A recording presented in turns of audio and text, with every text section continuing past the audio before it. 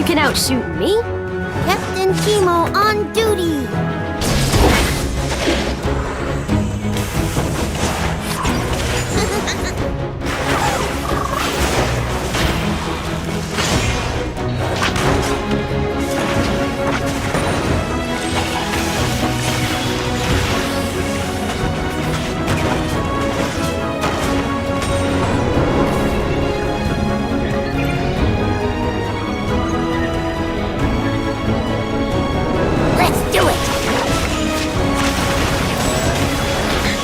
Sierra at 12 o'clock! Dust 'em, Pix!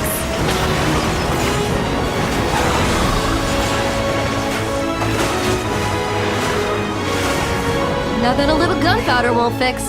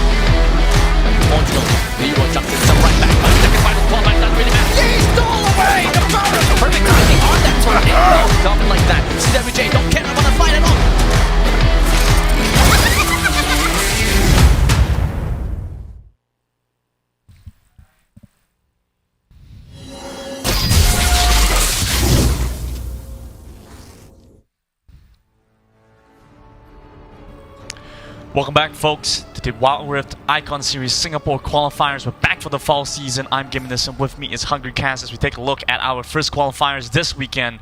We have our next qualifiers the weekend after, and then we go into playoffs at the end of August, and it's exciting. We just finished the Summer Super Cup. We just finished summer season before that, and it feels like the whole season is packed with more Wild Rift. It's like we were just back here, you know, and I'm excited to see more Wild Rift, especially now that we've kind of updated the patches a little bit. We have a lot more teams this time, you know, we're looking at the qualifiers from a summer versus now. I think the teams we have coming in just, you know, doubled up in size, and it's going to be a lot of good games. There's going to be a lot of action here. And before we can go in, we do want to thank our sponsors, you know, for making all this happen, Secretlab as well as 100+. You can see, you know, courtesy of these sponsors, making sure that we can keep hydrated. Cheers! Of course, I'm not going to have it right now, but later on, when my voice starts to fail me, you know, these sponsors have been so awesome to make things happen during this time of COVID, especially. It's tough to run esports now.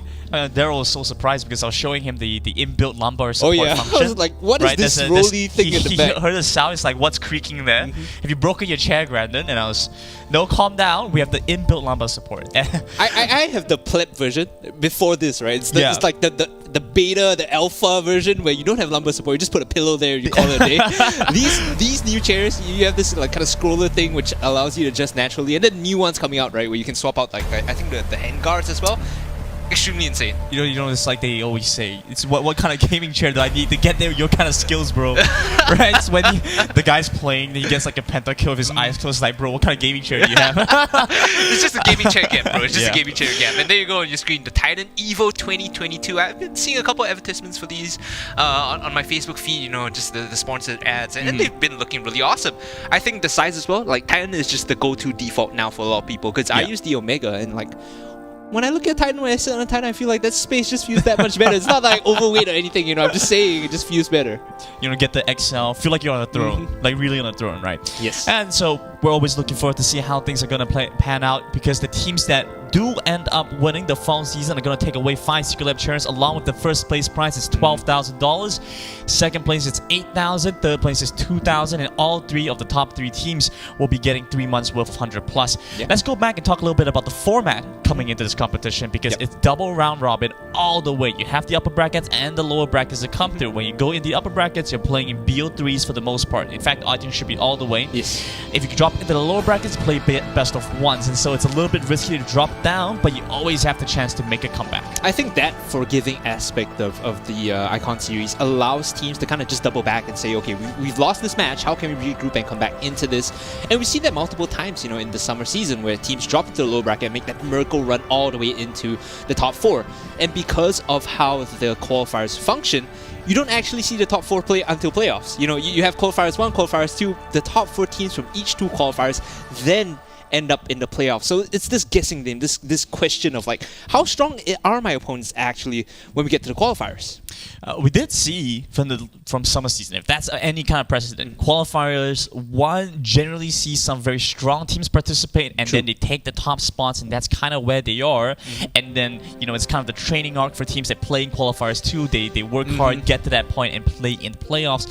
That being said, though, interestingly enough, we do not see Alliance, our champions from the summer season, playing qualifiers 1. So honestly, today could be up for grabs for anyone. No Alliance and no Impunity either, right? Yeah. These are the 2 teams that were heralded as like the best 2 Wild Rift teams in Singapore, not making an appearance in qualifiers 1. This is kind of like open season for any new team that wants to kind of challenge the status quo and put themselves up as the de facto strongest Wild Rift team in Singapore. And I think, there's a lot of window for these teams to come in and showcase what they have, because we're on this new patch, 2.3. I say new. We were playing this patch during the Summer Super Cup, but now we have new champions being enabled, right? We were talking about this Irelia, Senna, Riven, as well as Lucian, all enabled, and I think these, add this unique dynamic to the game in terms of how drafting goes. And now we also have three bans coming in. I was pushing for that for the longest time. I hated the 2 bans. Now that we're on 3 bans, I'm so happy to see that. That's interesting, because this decision to add in 3 bans was as a result of all the feedback the community has given, and so the project manager decided that 3 bans would be the most healthy for the ecosystem. Despite the fact that they may not be that many champs in the pool, they recognize that 3 bans could allow for a lot more interesting situations and increase the level of competitive play. So honestly, these kind of decisions were made based on the feedback from you guys. So if you guys have more, please let us know. We're always happy to make good use of that knowledge. That being said, our first game of the day, Vessel versus To The Moon. They will be playing in this first interesting position, because very first game that we watched, it kind of sets the tone for it. It's going to set the tone, it's going to set the pace, right? And To The Moon, the name is a bit memey, if you guys have been like looking at stonks and everything, but behind the name, right, the teams, behind the name of this team, the players themselves are actually kind of repeating competitors from the summer season. I believe this is a combination of TLJ, we remember them, Team Lao Jiao, as well as $1 Lighter. So Luda Hengster from TLJ will be, kind of joining back in this roster together with Trox, and they've also added in Sabo from $1 Lighter. So this is a mishmash of these, kind of broken apart rosters that have swapped together now to come together to form this, super team of sorts. So bringing back some people that we've seen before, we have some expectations to what the gameplay could be like. Vessel, very cool. Looks like a very coordinated team. They come in looking prepared to kind of play this one out. I'm interested to see what they have in store for us as well. This qualifiers, I think we saw a lot more kind of feedback, a lot more teams trying to get in on the action, play towards the fall season. And the additional thing to note is that there is not going to be a fall Super Cup. I think there's going to be something else, but we'll have to wait for the announcement for that. It's just interesting to see more pickup and more people trying to get in on the action. I know that some of the other regions have already started. The Malaysian Icon Series has started. Vietnam Icon Series is also underway. Vietnam, Philippines, I think, started yesterday. And so we're just about on track to get things started on our own side. So looking forward to see what we have in our first game. We've seen some interesting adaptation. Kaisa no longer being a big priority pick. Instead, you've mentioned things like the Lucian Senna, Lucian Nami, and then Vera Senna kind of come into popularity. Yeah, I think with the added benefit of starting a bit later for the Singapore season, you can kind of take a look at your neighbors from Southeast Asia and see what's strong and what's not. And I think Vera Senna is going to be highly contested today. I think it's one of those like bot lane duos or dragon lane duos that have very little counterplay just by virtue of Wild Rift being smaller. Think about how Senna functions in like League of Legends PC, right? the lane is very long. You step up to auto attack to proc your miss, someone just jumps you and kills you, right? Right. But because Wild Rift, the lane is significantly smaller, it's easier to get those taps off and you collect your souls much quicker, and they've also buffed her ratios. In League of Legends PC, each soul gives you 0.75 AD.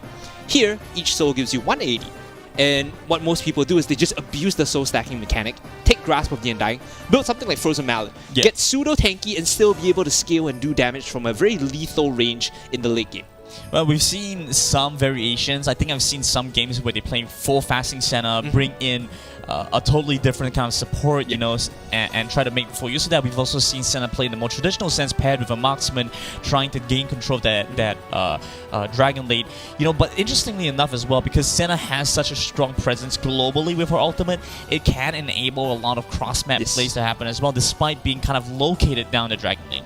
I love that you mentioned fasting Senna, because the biggest combination, if you really want to abuse this, if you somehow manage to get it in your draft, Senna Galio Dragon Lane is insane, because you can rush like first item Righteous Enchantment, play fasting Senna, push the lane out, and then Galio just makes a trip up to mid, makes a trip up to the Baron lane, and tries to influence the map.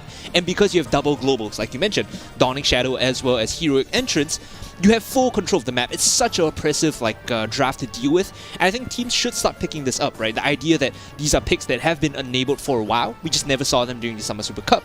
Teams should have been practicing with them during the down period, and bring them into the games now during the fall season.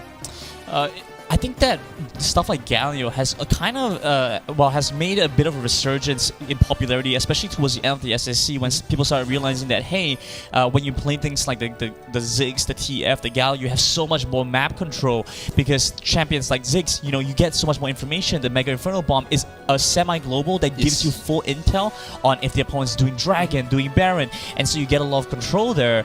And so I feel like that's also kind of dropped the popularity of Assassins down quite a decent amount. We used to see a lot of Diana being played.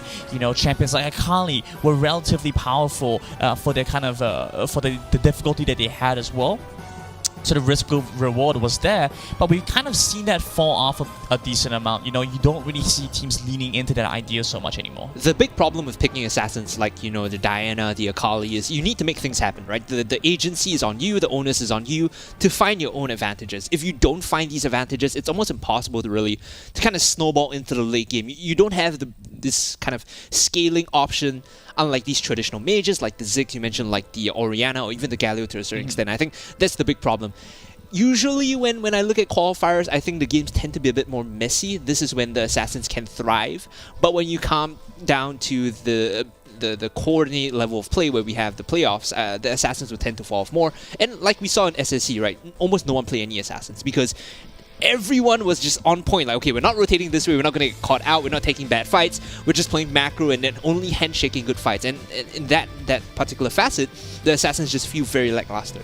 Assassins have barely managed to find a foothold in the jungle role, I think. You know, you occasionally get to see the Vanguard, the Lee Sin, if you build it that way. The Kha'Zix, yeah, right, could still see somewhat of an appearance. But for the most part, I think you're absolutely right to say that, you know, Assassins, especially in lane, just don't have the kind of value that teams are looking for. The difference with jungle assassins is because they're the ones that are looking to make the play. Yes. So the onus is on them to kind of snowball, right? So Rengar, Kha'Zix, perfect picks if you want to get things going and just, you know, find your own leads, right? I think that is the only role you can get away with playing assassins, to a certain extent, even Evelynn as well.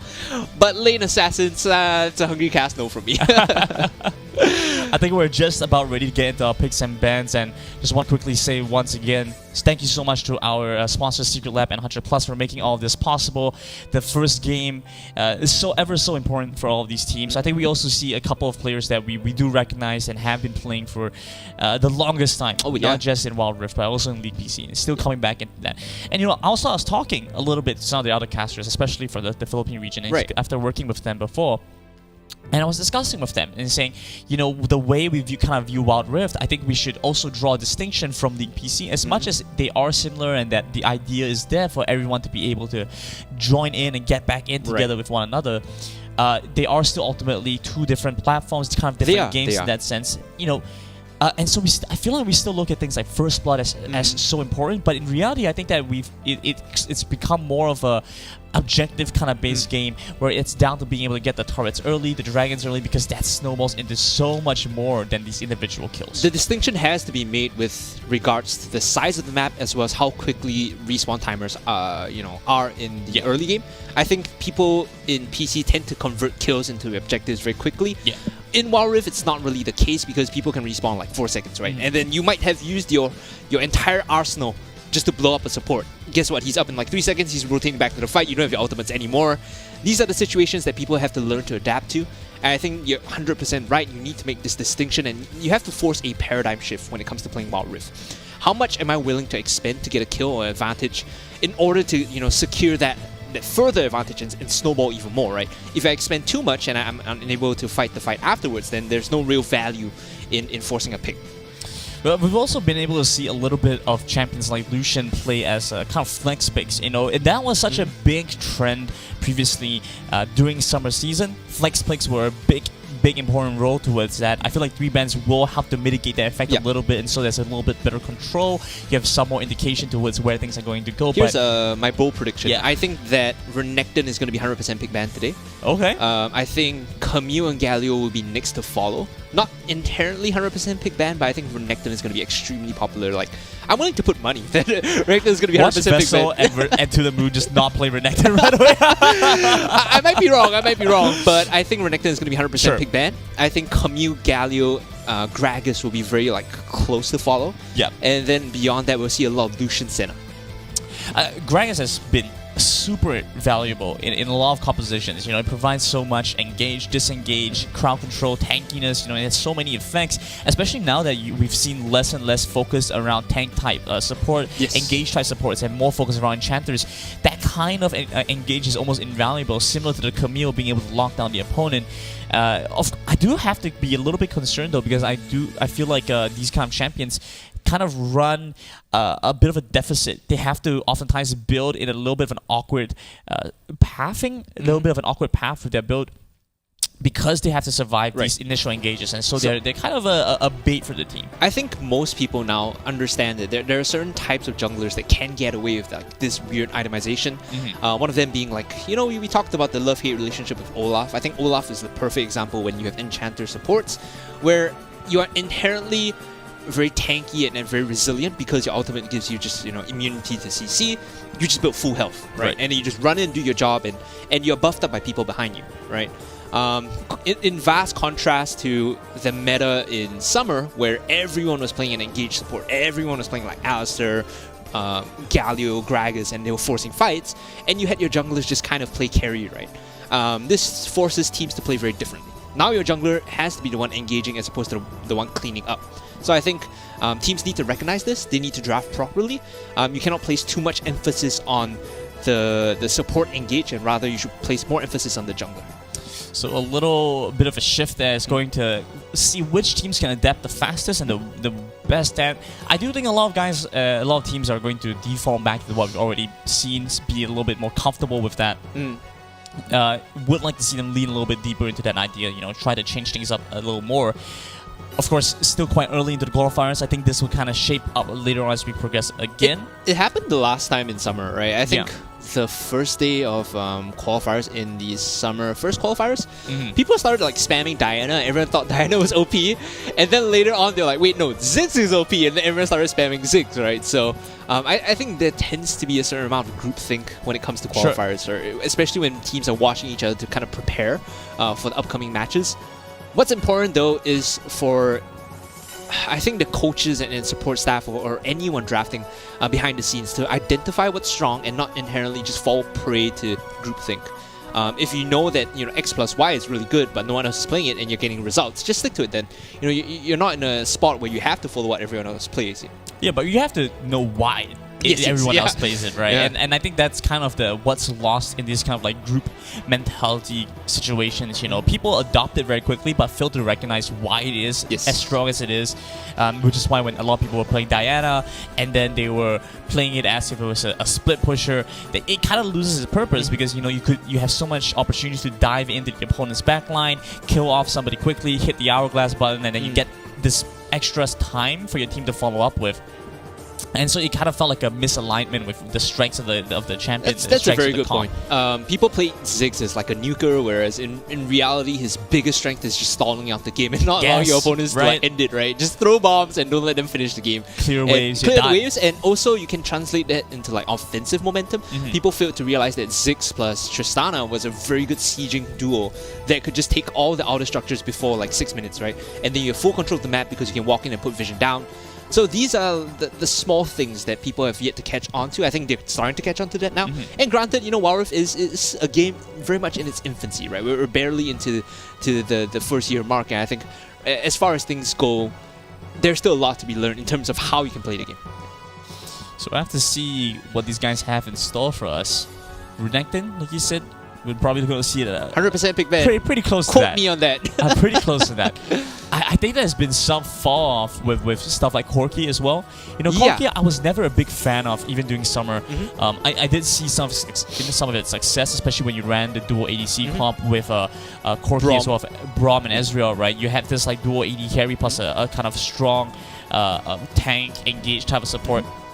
But I didn't feel like it really had all that much to benefit for the team. I would rather see something a little bit more conventional to the mid lane. So maybe this time around we're going to have just that as we finally go into our picks and bans. It's Vessel on the blue side and To The Moon on the red side. We're playing a best of 3. Yep. It's going to be all best of 3s in the upper bracket. I think we're only going to take a look at the lower bracket at the end of the day to determine our top 4 from qualifiers 1. Not to mention though, we did cast a Corki Pentakill in the Summer Super Cup, so for all that's said and done about Corki, I think he still can perform in certain compositions, right? We're starting to see the bans come out. Lee Sin, no surprise here. He got a nerf to the numbers, but I feel like because of how Safeguard works in Wild Rift, and again we're talking about distinctions, don't need an object to dash to. A free dash on like a sub 10-second cooldown is just ridiculous and opens up very creative pathing opportunities, which is why Lee Sin is so highly prioritized by a lot of teams. Greg is here again, like I said. It's not Renekton, but it's going to be highly popular as well. Sure. I can see your smugness showing through, feeling happy about yourself. I'm kind of interested about this Fiora ban. Fiora doesn't seem like, to me, a champion that you really want to play there often. Again, it's very high risk, medium reward kind of situation because there are champions like the Renekton that can straight up handle the Fiora, at the same time have more team fight presence, have better split push control, and so overall it didn't seem like Fiora is the right option, even with especially with these new champions being introduced. Camille going to follow as that second ban, like you mentioned. Gragas, Camille, big engages, big tools for these teams to make use of. So now Vessel have this last ban to work with. It feels so refreshing seeing its third one. Yeah, right? it's really nice because now I can think like, do they want Renekton ban or Galio ban here coming in? It might just be Rengar, and that's been super popular in the Vietnamese Icon Series qualifiers so far. This does mean that they will have the option of Galio or Renekton, either one or the other, if To The Moon doesn't ban. And I think this forces To The Moon in a weird spot because you need to find answers for both these picks real quick right now.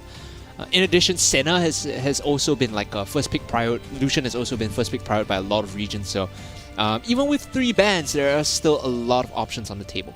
Okay, getting rid of the Lulu. Interesting choice. I can understand why they might want to go for something like this. Lulu has pretty good control overall, especially as far as Enchanter supports go. Lulu definitely has a lot going for it. The trinity now is Lulu, Janna, and Nami. Right. So we always see Lulu, Janna, and Nami. Lulu is a lot better when you want to play stuff like Olaf, when you want to play stuff like Rengar, which both are pick ban right now. So seeing this Olaf tells me that Vessel might want to play a Nami and potentially couple it with a Lucian. I think Lucian Nami is a very oppressive bot lane. Still, no Renekton. There you go. Yes, I was like, okay, I feel a little shaky here, Brandon. No one's picked the Renekton yet. Okay, there you go, the Renekton. And this is a very stable top lane. If you pair Renekton with Twisted Fate, you can end up playing a mid-top very well. So I think a lot of what I've been seeing recently is like if you pick a strong solo laner in the Baron lane, right? That can dominate. Just pick Twisted Fate, pick a jungler that can consistently roam up, pick a support that can set up for the Renekton, and he'll eventually take over fights. I think this is something very important to mention as well. To The Moon is drafting for a composition that plays very well with the understanding that you have to go to the mid lane to help your laner crash the wave. Because if you don't and the opponent does, you're very often going to be in a position to get dove.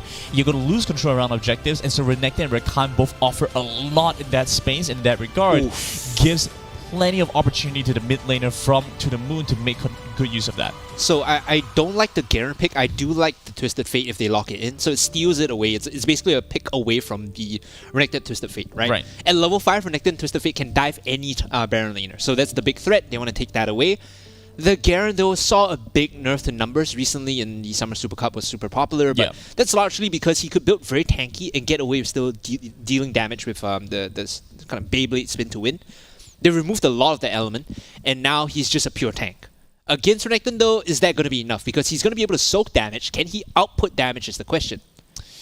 We did see a little bit of this, but again, I don't feel like Garen in this situation is really supposed to do damage. I think they just wanted something to stem the bleeding against Renekton. They realized, oh my goodness, Renekton has gone through. Now we have to deal with this. Let's play something safe like the Garen that can relatively deal with that. But then, I think you've mentioned before, you prefer seeing stuff like Malphite even being played. Just if you know you're going to be playing the losing matchup, you're not going to get solo kills, might as well play something that really scales up into a very tanky team member. You saw him hovering the center, right? So I was like, well, that is a decent pick, all things accounted for, but you have to remember that the composition lacks a lot of damage. You only have Olaf right now, and your ADC has to be the one to pop off together with the Olaf, because Twisted Fate, once you hit mid to late game, he's just a stun bot. So the Jinx is the answer here with the Braum to provide a level of safety. And I think they rightly understood towards the later half of their draft that, hey, if we go for Senna plus X here, we'll be lacking damage in the late game. So this is very problematic, and I think Vessel, they're leaning towards a bit of a low damage kind of composition. Still, if Jinx can pop off, if Jinx gets the resets, I think we're looking good. Otherwise, Vessel might just find themselves in a bit of a pickle. Yeah, it's so reliant on Jinx getting ahead, finding the resources to be in a position to do damage, whereas To The Moon, I feel like have a lot of responses, a lot of threats to potentially go for this Jinx alone. And it's difficult to deal with the Xin Zhao when he comes in, pops the Crescent Guard, and suddenly you're in a position where you don't have any means to help the Jinx. You know, you're tossed out the Crescent Guard, you can't actually hit him. It's quite problematic for this composition right now. To The Moon, you know, we talked so much about seeing stuff like Lucian Senna being a potential option, Lucian Nami, things like that. But when you get the Zyra Khan, you can't deny its efficacy. So just having that, you know, it's a free option for them to work with. I was a big proponent of this during the Summer Super Cup, and I think I was arguing with TJ like, why the Zyra over the Kai'Sa? And my number one point that I always stuck to was Zyra Khan has the best level 1 to get prio. Even if you want to walk to mid to try and push the wave out, even if you want to control bot side, you have the best level 1 into level 2, especially against melee matchups like the Braum, where he has to kind of step up and you can lay the feathers down to zone him away. I think it's a very good matchup. It's something that they're comfortable with. It's been in the game since, you know, more or less like the inception, right? It's not something that you kind of have to figure out. Like if you play Lucian Senna here, you're like, oh, what are the mechanics, you know? I have to get comfortable with it. But Zyra Khan is something that they should be very okay playing. It should be second nature for them. Want to chime in, you talked about the Xin Zhao being a defensive option. I'm looking towards the Xin Zhao to be a big anchor in the team fights because against Jinx, Crescent Guard is just it completely counters her. Right. Pop the out, Jinx is unable to do any damage to you, and what you want to do as Xin Zhao is kind of fight front to back. Lock someone down inside your Crescent Vanguard, allow the Zyra Khan to slowly walk forward with the Ziggs, consistently throw bombs, and Ziggs left unchecked is probably going to win them the fight. If you're unable to get to the Ziggs, you probably just output significant amount of damage to just control the fight. I think the Xin Zhao is going to be the big anchor here. So a lot dependent on the Xin Zhao, and the Renekton, of course, we've established just gets free reign. I want to talk a little bit about Vessel. This Braum on the support gives them a lot of disengage, and I think this is so critical. But the Glacial Fissure is going to be that one-time use ultimate. It only has one good shot to deny this. You see the wind becomes lightning from Xin Zhao. He dashes in. If you block that, then suddenly you see the Renekton come in, the Rakan come in. You have to make such critical decisions. A lot of pressure on the support from the side of Vessel, but still, they have the potential to outplay this and make something happen. I think if they get the ball rolling early on with the Twisted Fate, things look a lot better, right? You need to make full use of your lane priority with the Twisted Fate, push up as early as possible, and then try to gank the bot lane. I think get the Jinx going together with the jungler, try to 4-man dive them if it's possible, and set the Jinx ahead for success, because you're not playing to the Garen lane. I'll tell you that. You're not playing to the Garen lane, so you need to be playing to the Jinx. Yeah, no point putting your ace in the Garen basket, especially since I don't think Garen really likes to go into these situations playing against multiple opponents. You know, even full damage Garen is going to be a little bit suspect. So a little bit too much pressure for to be had on that. Just that with one. With the Baron Olaf laner. and Twisted Fate, they could actually dive bot very well, just purely off of Ragnarok and Destiny, right? Spell immune, CC immune, come in and pincer them and make sure that you're able to get the Jinx going. Translate that into maybe a tier 1 and then a dragon and swap over to take the Herald. There are things you can do, like check things on a checklist to kind of mark off, and once you're able to hit 3 or 4 in a row, you have very strong control of the game. You have the tempo in your favor, and that's when things will look a lot better for Vessel. Here we go, we're getting into the game. It's very quick spawn in as Vessel takes some decent control here. You know, interestingly enough, it is going to be the Grasping the Undying for Garen as opposed to Conqueror, and so it gives him a little bit better trade potential against Renekton. I like his adaptation to give him some space, and this is what we talked about. To the Moon make good use of this opportunity to crash in the waves. A big adaptation a lot of teams have made, and once they get intel where both sides are going to go, they get to choose their lane assignments, and so Vessel playing the response. The problem here with Xayah alone into Jinx is that Jinx has the rockets level 1, so she'll have to push, and this forces Xayah back a little. They will not have the lane prior or the pressure.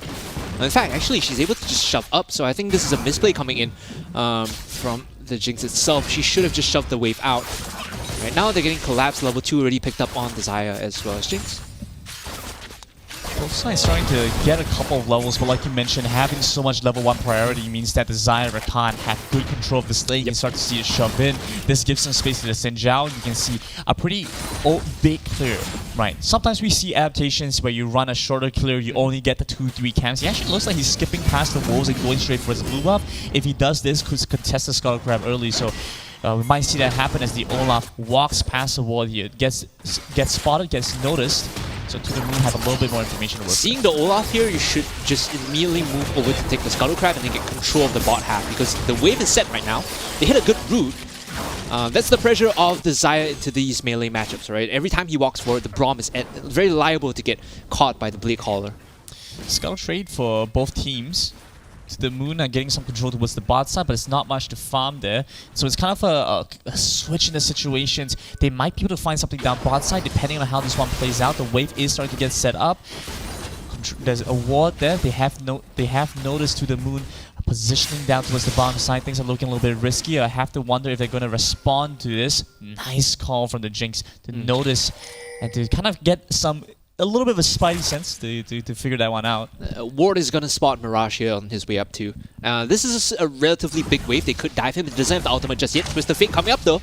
3-man with the gold card. First use of the dash for the Renekton will get him to safety. Now we see Ziggs joining back in. So S should find a decent amount of damage back onto God, but with multiple ultimates available on the enemy team, you don't quite want to fight this. Not with your Xin Zhao still on level 4. Ultimates picked up by all 3 in this sign of Vessel, so it's a bit too difficult for To the Moon to find this re-engage back, but they force them away. Don't lose much in exchange. If Sabo was level 5 there, he just dinged level 5 by the way. If he was level 5 during a dive, he could have turned around with the Dominus and the Ignite and probably picked up a kill with XLS just rotating up. Right now he's still going for this trade though, as we can see. Oh no, Hinkster, he has to pop the barrier. Oh, almost goes down. The zap will not connect, and Lulai comes back in to provide some safety. First blood goes over the Zap in the top lane, takes him down, and he's gone. Vessel. This is why the Garen does not do well against Renekton. The Super Mega Death Rocket flies past, zooms right past Sabo.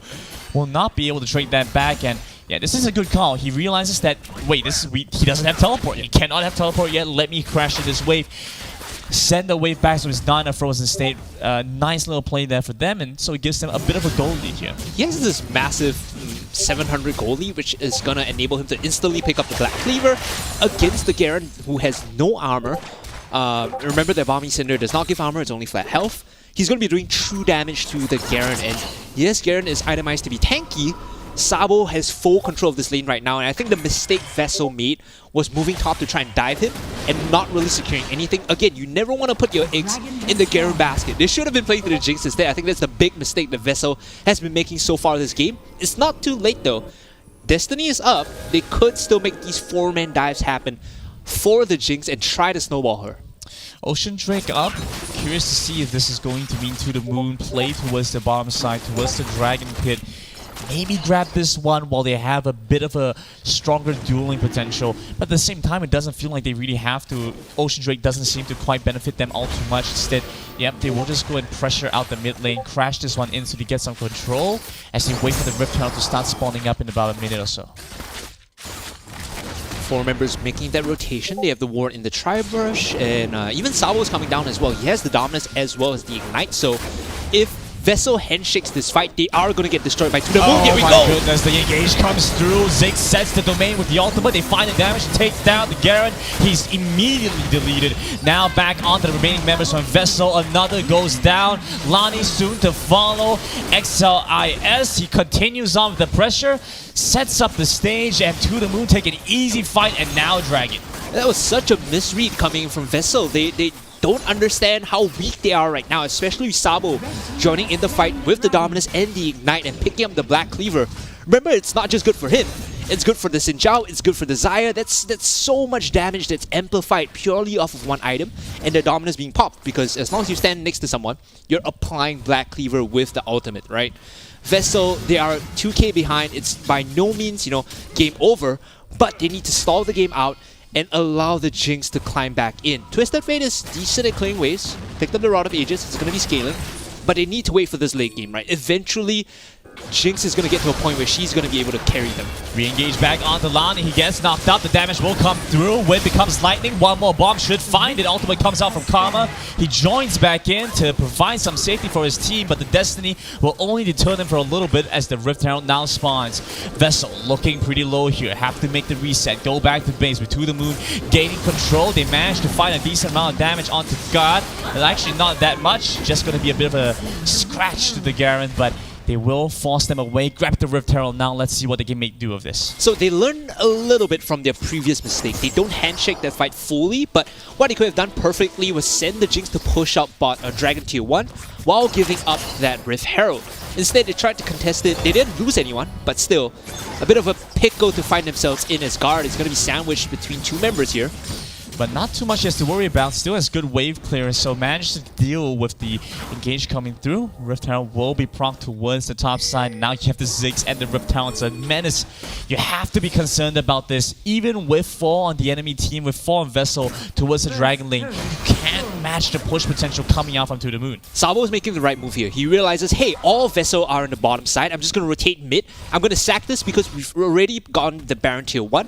I can get pushed on mid, and they can rotate over to pick this one up after they take the top Tier 2. Finds the re-engage. The Grand Challenge. Supermega Death Rocket will come through. Puts Sabo pretty low here, so he has to be worried about God coming in with the Damas Injustice. So they backed off instead. They crashed in the mid wave. Now let's see. They're on the Karma. The stun comes out, flashes, but still will not be enough as the Grand Entrance connects. Sabo looking pretty low here. Has to flash away. Good damage out for the Jinx. They do manage to find the knockout with the Glacial Fissure from Lonnie. Instead, it just means To The Moon backs away all the much faster. They don't have much HP left, so quick reset, but they picked up 3 turrets in that time. You can see the play set up exactly like I described, right? Sabo ignores the bottom wave pushing, moves to mid to get prio, knowing that his team is able to pick up 2 turrets and rotate over to cover for him, and they go for that dive on top, picking up Karma. Karma is the cherry on top of this cake. To The Moon now, they have this 5k gold lead. Look at the items being picked up, right? Infinity Edge done for Hingstler. He's already picked up Static Shift earlier, and Trinity Force is completed for Chashu Bao. Like, they are big. And it's just going to compound even more as they move forward. Mirage loses a lot of health. The Wind becomes lightning, connects once again to the Olaf, gives him the distance. They should be able to stop this though. Good stun comes through. Olaf looking pretty low now. The Ragnarok connects. They're going to use this to try and deter the engage still from To The Moon, but honestly, with the temple they found, with the engages they found, it's looking pretty bad for Vessel. I don't think they can take this Tier 1. They don't have the wave. What they should be doing is rotating over to mid to help Ziggs pressure out the Jinx. Sabo's coming in though. Renekton trying to posture by this side, but God is there as well. Makes a good call not to overextend.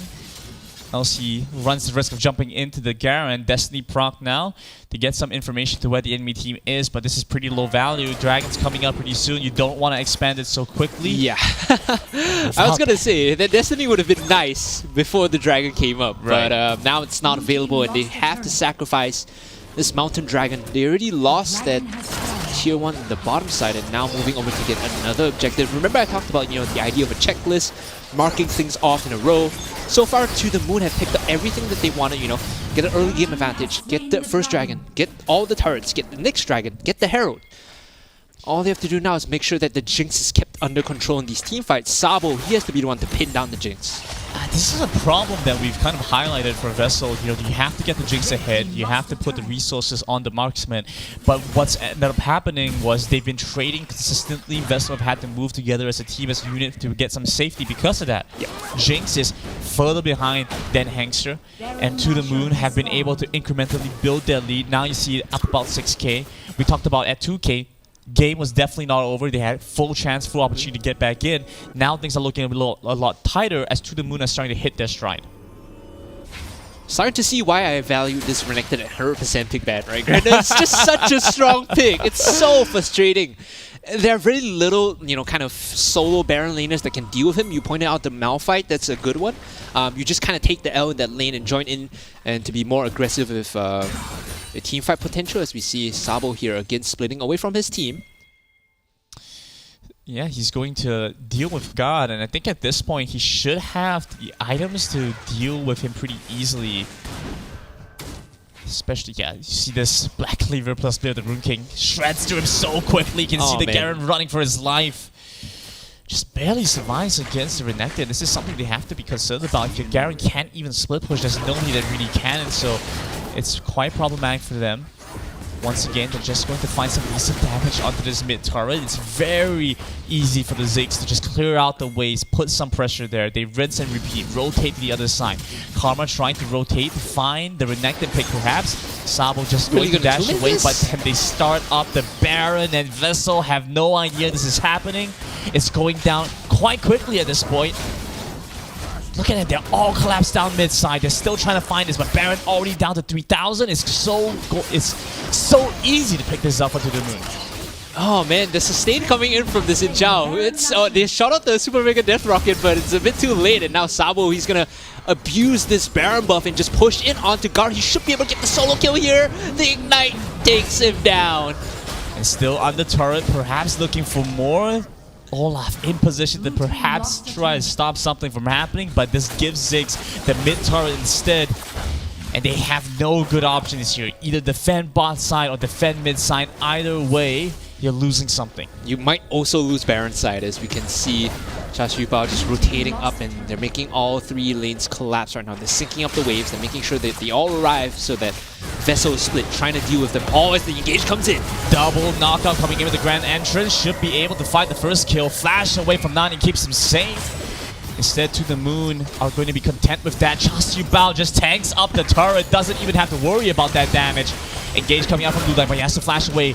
Glacial Fissure stops the engage out from To The Moon. So they could go back into a bit of a stalemate. But they have all the momentum available to them. Xu Bao loses a bit of health, but it's nothing too concerning for them. They still have pretty good control overall. They picked up the mid inhibitor, so this pull and push has been working out for To The Moon. They can pull the trigger here if they want to. Sabo with the flash and the slice in, now getting caught out. Might have to be very careful as the 3-man knockup comes up.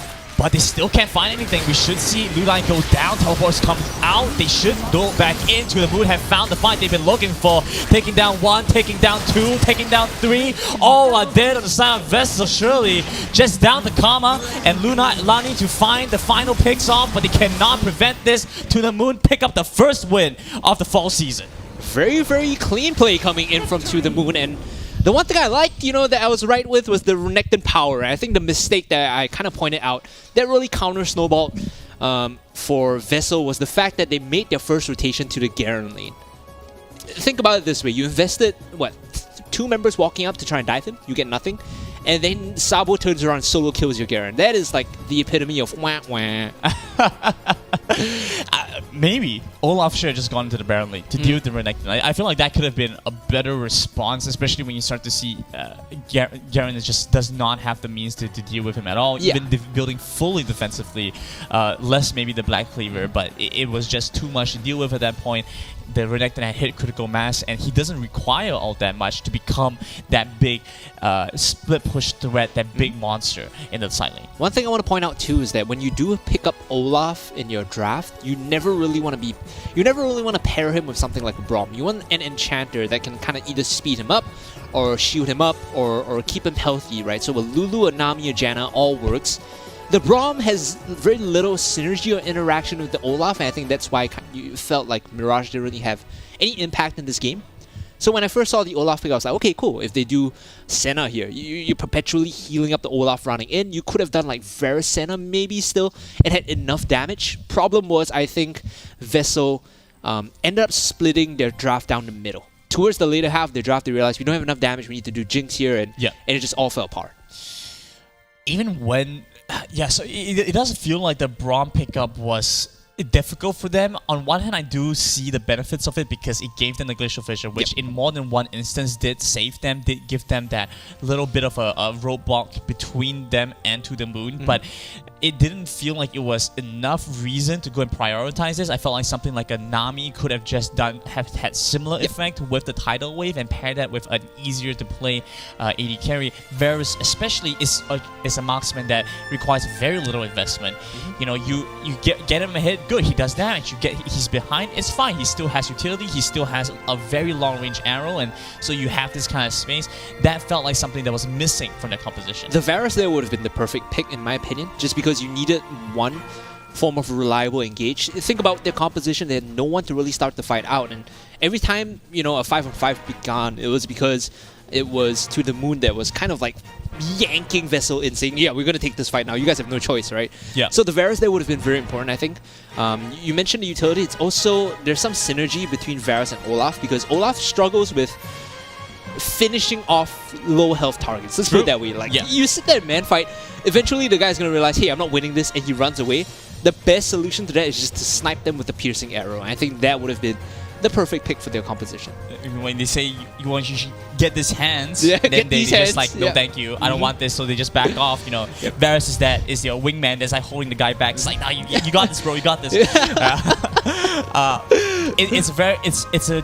They work very well in tandem. You have the chains of corruption, the stun, as well as the execution damage from the arrow. So these kind of fit well in with the Olaf, and so if they want to prioritize this, would have liked to see that be the case. I think that one thing that really did hamper the Vessel was the Lulu ban. It felt like Lulu was something they seemed to have prepared more, because when you're running an Olaf Jinx, it definitely feels like Lulu would have been like, oh, this is a perfect Lulu game. Yeah, agreed. And so missing out on that, I think that was a really good ban from To The Moon. This time, we switched sides. To The Moon's on the blue side, Vessel's on the red side. Let's see if we're going to go back to a similar composition. I think Renekton definitely should be responded to by Vessel. Either ban it out or pick it up themselves. They should, you know, I think R1, R2, R3 ban it here. Couple that with like a Gragas Camille, you'd feel a lot safer going to lane as guard. I think the Garen pick there was just like a stopgap measure, right? Yeah. You pick Garen just because you don't want to hard lose the lane, and against Renekton he just got slapped. So you need to ban out those particular picks if you want to have a decent chance of going to mid-game even. Fiora going to be the first ban. Again, we see the Fiora priority. I think this is something that has come about with a little bit of experience with To The Moon. You know, having players that have a bit more competitive experience. They get some understanding that Fiora can become a bit of a problem if they allow it to go through, and so they don't want that to happen. Again, now we're going to see the Galio hover on this Galio ban hover. Could be removing that just increases the value of things like the TF, like the Ziggs even more. And we saw how well XLIS, or I guess XLIS, did on the Ziggs. I really did enjoy that. I think Ziggs is a very, very powerful pick. I think teams should prioritize that quite a lot. It had one of the highest win rates in Summer Super Cup, if I'm not wrong. It's like a 97% win rate or something like that. That's crazy. Yeah, and the fact of the matter is, it just does a lot for what little threat you're subjected to. You do a lot. You have right? far range, you have some mobility, you know, you have a lot of your slows, some forms of crowd control. It's not hard crowd control, but soft. And you have flex potential. You could put him in mid or Dragon Lane, right? Yeah. That's something that people don't really talk about. The fact that you can flex Ziggs last minute. If, for example, you pick Ziggs and your opponent's like, nope, I'm going to pick Zed. Okay, then we'll just throw the Ziggs into the Baron Lane, the Dragon Lane. We occasionally do see some different Dragon Lane choices. Stuff like Yasuo has also been relatively popular in Southeast Asia. Hasn't seen as much success in Wild Rift, I would say. I think that mages would perform much better in the Dragon Lane. Vessel We see the Gragas ban, the Lee Sin ban, and now finally looks like it's going to be Renekton. Okay. Don't want to give that up as the first pick to the moon, but this gives them so much priority for what they could go for. Instead, they switch out to the Commune in the last second. Vessel, from the past 2 games, what I've been observing is they're kind of wishy-washy with their pick ban. So they're not very decisive. It happened when they were hovering Senna and they swapped over to Jinx Braum. Happened right there with Rengar and Camille. They're not prepared, and it seems to me they haven't come in, accounting for like what is the counter pick or counter play to this versus this, right? In their head, it's just, oh, we just played against Renekton the previous game. The issue was that he got solo kill. So the thought process might be like, just don't die in lane. It's better to play against the evil you know than the one you don't. So they rather ban out the Camille again. Gets rid of the Camille to the moon. Now have this first pick. The Renekton is available, and so immediately the 100% pick ban Renekton continues in our second game. Vessel want to respond to this. Now, I mentioned how I would have preferred to see something apart from the Garen go up against Renekton. If you're not going to be looking for a potential solo kill, why not just play for the pure tankiness that ML5 offers? If you want to deal with the Renekton, you could go for something. I mean, Riven is technically an option. I think he can do okay against Renekton. A lot of times you do end up in a losing matchup, but you have such good team fight potential. You have that as a potential option. I'm thinking of whether you could play Lucian Baron lane into Renekton. It would be a skill matchup because level 1 you do have the range. The Ziggs steal away is a good choice here. I think Exilus, like you said, performed admirably on the Ziggs, and it's a very strong power pick that allows you to extend the longevity of the game. Even if you are behind and you want to play hyper carry, Ziggs makes it very difficult for your opponents to end. Just pushing onto his bombs is very difficult as they hover the Garen. Please don't lock that in. It's going to be so difficult. If at first you don't succeed, try again. And Vessel are a fan of that ideology. They are going to lock in the Garen to deal with perhaps Renekton. Hey, we never know. This could be a pump switch fake. They get this Garen in now, and they last pick a different Baron lane and bring the Garen into jungle. the jungle. Yeah, I was thinking that too. Like maybe you pick this early just to fake him out. You could play around the composition a little bit more. To the Moon have reviewed their Rakan preference now, and the Lucian here with Rakan functions the same way as Xayah. Yeah. You don't have that level 1 bonus attack speed of both of them, but you still have very strong lane dominance, and you have the added benefit of not giving Vessel the opportunity to counterflex you and pick up if you say Garen jungle, Lucian Baron lane, and you just play the bad matchup. So I do like this Lucian pickup here. Lucian, having the effect of a semi-spellcaster marksman gives him a lot of dueling potential in the early game, level 1s through. He's gonna get buffed next patch, by the way, because they're releasing Essence Reaver, and it's the version of Essence Reaver that gives you back mana on hit. Yeah. So that is gonna just make Lucian ridiculously OP. That's my opinion. Just hop on the Lucian train now, guys. Get your LP with Lucian as much as possible. Man, you know what I really missed was the Spear Shojin, Jax, Lucian days. Spear Shojin Renekton, remember that? Oh god. 100% combos in a split second. You could make 2 to 3 rotations with your spells, and Renekton didn't even have mana, so you didn't have any concern with that at all. Braum going to the lock-in for Vessel as they start to shape up a very tanky composition. I do have to wonder where is the damage going to come from. The Ziggs does offer some of that, but they still need to rely heavily on a secondary source. They might just go back to the Jinx because they feel like this is the thought process right now. The problem we lost that game is, well, number 1, Renekton solo killed our Baron laner and he got a hit. So he found his own lead. That's the big problem. So to fix that, guard, just don't die in lane. That's what you tell him, right?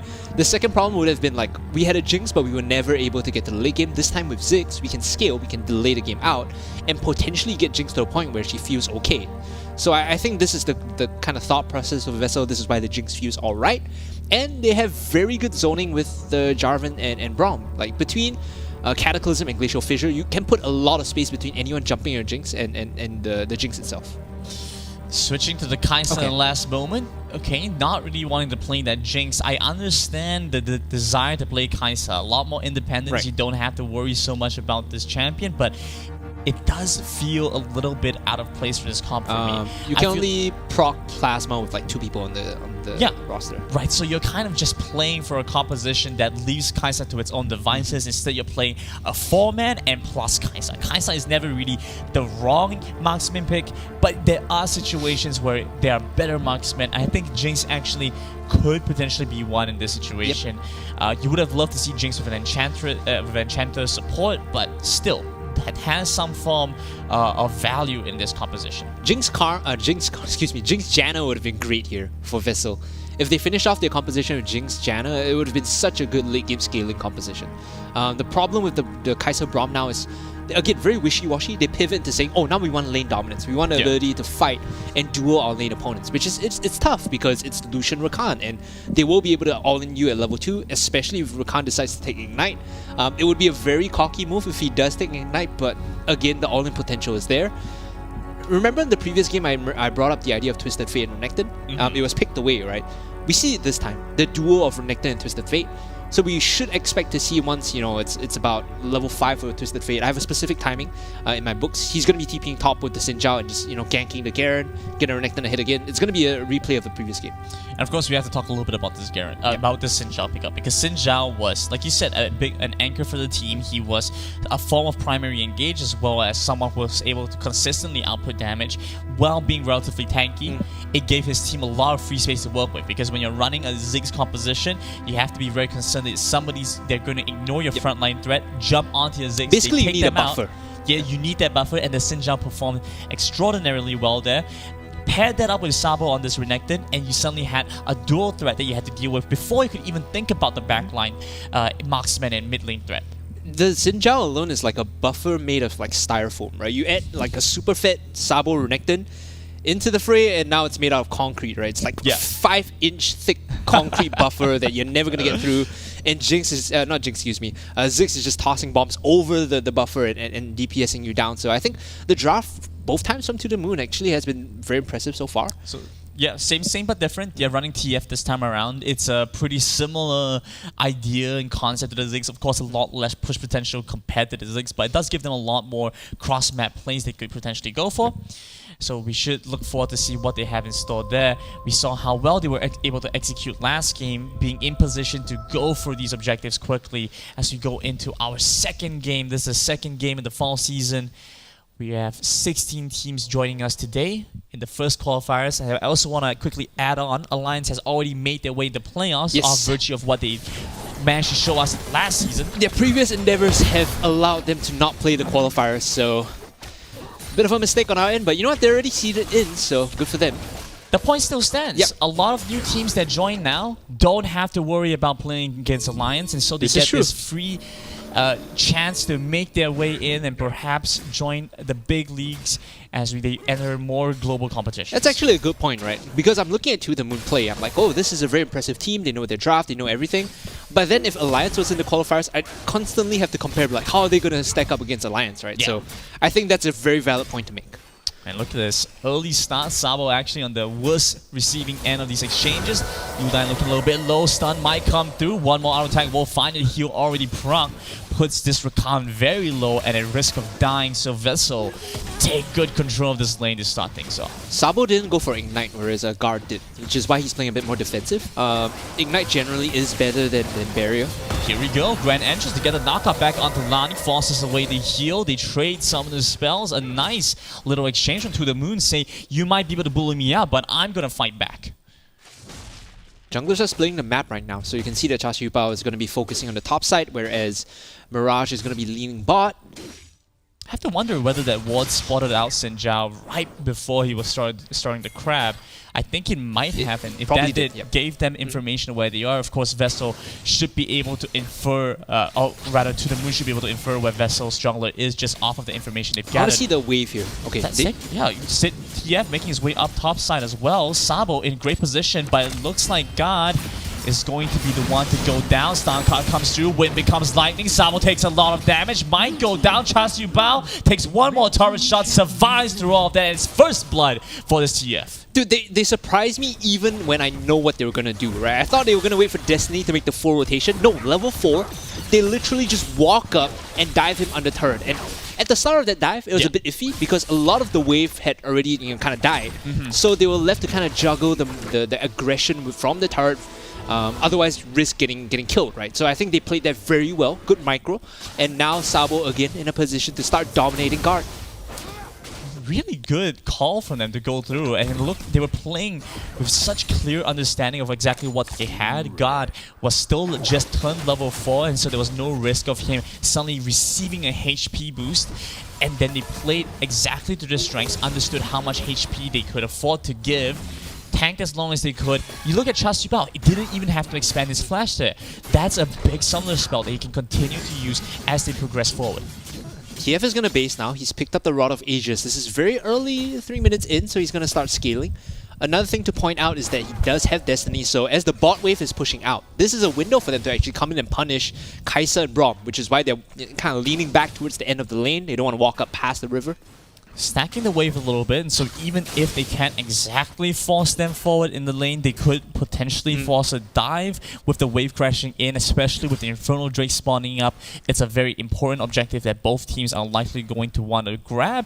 We saw To The Moon pick up the first dragon this last game with very good control and understanding their power spikes. This time around, Vessel have a very comparable early game, so this could be something they fight for. Look at your minimap.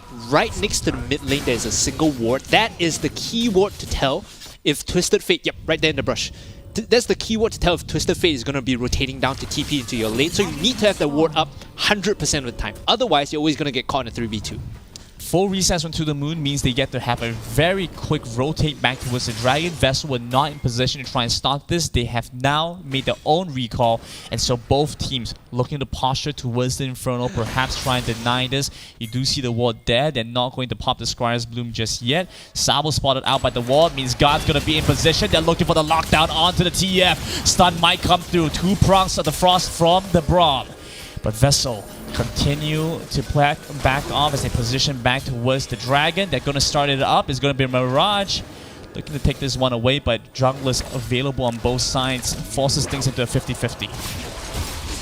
Okay, Engage comes through. They're on the TF. Nice damage out from the Ziggs. They're still looking at the backline. Look at Chasuibao. Look at the damage that Sabo's doing to the entire team with the color coming through. The damage is there. Hangster fells them all. They're dying to the hands of To The Moon once again. We see a great fight from this team come through as they pick up the kills and now perhaps the dragon. That culling from Hangster does exactly what it says on the box, right? Comes in and slices them all apart in the backline, got a perfect ultimate off, and was able to force Vessel into that choke where Chasuibao was waiting, where Exilus was waiting, and they're able to just slice them apart. And To The Moon, they don't pick up the Inferno. They use a lot for that. Look at this.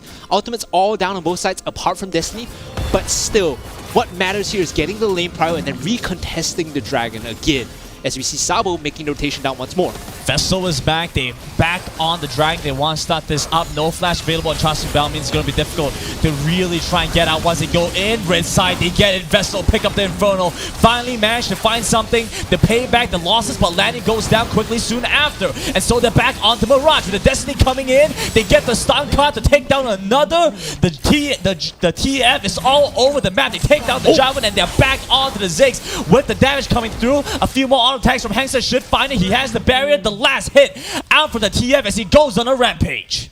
Vessel is a glutton for punishment here. They come back in for the dragon contest, and yes, they pick up the objective, but at what cost, granted? They're down 5k in 6 minutes. They're going to lose this tier 1. They will be able to pick out Ludai on the way out, but they're going to lose the dragon lane tier 1 as well.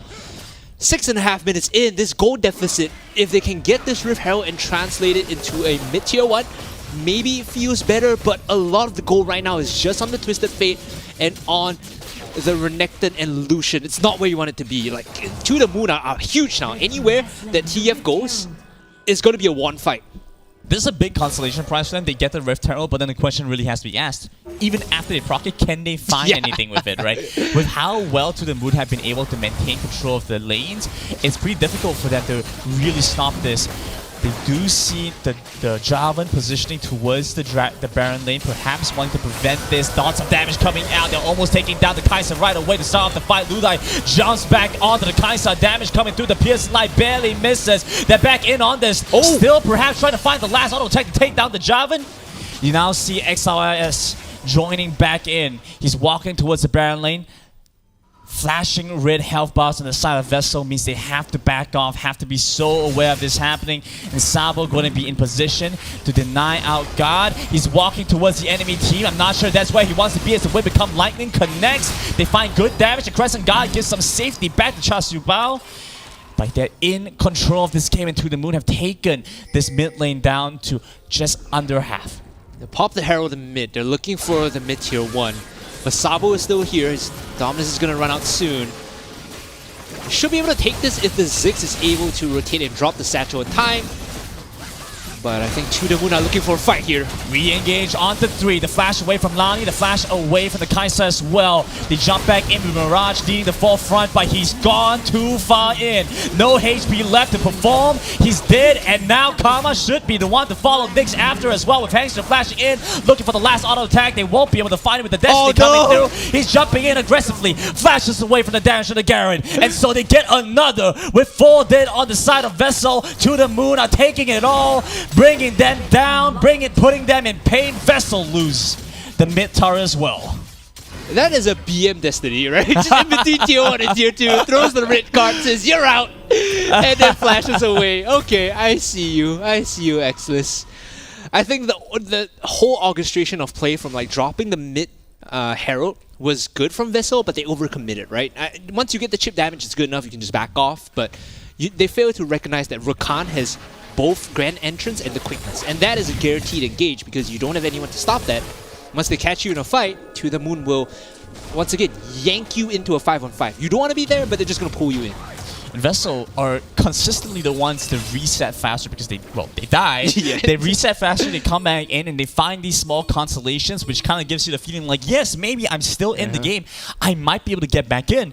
But To The Moon, they've taken control. They have what it takes at this point to fight a full-on 4v5 even against Vessel and leave someone in the side lane. It doesn't help that the one surviving these constant fights has been Guard, someone who is not progressing. He should be dying in these fights for his team. He should be dying with, I mean, yeah, right? And you see his items right now. A big adaptation is he avoided the Black Cleaver entirely, went full-on tank, but what does this do for his team? If you ask me, not all that much, as once again, the re-engage comes through from Vessel, lots of damage onto Ludai, but the TF finds his target, finds his mark, the Ziggs is gone. They continue on the red card, the TF, flashing red health bar, the Destiny comes through, he's looking for the last bit more, it's a big triple, takes them all down, he goes legendary. That's a 5-star TF performance. What a Destiny again, chase in to clean up the fight, and at the start of it, we saw Karma instantly die to Exless, and it's because he found his gold card target. It's because he hit him with the red card, with the wild cards. That's why they're able to clean up the Ziggs, and now this is a Baron uncontested and well-earned from To The Moon. 8-0-7, 5-star TF performance. Nothing much I can say. You know, this guy, he has a stacked deck and he's dealing himself aces here. At 10 minutes, with their gold graph, I know why they're going To The Moon. 14,000 gold lead. That is This is definitely Stonks. This is big Stonks moment right now for this blue team. Dragon once again started up Vessel. They feel like they've been pushed into a corner. They are so desperate to find these objectives. It feels like to them, these are the only clear-cut ways to get back into the game, and it feels like they've missed a window. They've had a chance to just sit back, let the game extend, use the Ziggs to keep clearing out the waves and delay for time. Instead, they've constantly tried to be the aggressor, reset into positions where, yes, they can get they did get the Rift Herald, they did get the Inferno Dragon, right? But then what does that convert for them after that? Because they die time and time again. Now it's Baron to The Moon. They're getting multiple turrets across the map, and with no good way to respond, these objectives are not worthwhile for them as they find the catch onto the Kai'Sa once again. God is going to try to zone out To The Moon, try and clear out the waves, but with how devastating they've been, this catch potential is hurting them so much. A single wall card is like a quarter health off the Jarvan, and that's a tanky Jarvan, right? He went Black Cleaver and he's following up with tank items. They're looking for this re-engage here. Rakan, Ludai, he's looking for the angle to come in with the quickness. I don't know if they can do this. A lot of HP already lost from Vessel, and they don't quite have the 80 carry. No sustained damage. Means that To The Moon continue with the aggression, force them back to the base. They're routed away. They break open the mid side, and so To The Moon, they take everything they wanted, and now they're back to the bot side to take even more. Gold card again.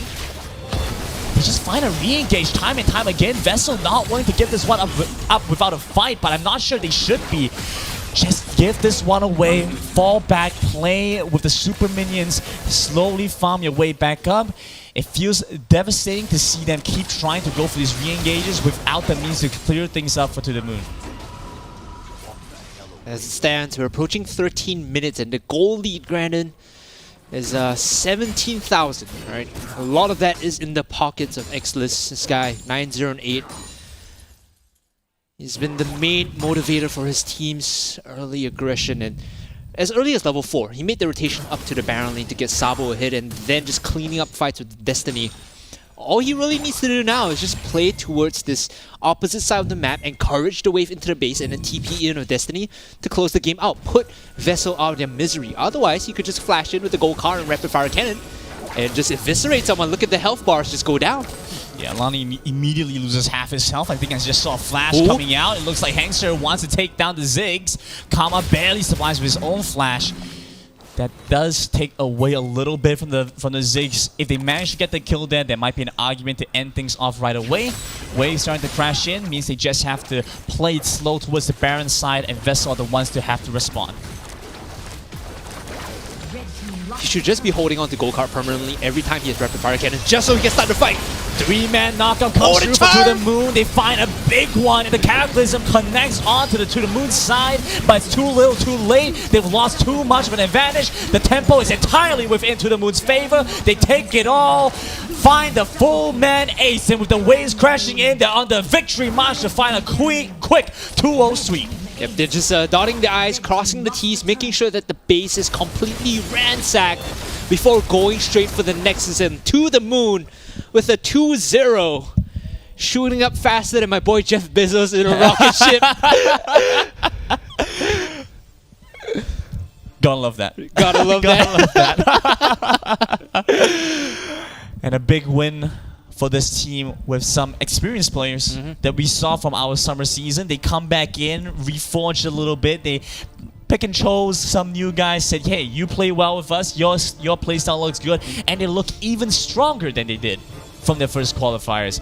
Nice attempt from VES though. VES will have to play for the lower brackets now. We might get a chance to see them again later today if they manage to make their way through the entire brackets. This was a strong game. Yep. Strong game for To The Moon. Not to mention, a lot of the success that they found in these two games were also not just the new members coming in, but role swaps around. Exless was previously known as Trox, and he used to play support, right? Now coming in as the mid laner, really, look at all the icons, they just really speak for themselves, right?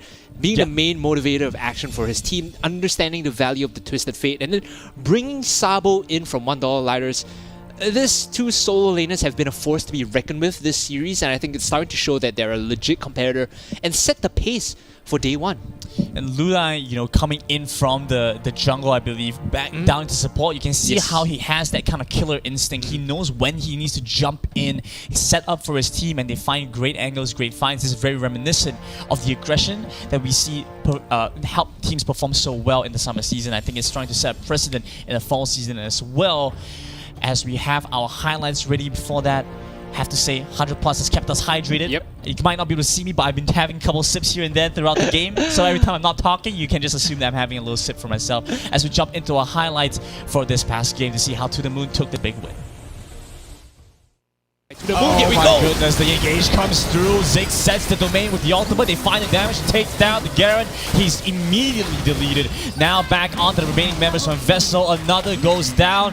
Lonnie soon to follow. XLIS, he continues on with the pressure, sets up the stage, and To The Moon take an easy fight, and now Dragon. That was a 50-50. Okay, engage comes through. They're on the TF. Nice damage out from the Ziggs. They're still looking at the back line. Look at Chasubaldo. Look at the damage that Sabo's doing to the entire team with the color coming through. The damage is there. Hangster fells them all. They're dying to the hands of To The Moon once again. We see back onto Mirage with the Destiny coming in. They get the stun card to take down another. The TF is all over the map. They take down the Javelin and they're back onto the Ziggs with the damage coming through. A few more auto attacks from Hangster should find it. He has the barrier. The last hit out from the TF as he goes on a rampage. Finds his target, finds his mark, the Ziggs is gone. They continue on the red card, the TF, flashing red health bar, the Destiny comes through. He's looking for the last bit more. It's a big triple, takes them all down. He goes legendary. That's a 5-star TF performance. They find a big one, and the Cataclysm connects onto the To The Moon side, but it's too little too late. They've lost too much of an advantage. The tempo is entirely within To The Moon's favor. They take it all, find the full man ace, and with the waves crashing in, they're on the victory march to find a quick 2-0 sweep.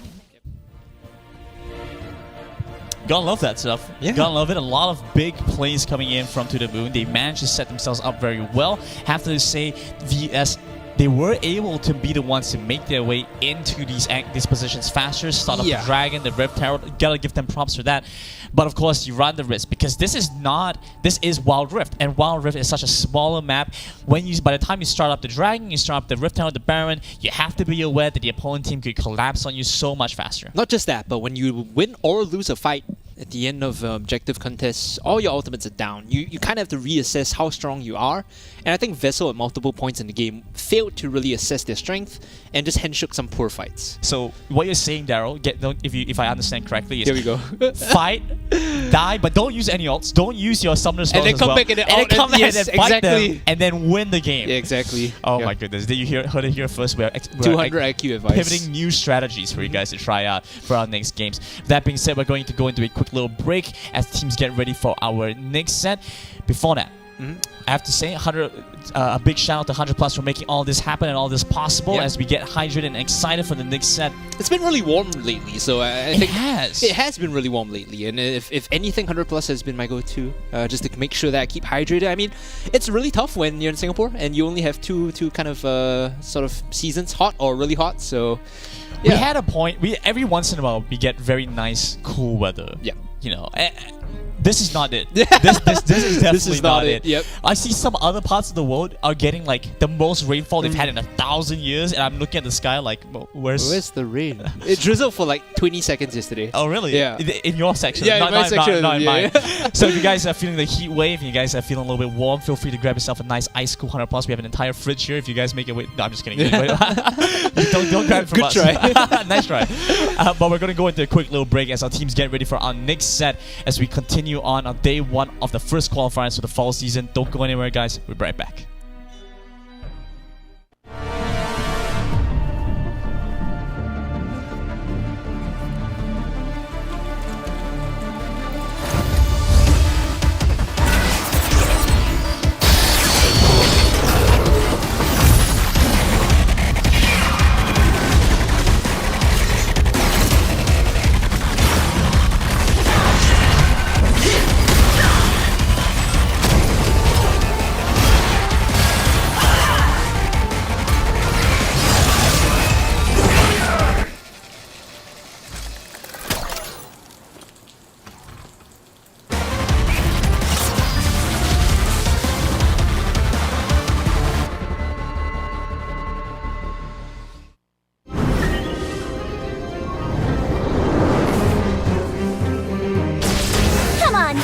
Let's dance!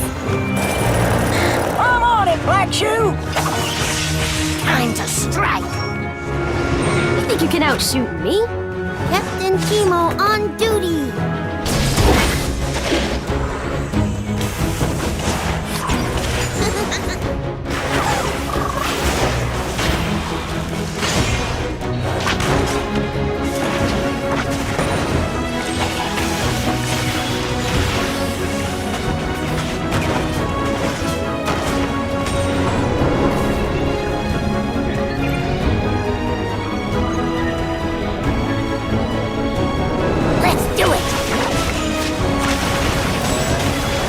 Delta Sierra at 12 o'clock! Dust 'em, Pix!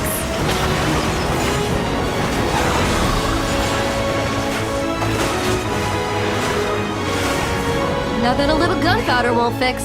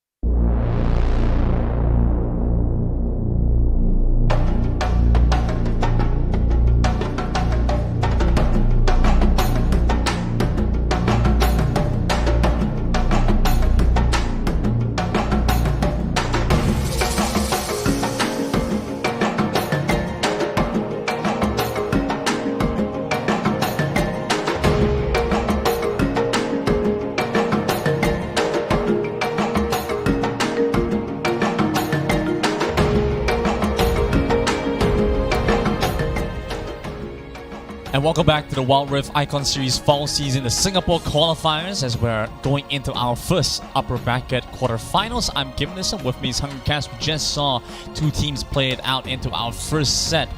A very nice win from To The Moon to get themselves into this next spot. For now, we're going to put our eyes and attention back onto the upper bracket quarterfinals. It's Team Pepega versus Noblesse Gaming. Noblesse, we've seen them play in the previous qualifiers before. They had a good run, ultimately dropped it to, I believe, Impunity. Yes. I think multiple times. I think Impunity was their bait. Yeah.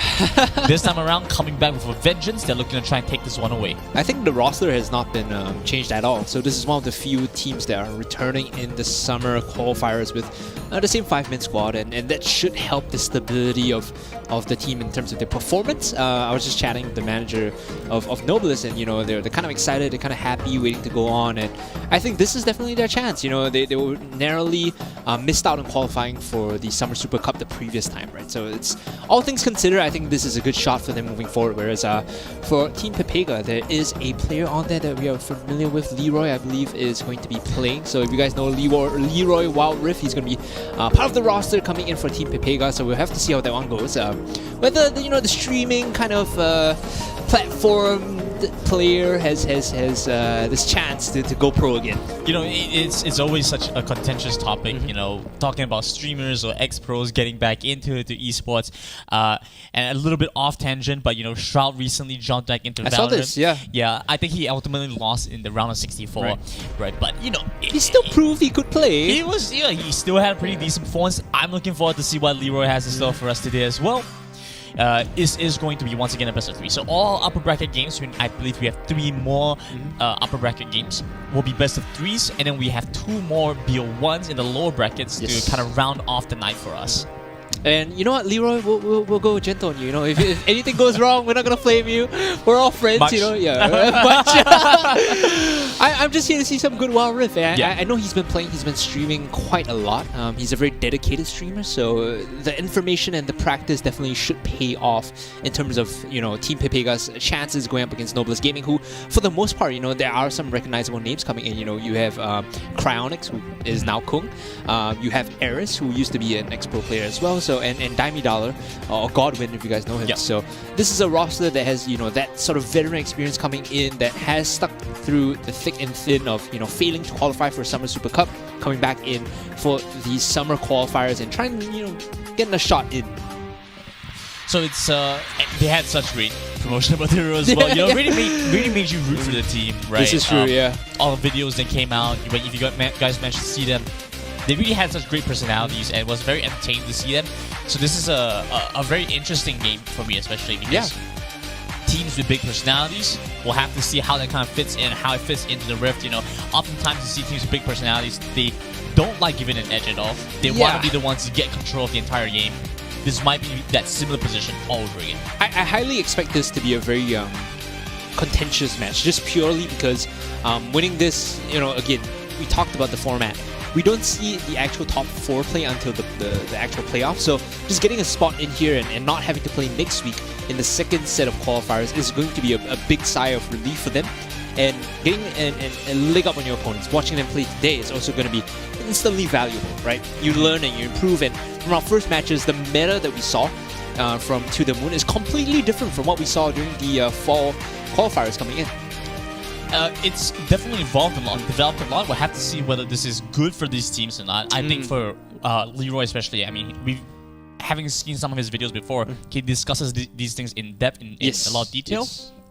Know for a matter of fact that he does have a good grasp of this current meta. I want to see what Noblesse have in store, whether they've been able to adapt and keep up with the times as well. Yeah, even when they were playing in the fall qualifiers, I think the one thing that was very iffy to me when I was watching them was the macro play. The way they played out the macro was like how they closed out games was very contentious. So hopefully they improved on that so they don't give me any more heart attacks, because watching them play, it's like, oh, suddenly we're at a 50-50 base race and my heart is beating out of my chest, I want to see, I don't want to see that at all. In fact, I want to I'm hoping for a clean, once we, again, the idea of like a checklist, right? Get Dragon, get Herald, get mid tier 1, get all the tier 1s, and then play into controlling the map and closing out the game in a very methodical way. I think the vast majority of teams that played against Noblesse had good control. They were able to close out in cleaner fashion.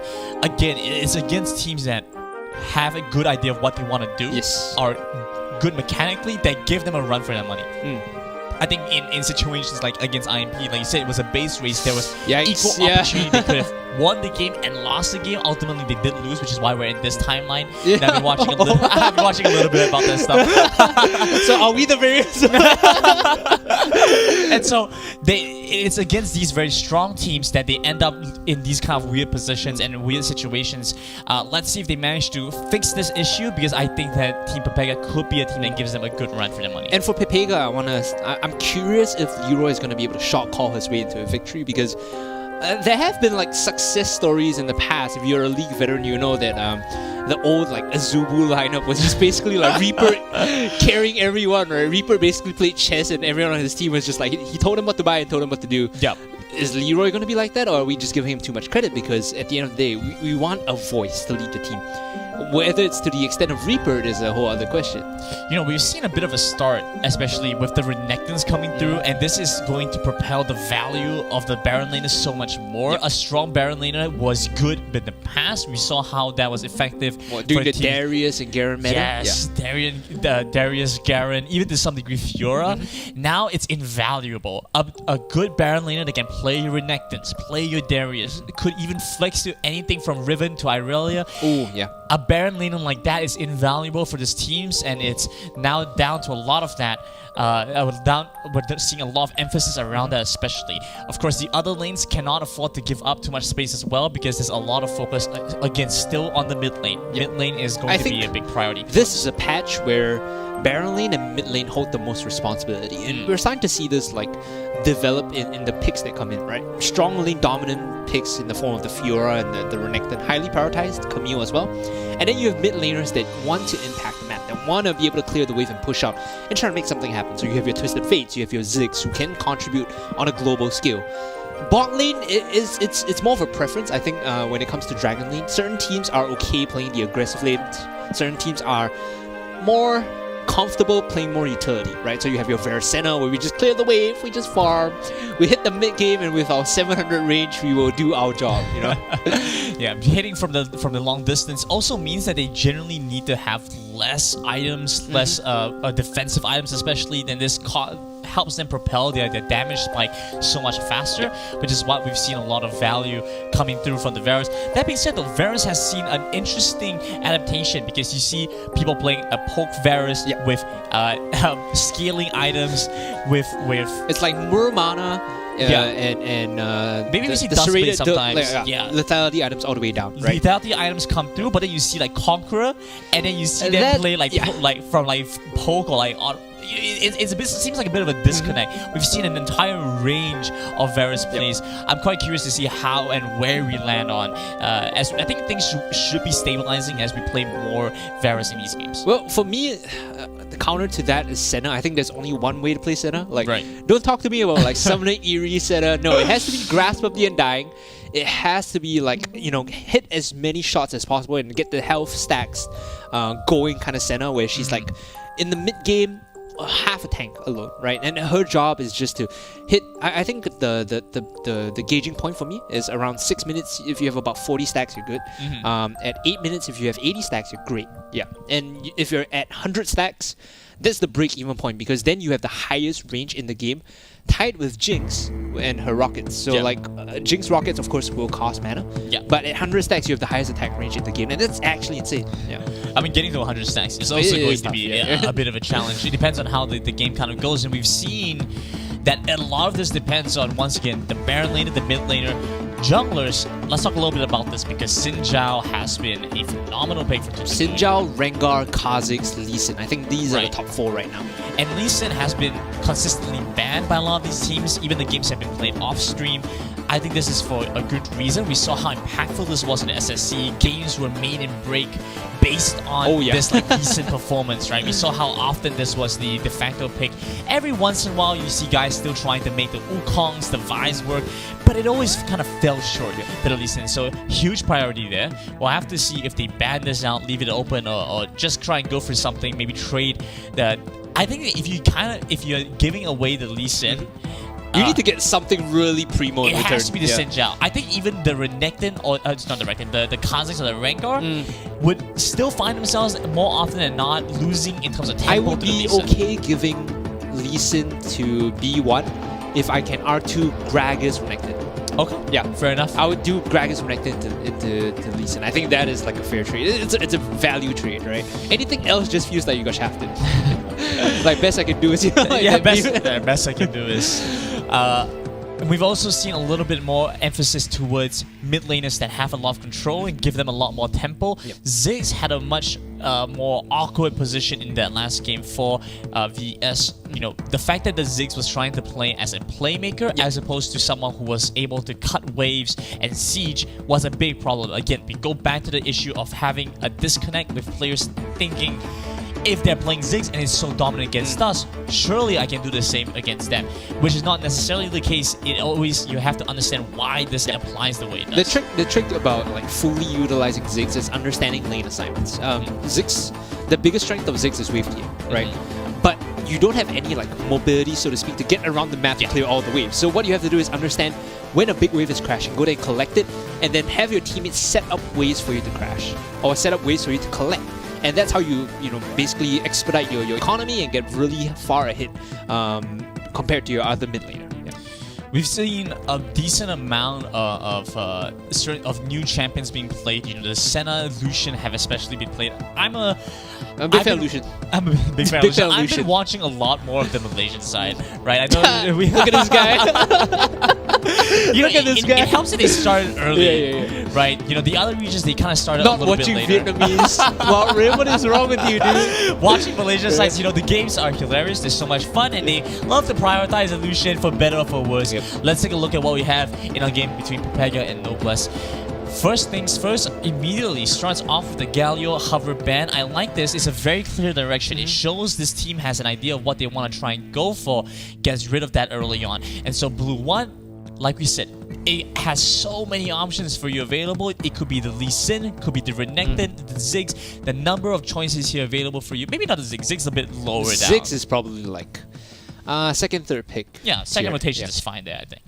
Akali ban here is actually not ideal. I feel like Akali has dipped off quite a bit, just purely based on the fact that, like we talked about, assassins.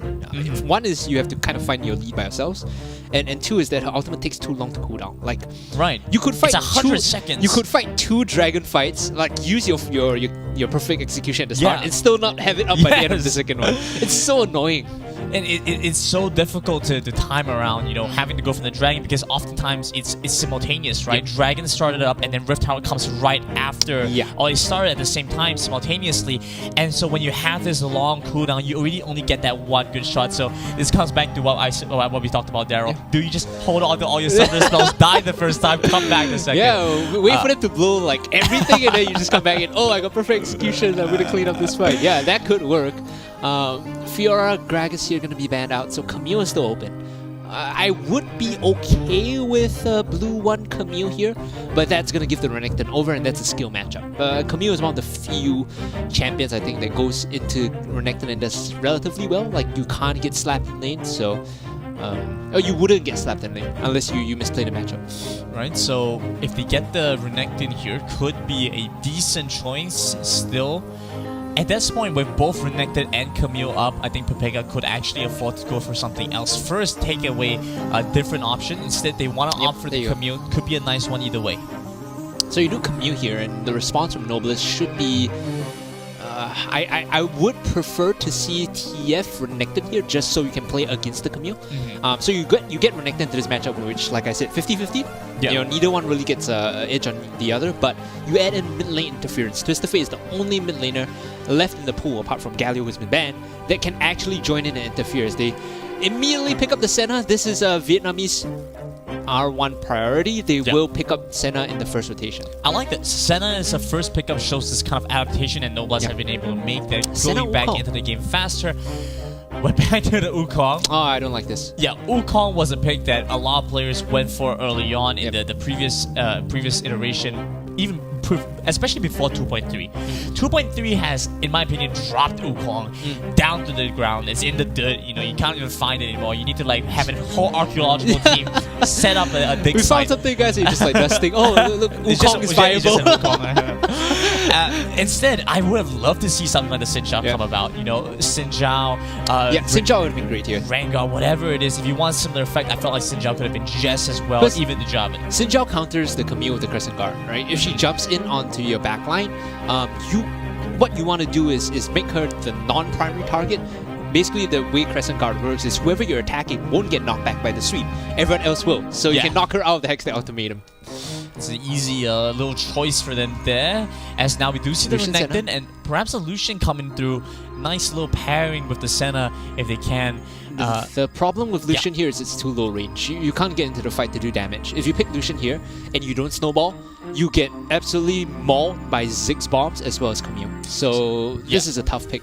Ziggs plenty of range. Let's see Pepega could actually pair it with another marksman that gives them significant distance. They're going to go with the Braum here. Okay, so Braum gives them some form of disengage. They have a lot of ins. Now let's see the way to get out. Braum will offer them that. Kai'Sa, relatively long range. You know, it's no jinx there, but it does still have good kite potential. You can kind of dash in the supercharge, get out, and then proc the Cantian rain with a couple of auto attacks in between. The mid laner is going to be make or break here for Nobilis. Again, like I said, I like TF, but since it is Kung, it might just be Orianna, it might just be Ari here. He hasn't displayed the tendency to play Twisted Fate so far in his career, so I'm not kind of putting my cards on that one. No pun intended. I think pun totally intended. I'm gonna fight you on that. I think that was totally intended. You know, you could even make an argument. I think Renekton could do decently in a lane matchup against Ziggs, right? You know, the Satchel Charge could be a little bit disruptive to Renekton, but he has that double charge. Okay, interesting choice. So it's gonna be mid Lucian against the Ziggs, and then you're playing Sona, Senna bot lane. Now the Sona here, this is an innovation. This is kind of like new tech coming in, right? So the idea here is that there's no way that Kai'Sa Braum is going to be able to stand toe-to-toe and sustain up against you, I think. All that said and done, though, I'm not sure that the Lucian is going to be able to punish the Ziggs, because normally when you play mid lane Lucian, assuming it's mid lane Lucian, right? It could be mid lane Senna. I'm just walking out, so it should be mid lane. Okay. Mid lane Lucian works in League of Legends PC because you have pressed the attack. At level 2, you can proc press the attack and just do like close to true damage to your opponent.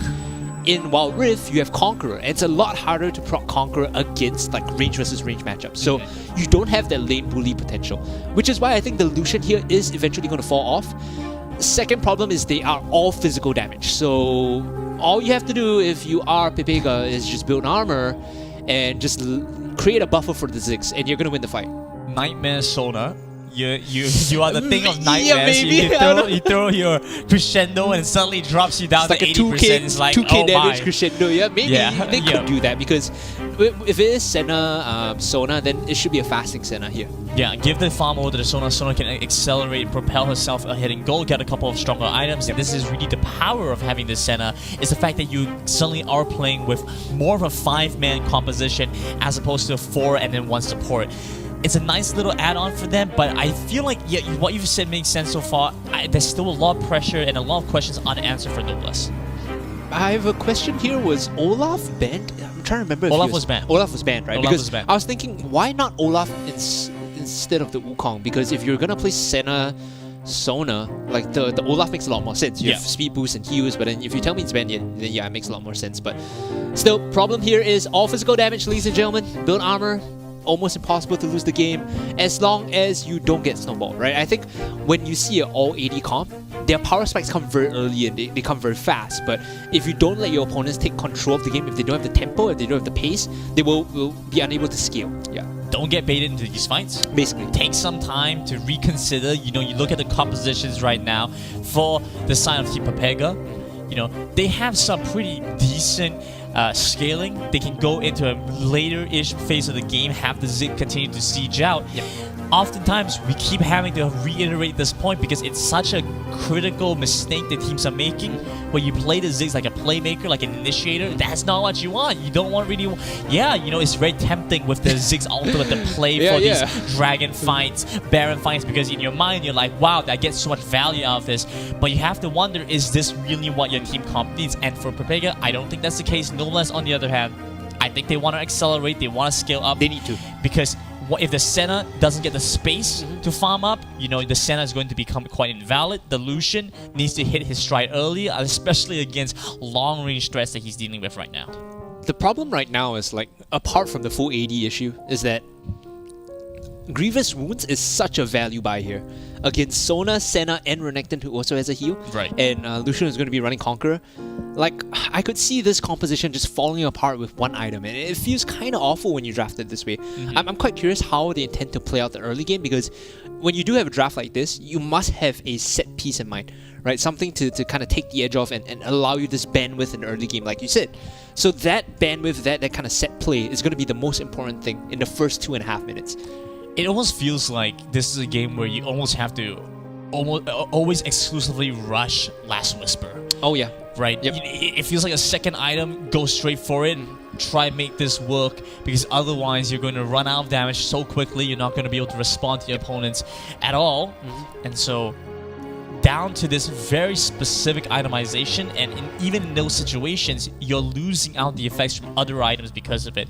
I guess the one nice little posturing is that, you know, Last Whisper does build in very easily in Wild Rift. You know, it's very easy to also get Very the accessible, Executioner's Calling and then snack that up as well, and so you get a completed item that does have some relative value. That being said, though, we're into game now, finally. It's Team Papega on the blue side versus Noblesse Gaming on the red. As we take a look to see which team will continue their journey in the upper brackets and which team will drop down to the lower brackets to play out the rest of the day. Okay, so the good news is they did go Grasp of the Undying Senna, so that's a good start. If you went for... One step closer. Yeah, one step closer. If you went for Summoner Eerie, I think that's like a step backwards. They're going to be pushing out mid, trying to get some prio, and Lucian, I mean, he's going to get control. He is auto attacks versus spells after all. Yeah, it's a very nice little start for Papega, as they do manage to get some intel. We've seen this tech happen a lot here. I do think maybe it might seem like they lose a bit of EXP there, a bit of aggression out from Kong, still chasing after the Manila. Has the barrier, and so flashing in would be a little bit wasteful. Holds on to that. Yeah, so I think it's a little bit of an EXP advantage over from Chingy, despite the fact they lost a little bit in the mid lane. Now getting back into the top lane a little bit faster means some additional EXP for him. And this Renekton Camille matchup is skill-based, very 50-50. You can see what Chingy is looking to do here is get the Call the Meek on the full heal and then hit the level 3 and come in with the Ruthless Predator. So he knows this matchup a lot better, which is why it's going well. If you're a Camille there, you use the Tactical Sweep to stop him from standing in the center. So that's a misplay. I think he used Tactical Sweep and kind of missed out on it. Manila will make a quick recall. Trying to get back into it quickly though. Chingy does take a tower shot for his little exchange there, but take a look towards the Wukong and the Jarvan here. They're both on the same side trying to contest this Scuttle Crab. Could mean a bit of an exchange, but Manila is back in the mid lane. They cannot force this one. If they're mid and Baron Prio, so there's no way you can come in for the contest, then I think he might actually get double crabbed here. Austin, he's just running down as quickly as possible, but what Kung and Eris are doing here is they're pushing up mid as much as possible. First, to try and get Prio in. Oh man, even Dai and JW just roaming up now. Okay. Very nice position to pick up a double Scuttle Crab for their team. Gives them a lot of additional golden EXP. Sets them off for a great start. They could force this. I have to wonder, can they go for it? Misses out on the route, so barely lose the window to try and jump in. Almost level 5 up on Chingy. Rivella has to be concerned about this, be aware. I think he has the hook shot, and so looks like Renekton not wanting to commit onto this too quickly. Well, for those of you wondering who Leroy is, it's Revelia, so he's the one getting slapped in the Camille Renekton matchup right now. You know, it's streamer luck. Yep. Yeah. By the way, this isn't fasting Senna. She's actually last hitting, so she'll be collecting souls a bit slowly compared to normal. Oh, all in coming in here. Good damage out from both sides. The calling comes through. Barrier going to be used by Kong. A little bit more should find it, but Barrier's still available on the Ziggs as well. Very interesting summoner keystone choice for Manila. Take a look at this. It looks like It's a Font of Life Font of for Life. the heals. Yeah. Right. Very interesting choice for the Ziggs. Basically, he applies damage very quickly based on his ultimate, his Hextech Minefield, as well as his Bouncing Bomb. So anyone that autos, procs, hits a person that's been marked is going to get a heal. So this is why your Grievous Wounds has a lot of value this game. Gives them a little bit more a little bit more reason. I mean, not like they didn't have enough already. Ocean Drake gonna be the first one up in this game. Not as much priority as we might expect. You see a couple of wards, but that's about it. Both sides playing relatively safely, still kicking it back. We haven't seen much of a dive come through yet. Both sides really respecting the potential angle that they have, but I think it plays a little bit better for Vega. Two quick pickups on Executioners already in from Austin as well as the Sirius, so they know they need to cut the healing down. And it's going to heavily hurt Nobless's chances at team fighting successfully in this dragon fight. Not sure they want to go for this. They're just recalling, right? Just giving it up. You see a little bit of a posture towards it, but they've willingly given up the Ocean Drake early on.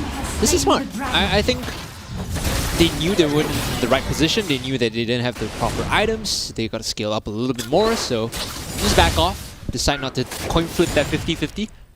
You can see that they've actually managed to build almost 800, at some point 1,000 gold lead for themselves off of these exchanges.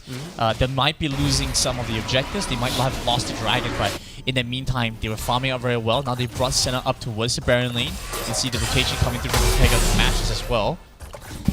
But these small little instances have given Noblesse the gold lead, which is looks like what they want, because they are going to have a couple of scaling items here. Wukong is moving towards the bottom half, so he wants to do a full clear before moving up to contest the Rift Herald. Whereas for Austin, he's already there. He wants to make a kill happen, and remember that Sona and Senna are both immobile, right? You catch him in the Cataclysm, very easy for Braum and Kai'Sa to kind of pile on and punish, so he needs to be here to make something happen before the Rift Herald. I think waiting for a 5v5 is probably not going to suit out too well for Pepega. The items aren't really complete at all, right? They're holding on to bits and pieces, whereas on the Noblesse side, Black Cleaver, Double Mana Mune, and Oblivion of the Ranking. Starting to already scale up to where they want to be, especially for this first Rift Herald. You can see how well they're denying some of the CS coming through from Pega as well. JW there especially blocked the plasma shot from the Kai'Sa, denying just a little bit of gold. And these small increments add up to a lot. You can start to see a little bit over 1,000 gold lead for them. Especially aware since they have a lot more sustain, they can afford to go for these kind of exchanges. Vela here with the Triforce is going to be trading well against Blade of the Ruin King Renekton. The Precision Protocol, the true damage on his Q, does a lot more because Renekton didn't build any like flat health, so it's decent value here coming in for this trade. Oh, the all-in though. Doesn't look like Revela's in all too much danger. Still has the hook shot, can get out from that spot. I want to touch a little bit quickly on this Sona items because as the Rift Herald gets started up, the Braum has to lock, and Sona does not have a boot item to compete with. Does seem like a 4v4 as both sides getting in position to try and contest this. Ares perhaps looking to try and get his first blood for Jingyi in the bot side. Now let's see if they can jump back in. Rift Herald will be picked up by the Javan, and so they get a very nice little pickup. They might have lost the first kill, but they're back in on this. Nice use of the Super Mega Inferno Bomb to clear out the mid wave, but still get bot side turret Noblesse with the first kill and first start of the game. The problem in that trade between Renekton and Camille is that Camille can only take short trades, right? She has to get the true damage proc and then hook shot away. But Jingyi understands, if I just run at him with Dominus and Ignite, I can dive him and kill him, right? And that's exactly what happened. He was able to punish Revelia, who didn't even pop Hextech Automate him. So he's getting slapped in this matchup now, unfortunately. And this goes back to like the lane matchup in itself, where he took like a big chunk from the Calvin. Yeah, small 12 soul stacks only. Okay, this is not very ideal. 7 minutes. A big part of that, I think, is the fact that he has been farming and rotating around the map. Nice body block from the Renekton to make sure the Sona gets a recall off. That's min-maxing the recall. I love it. I do love it. So they're back in, trying to crash this mid-wave. Dragon is spawning in half a minute. It's the Inferno, much more important. A lot of value there. We might see the engage coming onto Manila. Steps forward aggressively. The Satchel Charge is going to be used, but not used to pick up the turret instead, just to get him some safety. Now, if you look at the Noblest composition, right, the fact that Senna is not fast, she's not fasting, and she's buying items. Essentially, there are only two DPS threats on the Noblest side. It's Lucian and Renekton, because Senna's gonna have the range to walk up and auto safely. Her items are only gonna allow her to heal. So if you can kill the Lucian or Renekton, Noblest actually doesn't have a lot of damage in these fights. Pepega has always been early to these objectives. They're controlling it well. See if Noblest can punish here. Culling comes through, it's good damage out for the Lucian. Saturn disrupts that. Aerie is going to get knocked out. It's a huge cap, hits him in the back.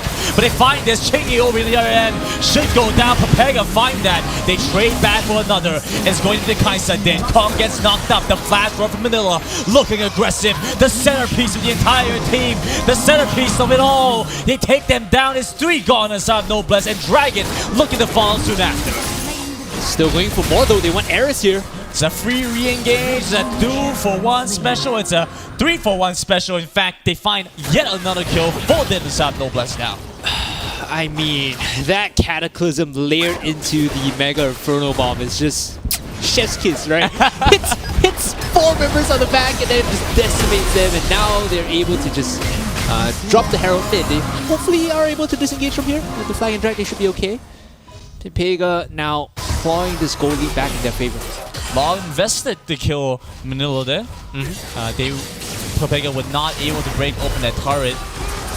That being said, now the calling comes through. Unbreakable will mitigate a lot of that damage. Jumps back in, gets the lockdown back on the Lucian, but I'm not sure that's where you want to be. Jumps back in, the Hexen ultimate is already back up after the last fight. They're under the turret, but they don't have all that much safety. Noblest find a great spot to take them down. Trade back against the Jarvan. Now they're rotating towards the Baron, but I don't think they can start this one up. Noblest barely managed to break even. 21 souls, he's hit the first checkpoint for additional range, but still another 80 to go before this champion feels oppressive. Noblest, they need to be very careful how they take these fights, right?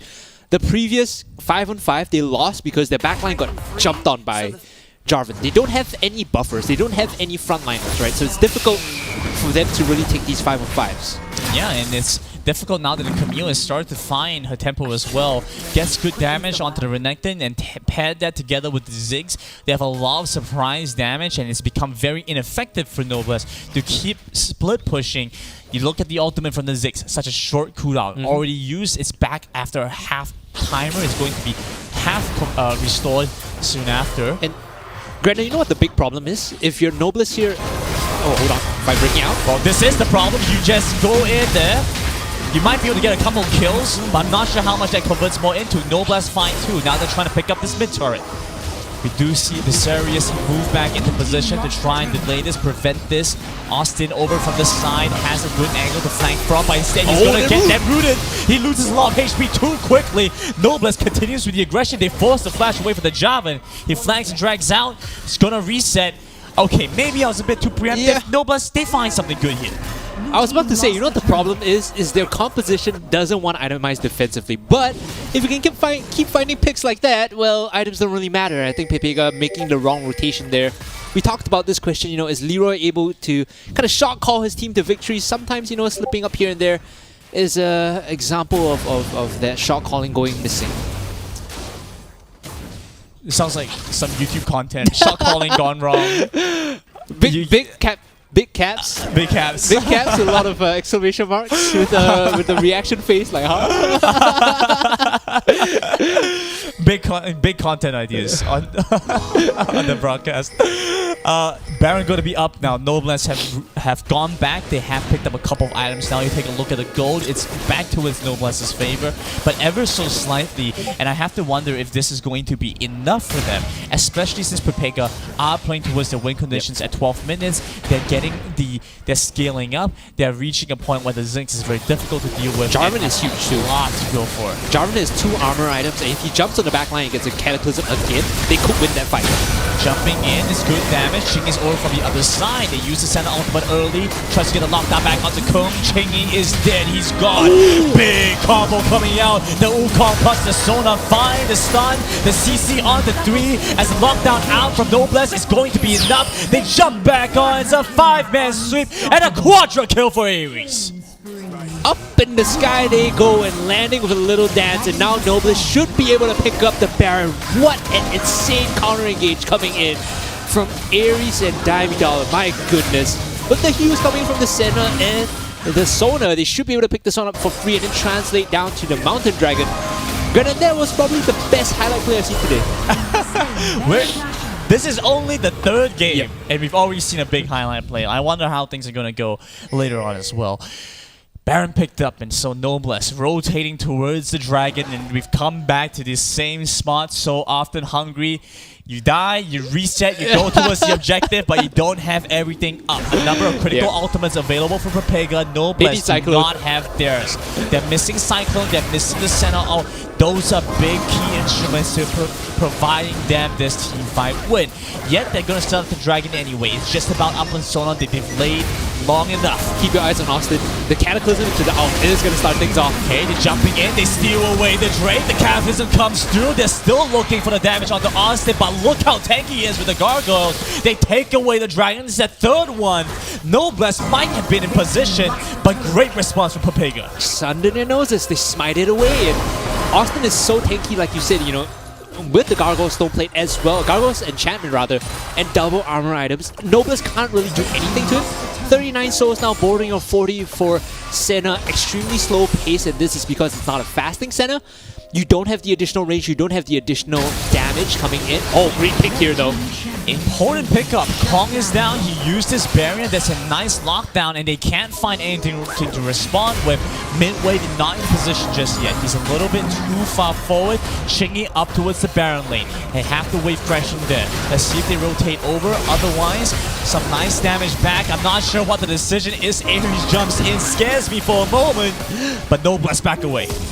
It's the thematic play of Wukong, you know, just baiting out the casters, baiting out the opponents. Another route in.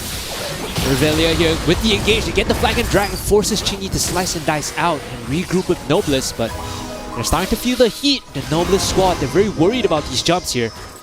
His team is there, so he gets away, but things are looking a little bit dicey for the Renekton. Lost a lot of health quickly. That's not what you want to see, especially against a largely tanked Jarvan. And there's the flash away from JW. Gets himself to safety. That's big because with Cataclysm up and your ability to lock down the Senna without a flash, that just removes her from the fight, right?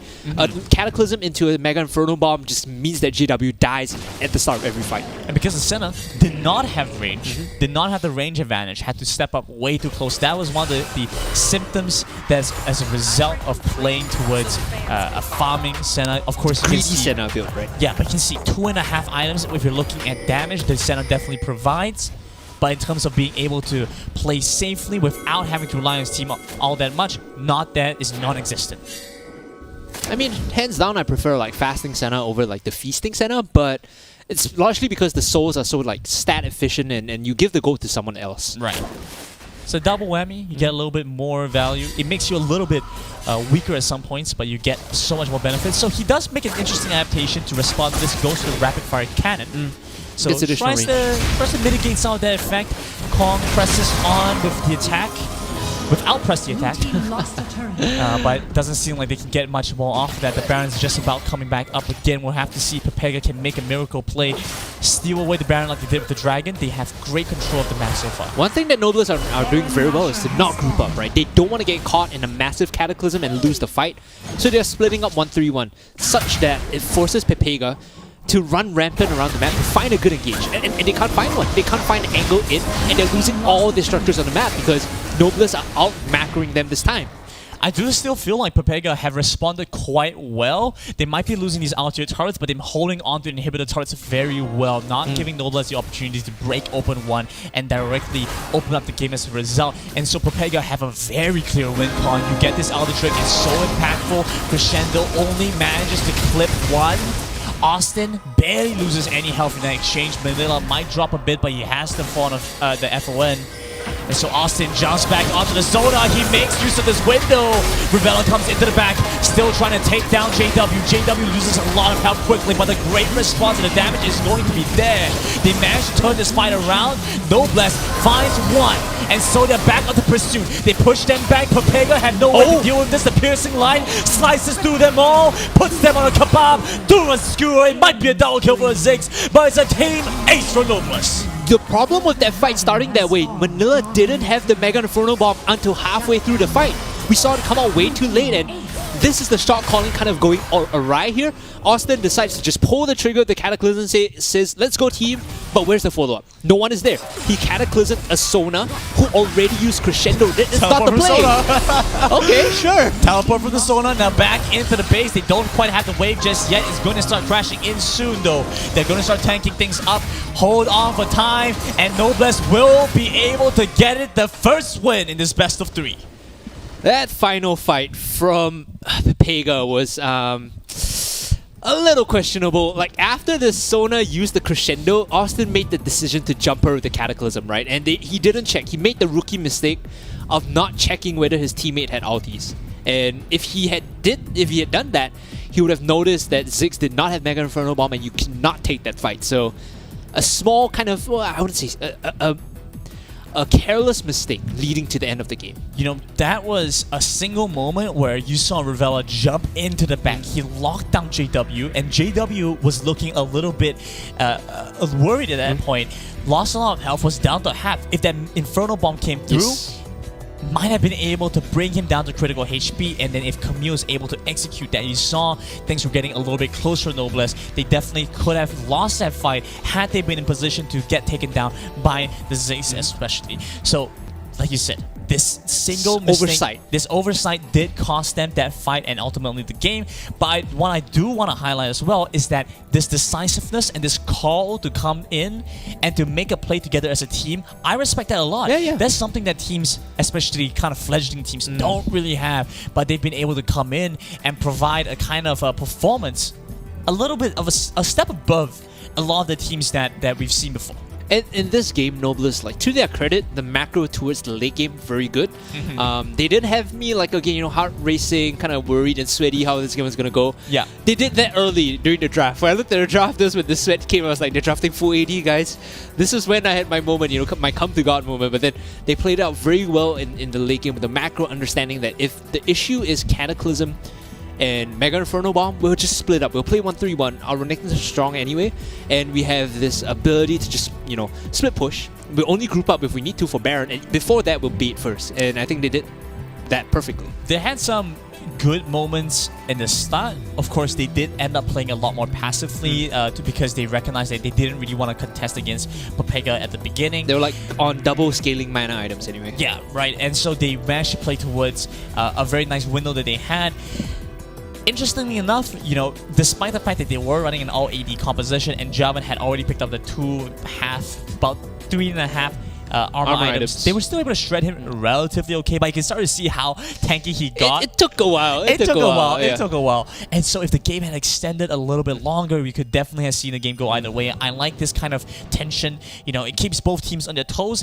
We're going to prepare for our second game, but thoughts off the first one, because I know that you mentioned Lucian Senna, not necessarily your favorite pairing. You would prefer to see something else come in with the Senna instead. Yeah, I think the Lucian here was a response, seeing the Ziggs mid. Kung probably made the call to say, like, I could kind of bully him in lane and just make him a non-factor later on. Didn't really fully neutralize the Ziggs, right? But the thing about Senna is, and I've said this just now, you know, as we were closing out the game, it makes more sense economically to play fasting Senna because you get stats from the souls, and you can channel that money, you can channel that farm into a kind of a champion that does more for your team. Ideally, someone that's a tank, someone that can engage, someone that can roam the map after he clears the wave and you collect the souls. Honestly, I love to see some Mundo gameplay. Sure. You know, because we've criticized Mundo so much in some of our previous matches before, especially I think in our last qualifiers in the summer season. I think at some point we called one of the players that was playing Mundo a big cannon minion, right? But I remember one of the players was on stream like, the casters called me a big cannon minion. When I played Mundo, the casters called me. I wanna see I think that Mundo with the setup could actually be something very interesting to watch, because yes, the Mundo is getting the CS, he's getting the gold that he requires in order to reach a point of power. Yep. At the same time, Senna is going to continue farming. If Mundo can get strong with minimal resources and you're still able to empower a very strong Baron laner, you have one of the tankiest gold to health ratio champions in the game for relatively low value, relatively low cost, and that's what I think could work. Don't quote me on this. I haven't tested this out. Gordon's trying to like chime in with his underrated stock picks, like this is an underrated thing that has huge potential upside. I don't charge commission, by the way. You guys can make full use of that information however you will. It's starting to sound like the Wolf of Wall Street here, man. I don't know, man. I don't know how I feel about that. Oh my goodness. So Team Pepega versus Noblesse Gaming. Pepega Noblesse have managed to get the first win. It's a 1-0, but it's a very close game. Both sides could have had equal opportunity to win it. I did like their choice to go with the first pick Camille. First pick Camille. Agreed. It felt like his early game he wasn't as experienced against Renekton. Yeah. But afterwards, I think became much cleaner. You could see the inexperience in like playing this particular matchup where there were some key indicators, right? Like Renekton sitting in the middle of 4 50% health minions, and you walk up and him call the Miku. It's like, maybe don't do that, Apart from that, the value of the Camille pick in relation to the whole draft was good. They understood what they needed to do. Cataclysm, one segment of the fight. Hextech Ultimatum, another segment of the fight, and then drop the Mega Inferno Bomb on whatever primary target gets caught. And I think that the idea was there, the execution was just a bit iffy at some point. Like the final oversight was what really cost them the game. Definitely curious to how this will change and whether they're going to get the Ziggs pick again, because Ziggs definitely did have a lot of impact. I think no less, if they're looking at the previous game, have to respond to the Ziggs in one way or another. The Lucian was not a bad pick by any means. I think he had the highest damage. Still, could have been nice to see the Ziggs in their own hands instead, so might want to adapt in that way. Otherwise, I think for the most part, compositions were pretty solid. We talked earlier about how Olaf was banned, and so that kind of forced them into the composition that they had. With the Wukong. Yeah, with the Wukong instead. And granted, Wukong had good impact in that game, so let's see if they're able to make a repeat out of this. There's something's going to change. The Wukong pick in that game feels a bit like when you play solo queue with like Blitzcrank players and like they miss hooks all day and just like we just need one good hook, right? In that game, the Wukong had no impact until that one big fight around the Baron Pit where he comboed the Cyclone with the Crescendo, and then the fight turned on its head, right? I think that's exactly what you're looking for as Wukong. Just one or two of these very big high impact ultimates that allow for your team to layer and like either create space or chase onto someone. So reliant on your team to make these kind of plays happen, right? Because if they don't, then you're in a pretty sticky spot. Sometimes they just sacrifice you when you pop Cyclone. They're just like, okay, bye-bye, buddy. Bye-bye. And it's so difficult to allow your jungle to get the space to keep making these kind of plays, because if you commit with him, you run the risk of losing the fight, and you're behind, and then you have to make even riskier plays and even riskier plays. That's not always where you want to be. And so I think in this current context, in this situation where it's two teams that are quite evenly matched, you have good chances to make that work and make it happen. But against teams that are in fact arguably stronger, with a better track record, you have to be concerned about this. Take a lot of precautionary steps against this coming up. Yep. So we should be going to draft game 2 between Team Pepega versus Noblesse Gaming. This time they swapped it up. Noblesse on the blue side, Pepega on the red side, and it's match point for Pepega. They need to win this title up, otherwise they will be dropping to the lower bracket, and that's not where they want to be at the end of day 1. BO1's is scary. Yeah, right. BO1's, I mean, I could see them kind of pulling the same strat out again in this game, and just kind of, okay, they were going to ban the Camille, they don't want to give it to... Good red side, man. I think Noblesse would definitely be one Camille if it's open, especially for Shingy. And then Renekton, of course, is now a very viable option for Noblesse to get in this early pickup. Yeah, I think if you are Pepega here, you need to ban out Renekton on R2 or R3, just because if Noblesse gets B1 Renekton, you don't have a good matchup, right? The only kind of response I said, like what I'd give Camille up for was, I think I said Gragas. Renekton, Gragas Renekton, or Lee Sin rather, yeah. so might consider that, but with the Lee Sin Okay, being yeah, banned the Lee Sin too, ban, there you go. definitely removes a little bit of value there. And of Renekton course- as well, there you go. Yep. So what does this leave open, Grannon? This leaves Galio open. This leaves Gragas open. This also leaves Lucian Senna open. And Ziggs as well. So actually a lot of priority picks up. Yep. But the difference with these are more defining for your composition. Once you go for something like the Ziggs, like the Lucian, Senna, you get some idea to what your team is trying to go towards. Yeah, the Ziggs has been banned out. So it seems like Pepega are taking the time with this one. They don't necessarily want to ban out Renekton just yet. I feel like you still R3 it though. The Ziggs just feels like more of a threat. They're worried about Noblesse doing it on the first pick. And so once you've given away some of the identity of your team, then you kind of get locked towards that side. Because if you're playing for Ziggs, you have to get some disengage, you have to get some crowd control in the front. Gotta get tank. Yeah, and so you kind of lock yourself into that composition, whereas champions like Renekton, Camille, you can frankly play with anything. They can be paired as just like a frontline anchor or just a side lane split pusher depending on your draft, so I definitely do agree. Right now, the final ban for Pepega. Again, an Olaf ban on Noblesse side this time, so both teams highly valuing the Olaf, and I can see why. In various other regions, people have been pairing Olaf with, like I said, Nami, Lulu, Janna, just to make sure that he can get in the thick of things and have like shields upon shields and heals just to make sure he's able to execute the backline. Has to be Renekton here. It has to be Renekton. Either that or Galio. Yeah. Renekton, Galio, Okay. Gragas. Okay, interesting choice. So if they do go for the Renekton first pick, Pepega have a pretty nice pickup. I think Galio could work very well here. Pair that together with Galio Senna would be actually insane. Oh, Yeah. So if I'm just gonna theory craft this, give me a moment. If Noblesse do Renekton here, if I was Pepega, I would go Galio Senna and have Galio just roam across the map, and Senna would be like a support fasting Senna. Okay. Yeah. Interesting choice. Fiora first pick for Noblesse. I think Fiora does have a decent matchup against the Renekton, but like we've mentioned before, It's like when you get to 2 items as Fiora, then it feels good, but early on Renekton just slaps you. yeah, but like we mentioned before, Fiora is a champion that is very one-dimensional. Yep. You play towards split push, you don't really want to get in with the team very much at all, and so they generally don't see as much play. They do see some play every once in a while. Twisted Fate can be the first lock-in. Will they do TF Renekton? I mean, it's a really strong mid-Baron duo. Alternatively, you could do TF... Oh no, not the Wukong, please. I was thinking TF Galio for double globals, and then you have Galio support.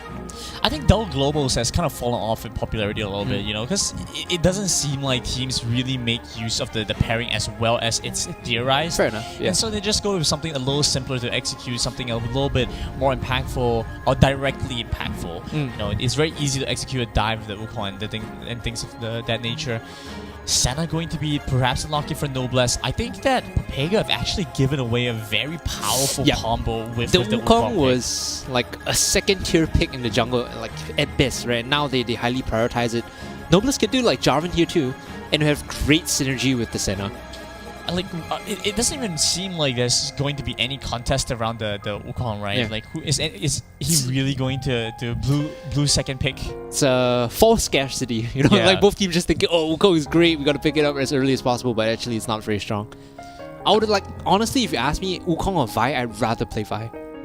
Oh, okay. Fizz is an option, I suppose. Could be Jungle Fizz. It could be Jungle Fizz. But- It is an option. Assuming it is Cryonics, he knows this matchup. Fizz slaps Twisted Fate. Because you can predict when the gold card is coming, and you can just Playful Trickster on top of him. At level 5, a max range Shark will kill the TF. The issue I have with Fizz is the same issue we've had with Assassins. You need to get the kills. You need to get the kills, you have to be the playmaker, and we've seen so frequently at this point, teams are not playing for solo lanes. They are bringing in the Baron laner, bringing in the support to crash the waves, and Fizz does not thrive in a scenario where the A, minions are gone and he's under turret, B, when he's playing against multiple opponents. I think, that could be that could be the case for most Assassins, but Fizz especially so, without much of a range option till level 5. He is very good at diving turrets though. So if it's a Jungle Fizz with the Fiora, he has a lot of evasion. You could actually dive people. Assuming that, Pepega showed their top laner. They are saving it for the last pick, so putting a lot of faith onto Leroy now as Garen will be the pick here, so it's Senna Garen in the bot lane. Okay. And then now they're looking for their potential jungler or mid laner, right? I think you just do Jarvan here. Just do Jarvan and play Fizz mid. Then you'll be fine. You have kill pressure on TF at every point in the game, as long as he doesn't have flash. Cataclysm plus Charm the Waters is a big combo, and I think Noblest should recognize that. Let's see what they want to try and go for last. For Pega, this point, we're still missing their Baron lane, unless they want to bring Wukong to the Baron lane against the Fiora, which I suppose could work for a little while, but then the Fiora will dumpster him in the long term. So you have to be very concerned about that. Again, you know, there's no renekton pickup, and I have to wonder, are we really going to miss out on that 100% renekton pick ban qualities of the second game between Noblest and Pepega? What? I feel like I'm getting trolled here. Production, can we get some confirmation there's actually Annie and that? I don't understand. It doesn't make sense. It just boggles the mind. Yes, it does. It does actually. Are they trying to spell something with their draft? Like F, S, I don't know, man, two Fs? Like, what's going on here? We have two A's, a G, and an S. Yeah. Like, to me, okay, I get if it's Fizz jungle, like I said, you can dive it, but the Annie here, why Annie over anything else, right? If you want to AoE engage, Fizz would have done that. You could have played, you know, Jarvan in the jungle. It feels like both teams are, I don't want to be too mean about it, but like they have a different read on the game. Like they have their own internal preference and meta, and they just left a lot of strong things open. Gaffas. Yep. Gaffa cakes. Yep. This is very gaffer cakes. That's not Gaffa cake. There goes the 100% Renekton pick ban. Okay, I'm out. Yeah. Well, it's not on you. It's their fault. They should be playing Renekton. What are you guys doing? I can't wait for like Twitch chat to just look at this and like what is going on, because this, you know, okay, I'll be very honest, like the Noblest draft looks like what, minus the center, right? It looks like 5 people just like learning how to play Wild Rift and then just lock in 10 minutes. I think Fizz, Annie, and Garen are actually like the free-to-play, right? So like you just get them. So minus the center, and then the Fiora is like the guy who's already been playing Wild Rift. It's like, don't worry guys, I got this. It's like game. level 15. It's like, guys, just play Wild Rift with me. The Senna's like the pup that's like joins it. It's like, oh no. On a serious note, Senna Garen is really good in the bot lane. Like I said, you just have to play fasting Senna, right? And then Garen gets all the farm. He becomes very tanky and tough to deal with because of the heals as well as the range coming from Senna. From all the souls that you pick up, once you get to about 60, Garen can just sit in the center of the fights, you heal him up, and you have the added benefit of the camouflage, kind of shrouding Annie as well as Garen. So you have very good engage, right? They can't tell how many people are in the shroud, so any flash tibbers inside the shroud is quite scary. It's a similar frame of mind to like when I explained the Mundo pickup, right? You know, you have such good value. The ratio of your cost to the stats that you gain from the Garen just are phenomenal, and that does very well into this matchup. It is a little. Well, I say it does very well. I say it does decently well because you have some tenacity against the Braum and all, but with a kind of pseudo double range, double poke bot lane from the side. You can throw the cleavers at them. Yeah, of Team Pepega, you know, it's going to be a little bit difficult for the Garen because Garen's going to constantly suffer at the harass of the Ezreal and the Braum. That's something that they take note of. I feel like with the TF, we're going to see a lot more focus on the top side of the map for Pepega. I think the goal here is especially because you have Ezreal Braum, and that's one of the most like passive safe lanes ever. You shouldn't be looking like arcane shift forward and set up kills, right? You should be looking like farm safe and then like kite back and then join in the team fights, build up your items first. This TF needs to be leaning towards the top side a lot more and put pressure on the Fiora, because if you can keep Fiora behind, she just doesn't get to play Wild Rift. Of course, I think Ezreal and Braum at level 5 do have a very nice window, you know. But based on your spells, you do have enough base damage. So everything has to go right, though. Yeah, everything does have to go right. The good, I suppose, the one saving grace they have is that Senna is relatively squishy. Yes. As far as marksman goes, she is in fact relatively squishy, and this is in part to deal with the fact that she has a long-term scaling range advantage, you know, and so it becomes increasingly difficult to deal with her. But that being said, she is relatively squishy, especially in this early game. They could potentially make something happen. I want to touch a little bit back on that point about the TF having to roam, because you said it yourself, the Fizz is very good at diving with anybody paired together with. Huh, okay, wait, hold up. I'm looking at Champ Select now. It looks like... Oh, okay, so... No, I just got news from production that there's a wrong pick, so they're going to be remaking Champ Select. But yes, you were saying something about the Fizz. Yeah, so Fizz is very, very good at diving, along with anybody that he's paired up with, and so it puts TF in a bad spot, because at that window when you're expected to start roaming, True, yeah. you always have to wonder if the Fizz is going to show up, because the second he joins in, the Charm the Water connects with anybody, then they are in a bad spot to deal with. If I'm not wrong, they nerfed some of the clear speed potential on the Fizz with his Seasonal Trident, so he's not as obnoxious in the jungle. He doesn't have that like healthy of clear anymore, so I think it's reduced his power somewhat, but still there are advocates of jungle Fizz. Advocates? I think it's more like a cult. A cult of jungle Fizz players. Yeah, you have to subscribe to that thought process. The opposite of that is like Ivan players, but instead of a cult, they have a commune, right? They just have a group home where they all... Actually, you might not know this, but it's all just one player. Oh, it's just one player? Yeah, it's like a hive mind of Ivan yeah, players. they're all just one player, right? Like, they all transcend. You know, imagine if your most played character was a reflection of your personality, and I think it is to some degree. My most played with... Oh, so you know we had that wrap-up kind of thing, right? Yeah. My most played is Kai'Sa. Yeah, I have a lot of games on Kai'Sa apparently. So yeah. it's a no wonder you talk so much. You know so much about the Kai'Sa things. That's interesting, because like Kai'Sa is relatively new, so it means it goes to show that you really did enjoy Kai'Sa as a champ. Yeah, a lot. Right? Yeah. I found her mechanics quite entertaining. Really? Yeah, the whole like evolve, you know, because for a period of time on release, people were doing W evolve. I don't know if you remember that. Yeah, you I think do like so. straight W evolve and just pop people with the plasma. Yeah, the Prey Seeker, or Void Seeker rather. Yeah. Okay, mine's a little bit dirty. All right. Let me guess, Riven, Yasuo. No. Even better. I have over 1,000 games with this champion. Oh dear. Yes. I knew it. I knew it. I grinded League of Legends with Udyr. Udyr was my favorite champion. I still love the champ. It's just a lot less viable now, and I don't really play jungle anymore. I'm waiting for it to show up in Wild Rift, because I will spam it in Wild Rift once it's out.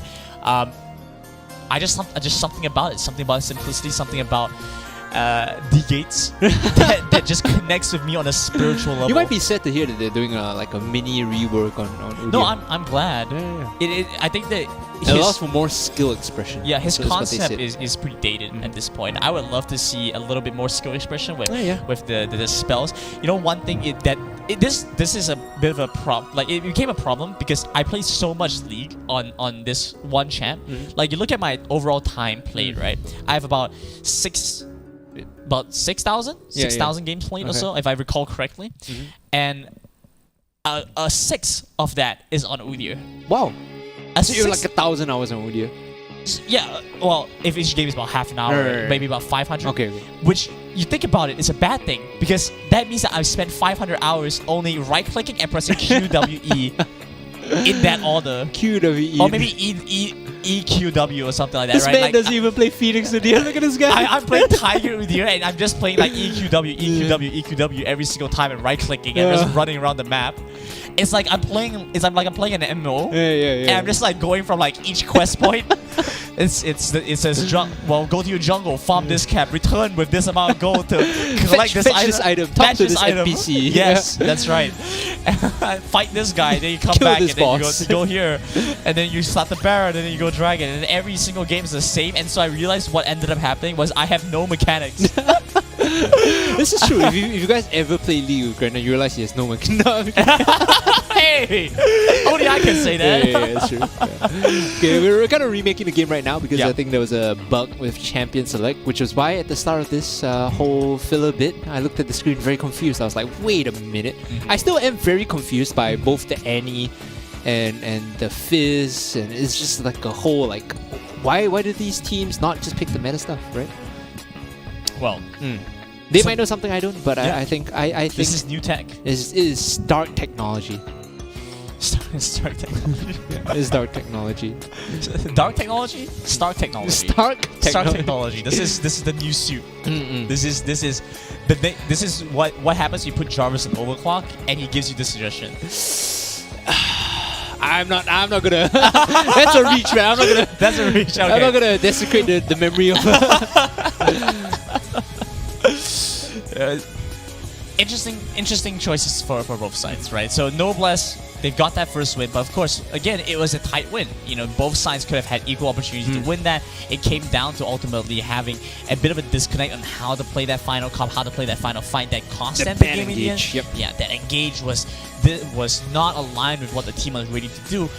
That being said, though, I did respect their communication, their attempt to go and align together with the team, because it came down to the Fiora jumping into the back. They just missed out on the damage to close it all out.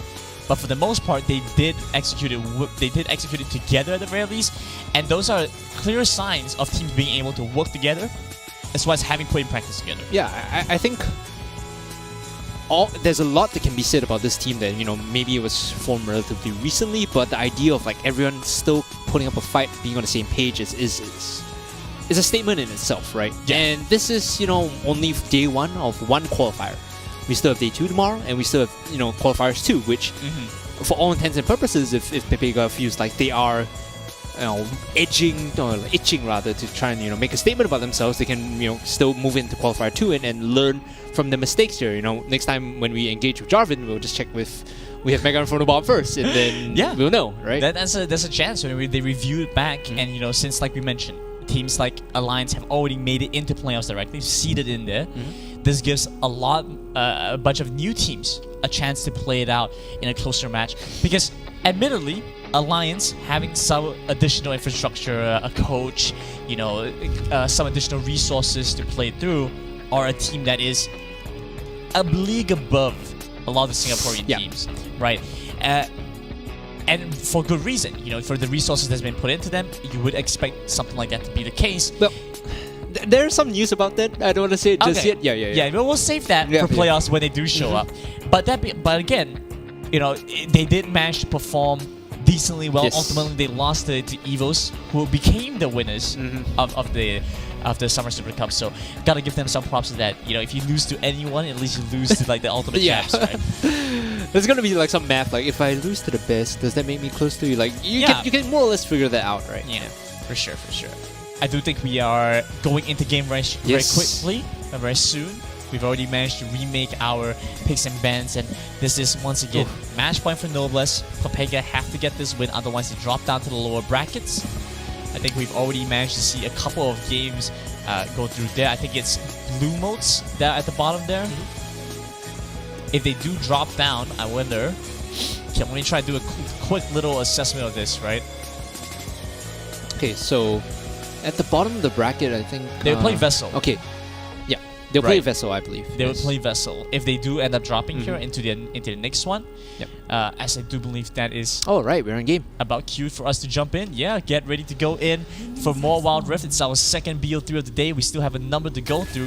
We have Crown 7 and Aphrodite, as well as Team OK versus Renetas later on in the day as well. It's a pretty standard start coming through. Interesting choice. Fiora jungle, okay. Yeah, for the Fiora to come in the jungle here.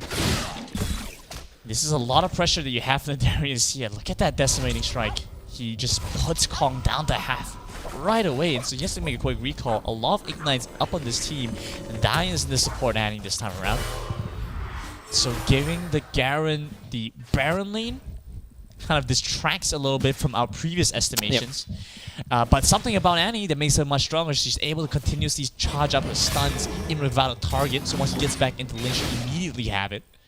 Makes it for a much faster engage if they want to. This matchup is a lot worse for Garen after Nurse. He can only build like tanky, and eventually he gets to a point where Darius is just gonna out DPS him. So Chingy needs to take advantage of this small window now before he falls off, and eventually Revelia is just gonna, you know, slam him against the wall. At least we've seen a decent amount of performance from JW on the Senna. You know, so he's been quite consistent as the marksman for the team, Noblesse can reliably make use of that. And so even with something a bit more of an unconventional support, playing with Dai on this Annie, still have high expectations to be able to make things happen. But like again, we see a feasting Senna, not going to be fasting. Dai is going to be focusing most of his efforts and his attention to rotating around the map. Not ideal. Again, like I talked through the economics of it, it's a lot better to just give the farm over to like a tank, right? If you're laning your Garen and then you collect the souls, you get like pretty decent value of the souls alone.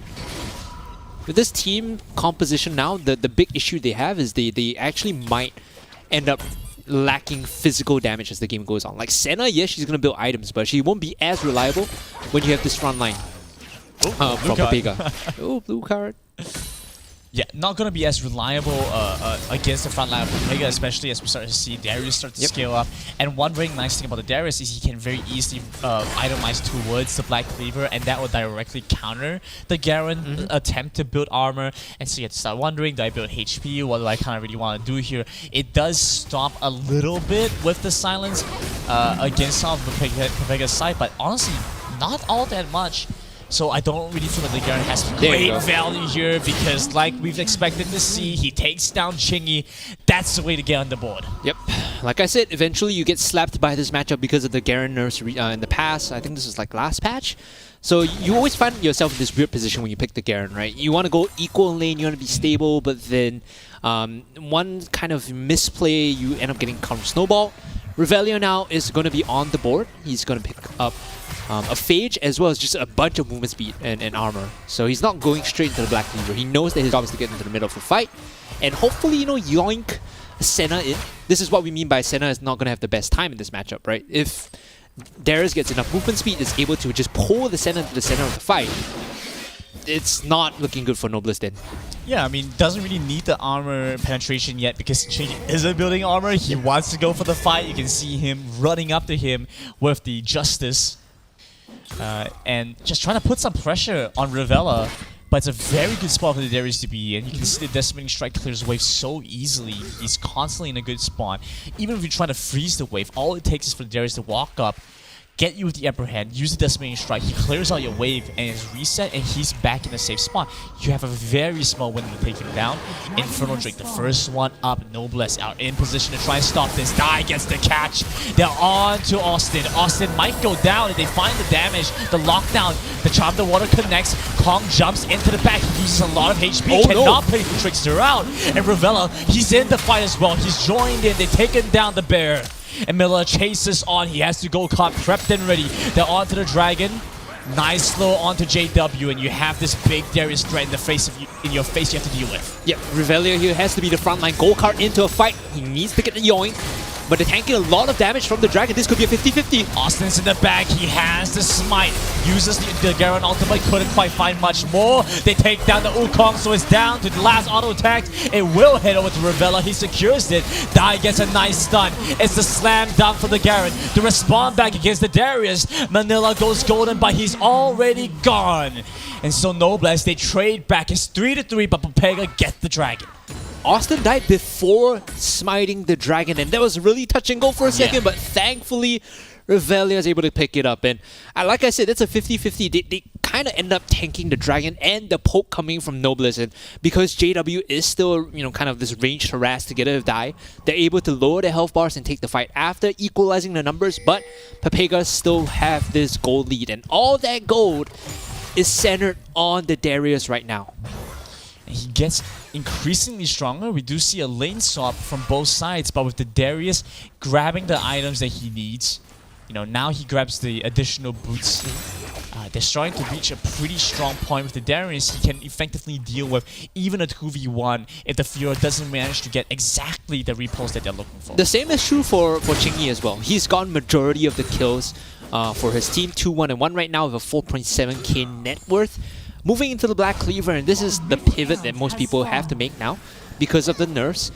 You need a significant amount of AD to feel like you're doing damage or impacting the team fight. You can't just build full tank anymore. If you're at full tank, you don't do damage, right? So it's really tough to play into this matchup unless you get a hit. He's getting a decent influx of gold. He will be able to take down this Rift Herald. like this choice and adaptation out from Papega. They give away the Rift Tower. It's not anything of concern for them because they can get this bot side turret instead. Cannon wave. Does seem like Chingy will come in time to respond to this, so it's not going to be as clear-cut, as straightforward as they would have hoped, but still, nice chunk of damage. If he doesn't die here, he should be able to get the turret. Instead, Kong will be just hovering by the flanks, so they have to back off. They have Destiny. If they wanted to fight that, they could have baited the Fizz in and then forced the collapse. Oh, Tibbers misses though. Nice dodge away from Scriptor. Making true to his name, dodges away a very tight window there to get out from the Annie. A surprising amount of damage from Annie, honestly. You cannot ignore the fact, despite her not exactly being a meta choice, you know, has a decent amount of burst damage. And now, with the Rocket Belt as well, trying to close a surprising amount of distance. First item, Death Cap coming in for Kung. It's a lot of AP, but he doesn't really have the wave clear apart from Playful Trickster, so he's still going to get shoved in by Manila, and that's going to be a problem. Fizz is always going to be slow to rotate. They're just looking for some flat burst to take out the TF as quickly as they can.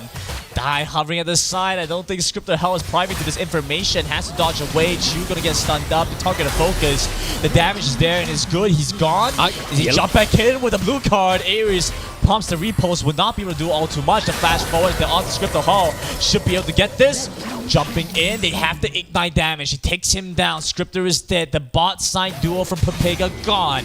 Despite the Destiny being used, they did not respond to the Fizz well enough. By the time Chewie was dead, there was no reason for them to port in, and Manila, 2 blue cards in a row is not where you want to find yourself as Twisted Fate.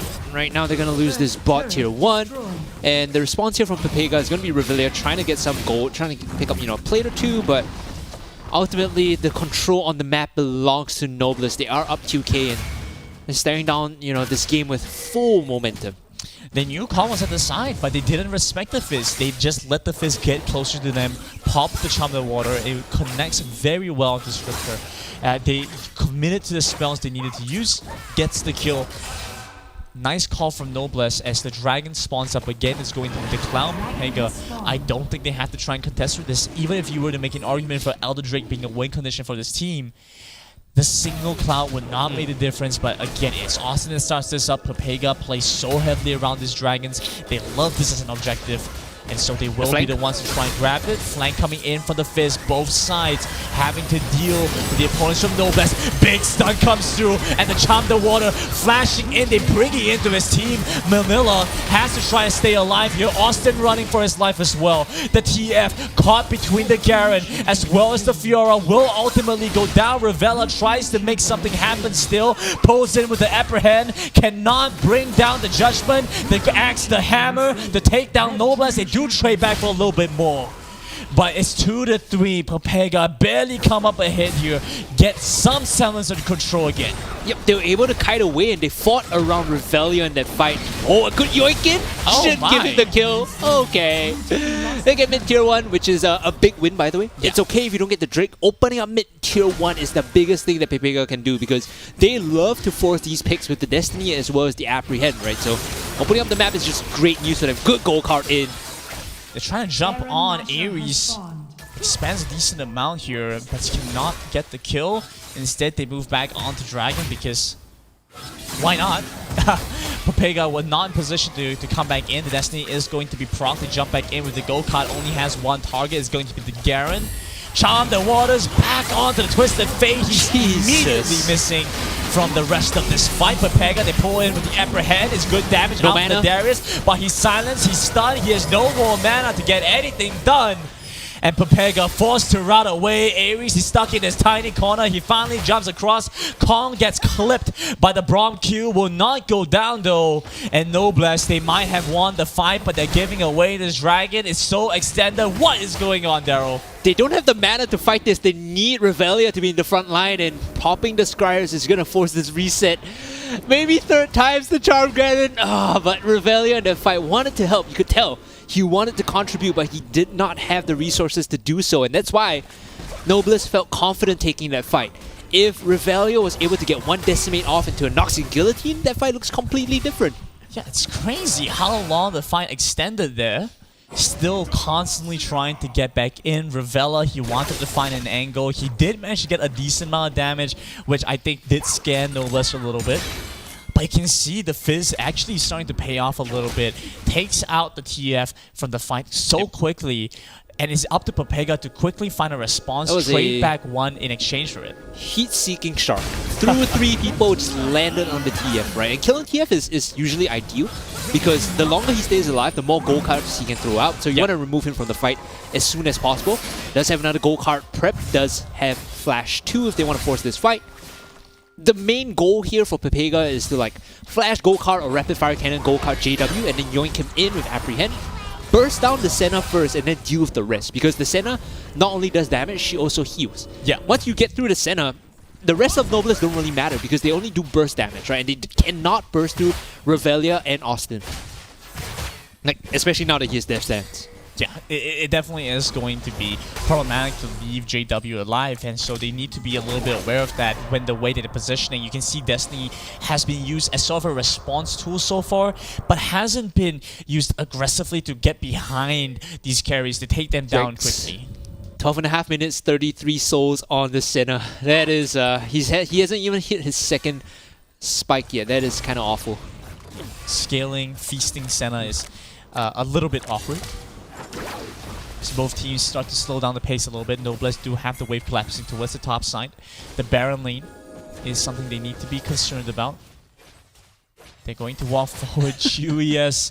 He's going to walk into the Fizz. He doesn't have anywhere left to go. He jumps back out. Good damage out from Ares. He has to flash back over the wall. The teleport is going to come through with the Destiny. They get the lockdown to get a double. Scripter is going to fall. And so they jump back in with Austin dealing damage back onto Die. He goes golden. The gold card lands onto the bear. Instead, they bait that one out. The playful Trickster war game over the wall. He flashes away, but coming in with the dunk, they find the damage. Ravella chases after JW, but he doesn't realize his backline's being destroyed. Austin's almost dead. Manila has no more mana to make anything happen. Barely has enough for this gold card. He pulls out the blue instead, but it won't matter because Ravella should have enough as he goes on a killing spree to even up the score. It's actually a 2 for 3 grand, and they pick up one on the way out in the form of Chingy.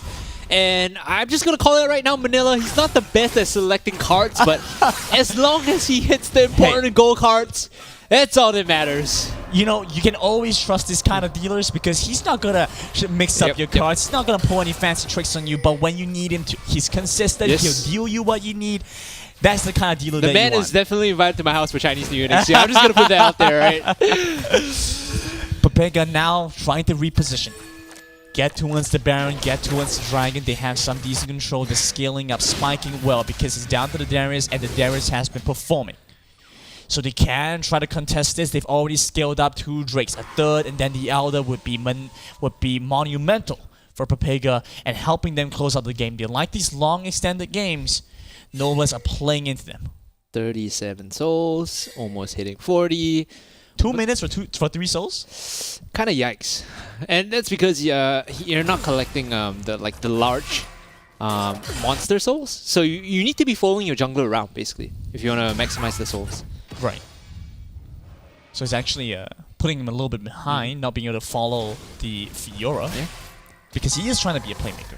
He is trying to follow. That's the problem, right? Because you are an AD carry. You need to be like kind of away from you. You don't want to be in the same spot where your jungler is because then you're not maximizing your efficiency you farm. Yeah. If you're a support fasting center, by all means, just kind of tag along with him as Ares is going to get caught here. Oh my, in a bad spot. He has to dash away. The Destiny comes through. It is going to be red the teleport card. comes out. Has a repulsor, doesn't even matter, and they jump back over on the Kong. They finally select the gold card. Die flashes in with a big stun, but the response to the Glacial Fissure sets them up as they jump back in. They take down the Fizz. The teleport's going to come in. Ravella still acts as the front line. He's almost dead though. Die over on the side, gets stunned by Manila. The TF holding things down even with the Darius gone. Chingy looking to try and make a captain's play to save the game for Noblesse, but he still gets taken down. Papega, take 3. Don't think that's a Baron call for you, friends. I think the Dragon's safer. Yeah. The moment it started and I saw the health bars, I was like, no, don't do it. The fight went in Papega's favor just purely off the early pick onto Ares, getting the kill on the Fiora in the middle of nowhere. Not sure what he was doing there, but then allowing the rest of Papega to kind of collapse with Destiny He picked the red card again, but it's fine. You know, they're able That to was the secure the kill. repost. That was the repost, so he didn't, gold card, Fair red enough, card. fair it would enough, have been yeah. the same. And in the end, they're able to collapse and pick up a couple other kills with more gold cards. So you're starting to see the value of what this TF can do when left unchecked, right? Now, he's also completed the rapid fire cannon, so every 8-9 seconds he's gonna have extended range on that gold card, and that's gonna allow his team to start fights. Basically, you have this very non-committal way of starting fights.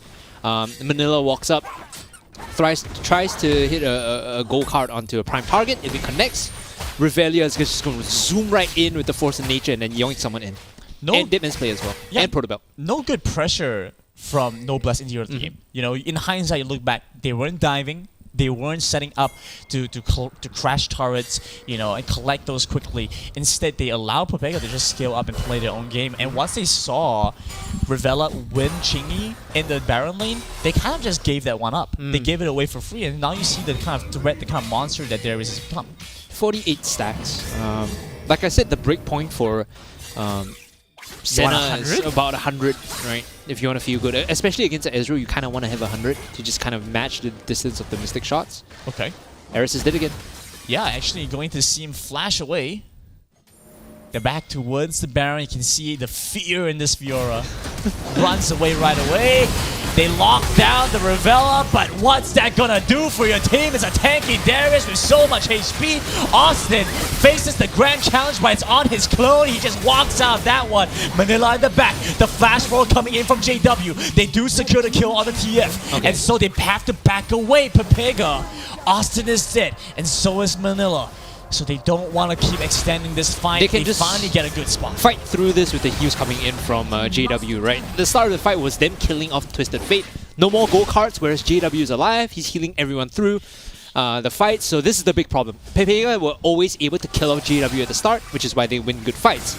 If the Senna's left alive, she's going to help heal all the way through, and it's the obnoxious thing. Look at the sustain. JW has put the team back almost up to full again. Revella uses the apprehend on the Chingy, but he doesn't respect the Charm the Waters. It comes through, dies over on the side as well. Has to be concerned about this. They try and jump in. It's a nice duck coming in. A double kill for the Ezreal. Perhaps looking for Chingy as well. You cannot be content with the Baron. You're going to lose so much more. Almost taking down Revella. Ares now running for his life. Doesn't have to repost the last auto attacks. Finds its mark. Papega.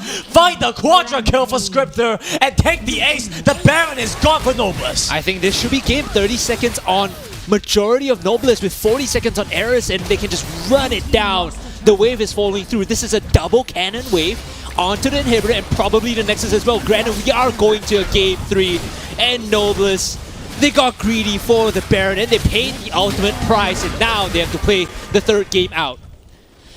A game with such close teams being playing against each other. Either side could have won, and we once again see ourselves going into a full BO3 series with Papega winning out this second match. This also important second match to keep their hopes alive in the upper brackets. Very intense game. To me, the Fizz and the Annie were just like, no. If you want like a reason or like some explanation as to why this composition was unable to close it out, well, first, your only DPS source is Senna. If she's alive, she's healing good and dandy, yes, but you lack long-term physical damage, because when you play Senna, you basically have to decide one of two things. Am I healing my teammates or am I attacking the enemy? And when you play support Senna, the choice is usually very easy, right? You heal and then you let your carry, quote-unquote carry, do the damage.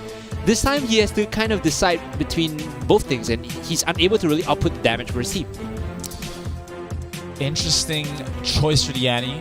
I have to wonder what the thought process was, and you can see they ran the timer all the way down to 0 for it.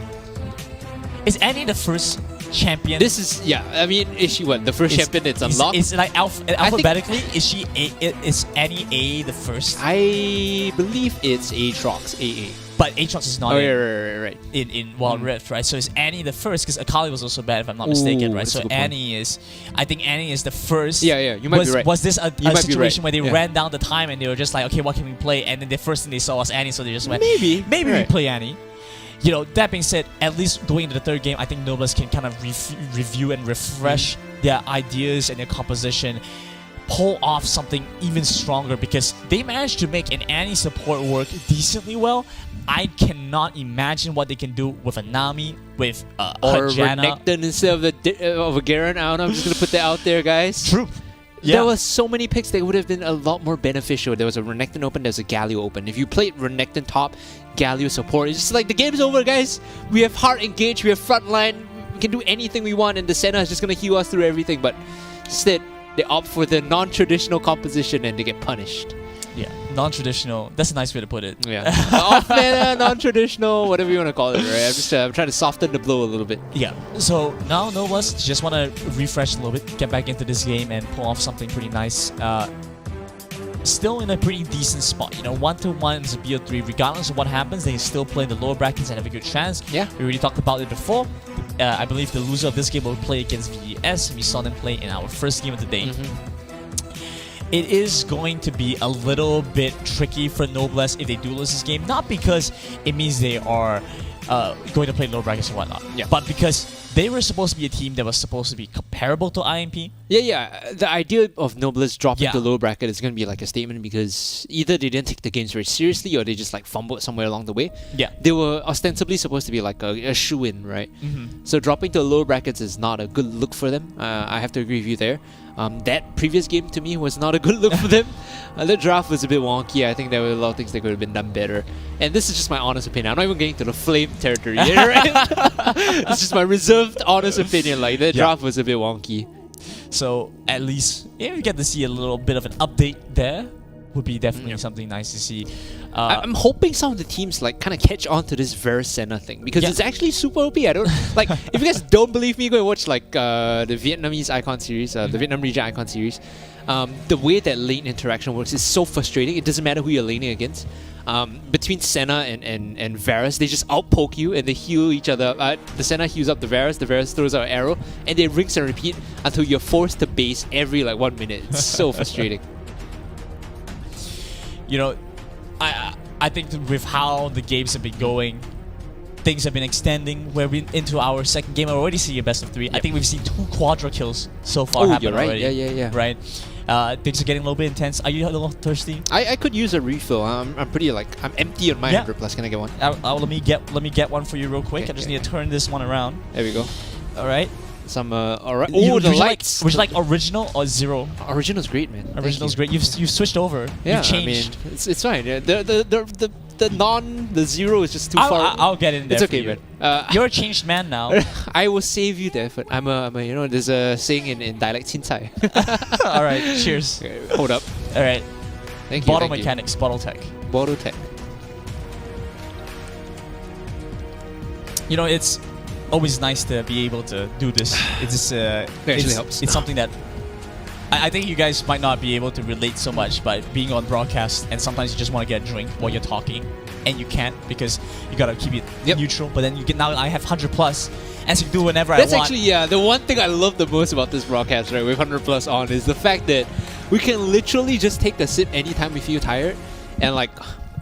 It's considered, you know, we get praised for it. Yeah, It's like, good job, guys. Good job, Do more of guys. that. Drink more of the 100 plus that we're And it's- providing you. And it's great because I genuinely do like it. Yeah, that's true. And you know, it's actually something nice for us to have. My dad condenses this job into talking about video games and drinking 100 plus. I'm like, oh, Dad, I'm working this weekend. Which one, the 100 plus one? Where you just like, thanks, man. Hey, I mean, if you're thinking about it, it's working. True. Another thing that has been working for these teams is a control mage in the mid lane. You know, I don't really like the Fizz. Yeah. We talked about the assassins, It right? missed its window. It missed its opportunity. And Fizz specific, even like assassins, we talked about Fizz specific. With Fiora and Fizz was supposed to be a dive heavy, in your face. I'm getting you no matter where you are. Kind of a pickup. Didn't feel that way at all, and so the TF came online way too easily. Same thing could have happened if the Ziggs came through.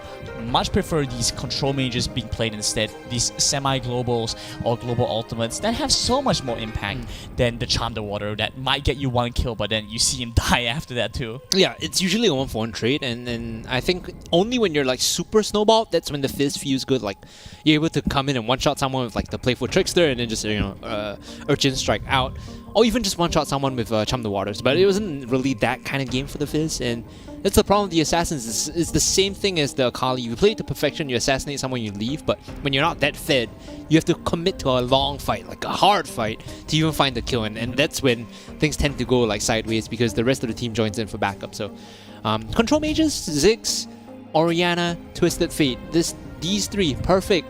Just play any of them, you know. If you really wanted to mix it up, if it's open, Galio, you know. That being said, I'm not that huge of a fan of Orianna. Okay. I think Orianna takes a very specific set of scenarios and situations to really get to an impact level similar to the Ziggs and TF, whereas Ziggs and TF are far more forgiving and much easier to execute. Well, I like if you're gonna be like a team that runs, you know, Olaf, Jarvan, Camille, Orianna works perfect, I think, and you have very good ways to deliver the ball to the team fight. If you're playing junglers like Wukong, maybe not so much to Orianna because then again it gets a bit tricky in how you want to execute the fights, but I get your point. The margin for error missing and not connecting with Command Shockwave definitely does hurt your success rate. It's a big difference because Orianna, a big part of a build and her identity is the Shockwave, whereas TF, you know, you get one blue card. You get a couple of red cards. Yeah, a blue card, a couple of red cards. You get memed on, but it's fine because as long as you pull out the critical gold card, gets the stun off, gets the initiation off, that's what counts. That's what matters. That is true. Same thing for the Ziggs. If you could, you know, you don't want to miss your ult, but it's on a relatively short enough cooldown that you can use it to gather intel, to just do some to clear waves, just do a little bit of chip damage. But the bulk of your kit is being able to throw the bombs from a far distance and being able to siege like effectively. the basic bouncing bomb. Exactly. Right. Okay, Game here we go. Game 3, Akali. A lot of focus on this Akali ban. Don't think it's necessary, despite to be not honest. seeing much Akali being played. Yeah. I think she's in a very weak place right now. You could still play her if you're like very, very good. Like honestly, One trick Akali kind one of trick player, Akali kind of player. Then yeah, you could play it. And I think Leroy does have a pretty decent Akali up his sleeve. It's just Noblesse being a bit more careful with the bans. Camille and Fiora is going to be the next two choices here. Should see Gragas, Lee Sin, and potentially Olaf round this off. Instead, they'll move towards the Galio. Okay. Interesting choice to maybe hover the Olaf for a second. Olaf has been a bit of a pseudo choice pick for some of these teams, but hasn't had the impact that we've been looking towards, and it hasn't been played in that new tech kind of style where it's the unkillable Olaf comp. Instead, just played very traditionally, quite straightforwardly. Don't think that that's necessarily what they want. The Lee Sin ban makes a lot of sense, opens up the Renekton first pick for Noblesse, and takes away a very good jungle choice. Apart from the Xin Zhao that we saw in the very first game, we haven't seen Xin Zhao being played in this set at all. Agreed. I think Xin Zhao, in addition to Rengar, has been highly popular in the past couple of qualifiers or regional qualifiers. And I think should see more of them instead of defaulting to the regular, like Wukong is such a subpar jungler in my opinion. So Ziggs, that final ban, we still have the TF open. TF, Renekton, Gragas. Gragas was left open this time. I think Noblesse should take the Gragas here. I just said Wukong is just like a subpar jungler and I cursed it. Is this something that we're Opposite not day. aware of? Like, are teams actually secretly super Wukong focused or what? No. It's not been played in any other region either. Yeah, it's a little bit strange that we have such an insistence to play Wukong here, and something that was prevalent even throughout summer. It just seems like something that teams are comfortable with, and they're defaulting back to that comfort pick. I even have it on my notes. Wukong is not even on my tier list. So I'm based on all the VN and MY Icon series I've watched, it's not a pick. It's not good. You know, there's tiers of not even being on my tier list, right? There's tiers of this is not even a viable champ. There's tiers of this is so bad that I'm not even gonna think about it. And then there's it's so bad that I'm gonna make a real note about it not being regarded in that pocket. Because there's a lot of stuff that you could talk about, like Fiora jungle, right? Yep. And Fiora jungle is like, okay, this is a bad kind of thing. But you made a special note for the Wukong. I think that's something to take note of. I'm not a fan of this pick. The TF, however, big fan. Combined with the Braum, this opens up 2 style of compositions. You could play a Kai'Sa bot lane gank centric style where you want to snowball the Kai'Sa, or you could play Jinx, leave them on their own island to kind of scale, and then you pick an aggressive Baron laner that wants to snowball. So like a Renekton, Camille is banned out, so I could see this going 2 ways here. Gragas and Lucian. Look, blue 2 and 3, blue 2 picks look just fine to me. Gragas, Lucian, perfectly good composition. They might want to play a Yasuo comp, right? If that makes sense, because if you show this much early priority for Wukong and Gragas, and then you B3 Lucian, you might want a Yasuo mid and then round it off with like a support that can reset the fights. Maybe Janna, you could do Nami as well, like Lucian Nami for your lane, and then you last pick Yasuo. I could see the value of the early Wukong in that case. Beyond that, the early Wukong is just a troll pick to me. How is Yasuo gonna fit in here though? Because I look at this, I look at this comp from Papega, and I see the Ezreal, the TF. I don't see a way for the Yasuo to get to the back. He's just going to be trying to clear out the front and then play for the back, but then he has to. Right. I guess the wind wall kind of does deny them at least. I mean, you're looking at the Cyclone and the explosive cast to set up the last breath. Okay, fair enough. So might be the case if Noblesse pulling out a Yasuo comp, and if this is something they're going to consistently work with, then by all means. But if this is a bit of a cheese pick early, I'm not a big fan. We're still relatively early in the competition. Don't really want to show your hand that much so quickly. They are going to be the ones to go for this next pickup. Thinking about what they could try and go for, we did see them previously play Lucian in the mid lane. Exactly, I was about to say that it's more likely that we will see a Lucian mid against the Twisted Fate, because Cryonics or Kung is someone that likes to play these lane bullies. He played into Ziggs, he played into Twisted Fate, and now we have the Senna. That's will be nice here. Yeah, also will be okay. Farm up, get the Senna to play. You have to play Fasting Senna though. This time. If you play Feasting Senna, I'm gonna be so upset because then the Yasuo doesn't do anything. So, could actually be the case here. But I do wonder what Noblesse is trying to go for. To be honest, I see something like the Rakan probably going to be played with the kind of style that Noblesse have been going for. Okay, Renekton. Interesting. Saves it for last. So there's a lot of flexibility. That's the one thing I'll give Noblesse. There's a lot of flexibility in their composition, right? You look at the roster right now. Who's going to go where?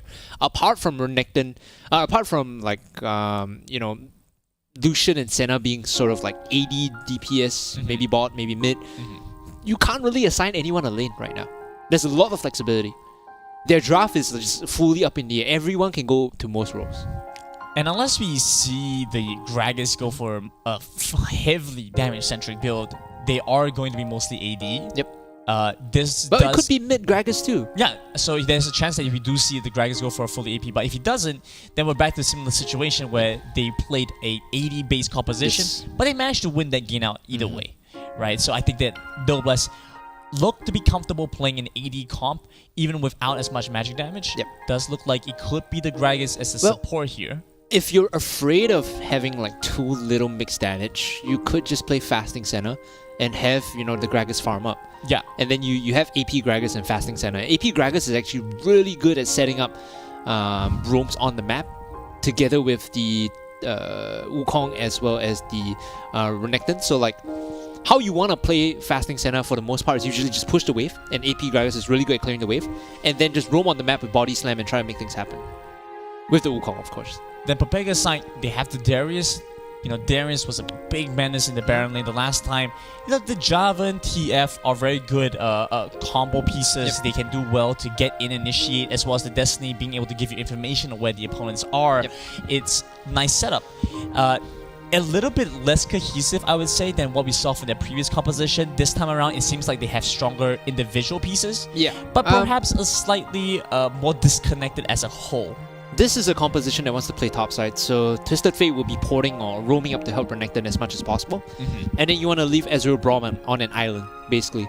It's really hard to kill Ezreal Braum because of the Pew as well as the disengage that they have. Anyone jumping in this case Gragas, like you tag him once with the auto from Braum, Q auto again, and Ezreal tags him with a Mystic Shot, he's stunned, right? And then you just disengage. So it's a really safe bot lane, and what you do here is then just allow for your jungler to help Twisted Fate push out and then dive topside to get the Renekton going. So they have to focus a lot on trying to get the Darius ahead, put some pressure there, which was something that we missed out on last game. In fact, even in game 1. Get the Darius up against the Renekton going well. Yeah, they generally don't really focus very much on these early ganks. Instead, they put some pressure around getting the double Scuttle Crab and then converting to the Dragon, which is understandable. You know, you have a very short window, very little time to get everything done, but there is this very small amount of time that you can kind of squeeze out. It's like trying to squeeze water out of a stone. It's difficult.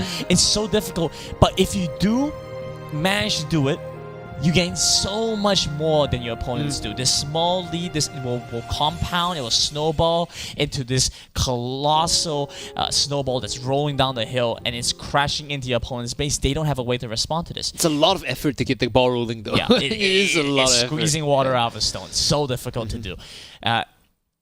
Last game between these two teams, we saw no Renekton in our second game, unfortunately. Still kind of salty about that one, but okay. Yeah. But we're finally going back into this one, and composition's looking incredibly solid from both sides as they jump in to try and take this win. Winner of this one will be moving into our next set.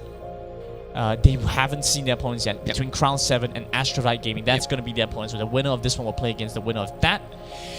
As well as our next set, we'll be viewing those as well later on in the day. We have Crown 7 Esports and Astrodite coming up next, and Team OK versus Renatus as our last BO3 before we go into our BO1s. As here we go! Into the Rift, it's no less than Pobega 1-1. The scoreline is dead even. Both teams want to get this last win to secure their spot in the upper bracket games for tomorrow as well. Noblesse actually got the push down early. This allows for Chingy to rotate out early, collect the EXP, and Kung is actually getting some decent chunk onto Pepega.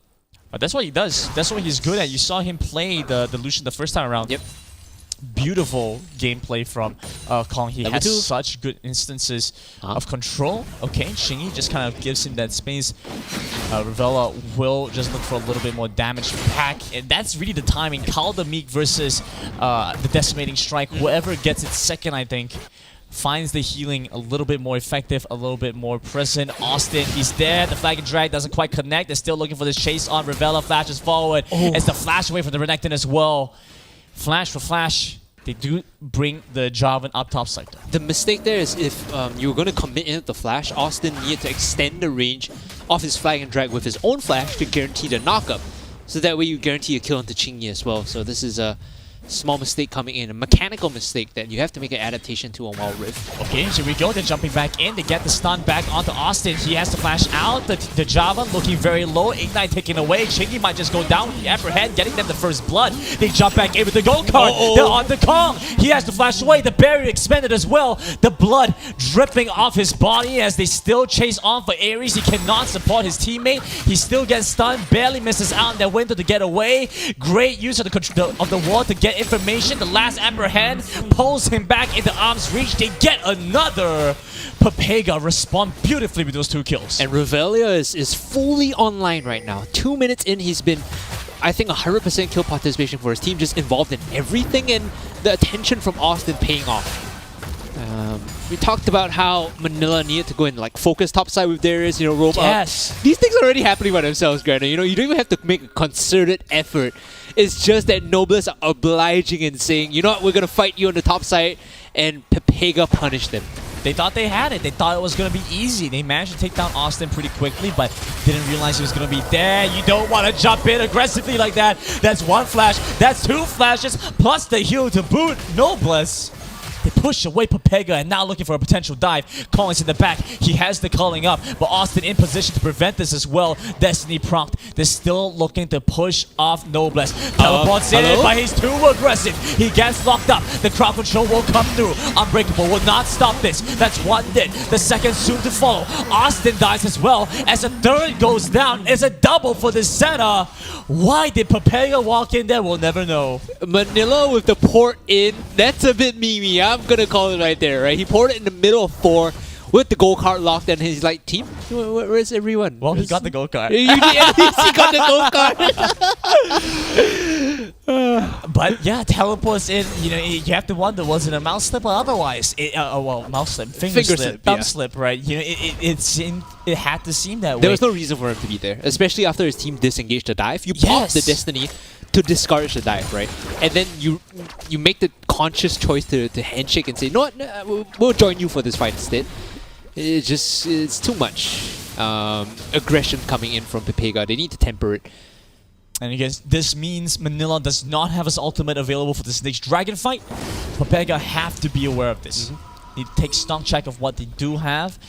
Destiny, as much as it may not seem to have a direct impact on the fights, gives so much more information. Well, allows you to reposition and close out some good spots to take, especially as Dragon started up for Pepega. Eris isn't here. They can burst this right here. They should be able to take this one quite quickly. I'm not sure if they know where the Wukong is. Calling going to be used to buy some time as the Wukong jumps in. They're looking for the steal. They get it. They take it away. Austin is immediately dead. Revelia has to flash away. Uses both his summoner spells. Instead, Manila gets taken down. Pepega, they don't get the dragon. They don't get the kills. They lose out big time on this exchange. They leave the fight with absolutely nothing, and they might just lose mid-tier 1 as well. Wave pushing in is immediately picked up, and they're unable to really collapse on this, but I think the issue there, Pepega, was that they weren't decisive enough, right? There was a timing there when we saw on the map. Of course, we have like this god mode of vision. We can tell when Eris isn't there. They were a bit too hesitant to burn down the dragon, and Noblesse came in at the right time to contest the 50-50. Eris was able to get the steal, and then the dawning shadow from JW. He hits on the 5 people. That turns the tides of the fight. Absolutely. And especially when they line up in that tight space. Not only do you get the damage, you also get the shields. It's game-changing, and it's been so good for Noblesse so far. JW has really managed to hit his stride in this game throughout. A big part of this has also been dying, and we did wonder, was he going to go damage? Was he going to have what it took to provide the additional AP for his team? And the answer is going to be yes. The Electrocute, the Ignite, now the Haunting Guise has meant a phenomenal amount of damage for this team. Looking like a fight breaking down towards the Dragon Lane. Revelia finally pulls ahead, takes down Shingy. It was a 1-1 versus 1. Did see a little bit of help from Manila towards the end there, but I think he poured it in a little bit too late to make too much of a difference. They do manage to get that Raphael spawning up now, so they have a bit of a numbers advantage, but Shingy's just going to make his way right over. All Pepega have to do is just stall this, right? Revelia joining the fight is going to mean a lot more than Shingy joining the fight, so just wait for the Darius to arrive and then fight this here. They need to go right now. Gold card being charged up. Shingy just going to start walking in. They're still looking for this fight, perhaps. They do manage to get some stun damage across. Cataclysm going to come in.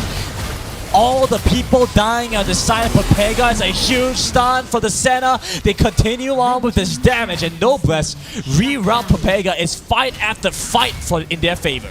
They got choked there in that tri-brush, and they got caught by the stun coming in from the center, and that's the real difficult part of pushing in. I thought they were going to use the blast code over the wall, but they take the long way around Grandin, and they lose mid-tier 1 and top Baron tier 1 as well. Instant use of the Rift Herald. Pepega, they need to be more careful about how they choose these fights and how they enter these angles. This has been a game narrated by the mid lane as well as the jungle on the side of Noblesse. They've been in such good control throughout. Of course, JW has had impactful moments on his center, hitting his stride at the right times. But for the most part, I have to give a lot of credit over to Ares and Kong so far for being able to provide the pressure and be in position early enough to take control. Next dragon going to spawn is the Inferno, and we see how Pepega play when it comes down to Inferno Drakes. They're always on the aggression, always looking for the kills to set things up. They managed to force a decent away amount from Kong. It's flash from Flash, but it's a big one from this Darius. Darius, without his flash, loses a lot of re-engage. Dai gets some decent damage back onto the Braum, but things will just end there.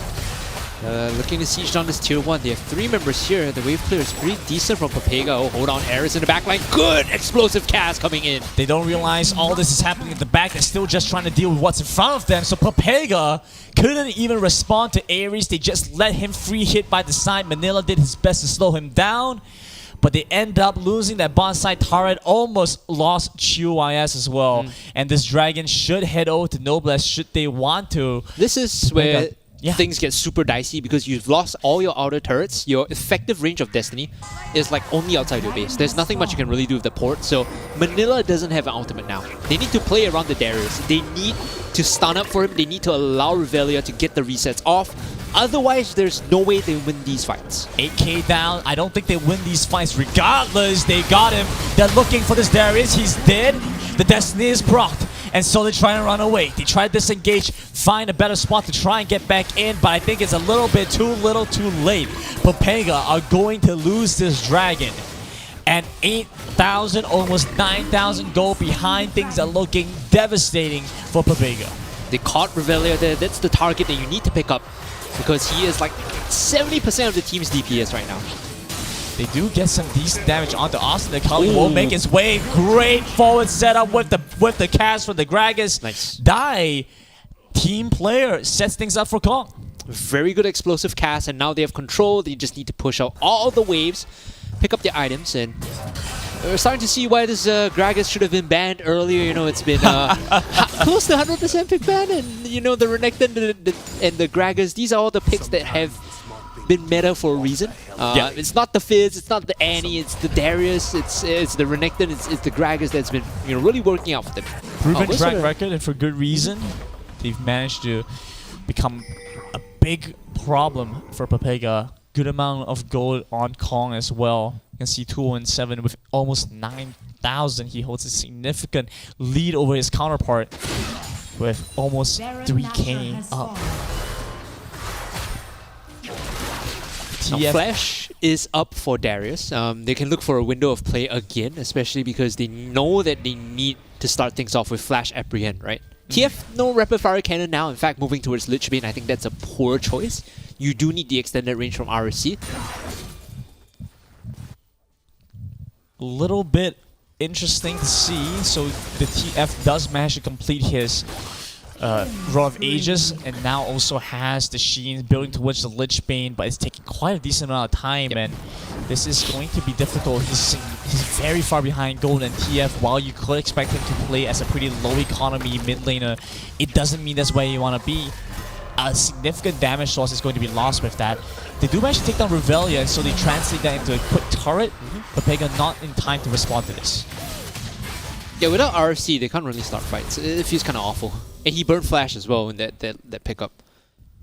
Right, not having RC, it's very little that you can do with the gold card, and then with Senna scaling up as well, finally we see a setup with the stacks that you want. The range is definitely there. I'm inclined to call time of death soon. Like, it's 11.5 minutes, but I'm inclined to call time of death soon. Well, it's 13k gold difference. That's about where we usually expect things to be when we start calling it. Very difficult for Papega to try and claw back, especially since they don't necessarily have a comp that scales as well as in Noblesse in these situations. And every game, there's always been an out for Papega because they consistently are the ones to get the dragon. And so they always have this Elder Drake kind of win game potential because once they get that, they stack it together with the 3 Drakes they usually have. They always have some form of potential to play this late game. Or like get the Baron, you know, and then they kind of end up losing 5, but the idea is that they do have some level of objective control that allows them late game insurance. It's not there this time. Yeah. So you just see Noblesse walking by, and they look like they managed to spot out Revelia once again. He's just going to lose a decent amount of his HP right off the get-go. Looking pretty low. JW over by the back. The Kali will come through. It's going to be the Wukong that secures the kill as they jump back in on the Java. Java looking low. Loses a lot of his HP. Manila has to flash away. Decent damage out from Dai. They're still chasing forward. Chingy cannot convert that into more, but instead they kill 2 critical pieces on the side of Papega. So they're going to move towards the Baron now, and this should be an easy pickup for this team. They have Senna here, so the heal is just going to keep them all topped up while this Baron goes down, and Reset from Pepega means they cannot contest this. Like you said, nice and easy for Noblesse. And another soul in the pocket of JW. He's at 40, bordering on 50 now, if I'm not wrong. And also has the rapid fire cannon, so he's feeling very good. Yep, 48 right now. It's slow going, but he's still fulfilling his duties, right? He knows what he needs to do. Not trying to force the game win in any case. Noblesse are taking it nice and slow. They know they have the lead. They know they're still continuing to build that lead. So no reason to take fights they don't have to. Dragon is within the sights of Noblesse, but they're going to give that one up for now. Instead, focusing towards the mid lane. You did see the upper hand connect onto Ares' clone. But they're walking by the side, holding on this gold card, but it doesn't mean anything. They're getting shoved on the turret. The mid lane hip looking pretty low. They dash forward the rocket bow. Plus, the culling just taking them down. They cannot get anything done. Mid side broken open. And JW keeps them topped up, keeps them healthy. They rinse and repeat that down towards the bot side. The response is even worse this time. Pepega give this one up for free. And now they can go towards the dragon. They can go towards the dragon. They can go towards the Baron lane, but they're just going to camp out for Pepega. Wait for them to make a misstep. This cannot be happening. They jump in on him. They're taking him down. The lockdown is there. Austin tries his best to stall things out with the Cataclysm in the back, but it will not be enough. Noblesse destroy Pepega right at the doorstep of their own base. The classic Fnatic ambush, and now they're going to close this out. They escort the waves in through mid and bot, and this should be game grand. And the culling to finish it all off, and the Nexus to fall. Noblesse will take this 2-1. And we've talked so much about how Noblesse is a team looking to try and establish themselves, to prove their mettle as one of the top teams in Singapore. Dropping to the lower brackets would definitely not look good for them.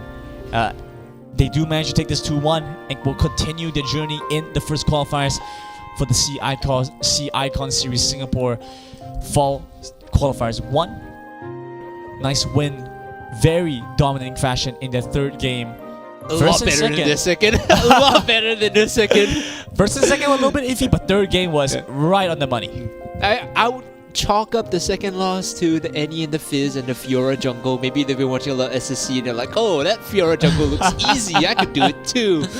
And just turns out that you need a lot more coordination as a team to really make it work. Let's take a quick look at the highlights and the plays that made these wins possible for Noblesse to finally close out a 2-1 win.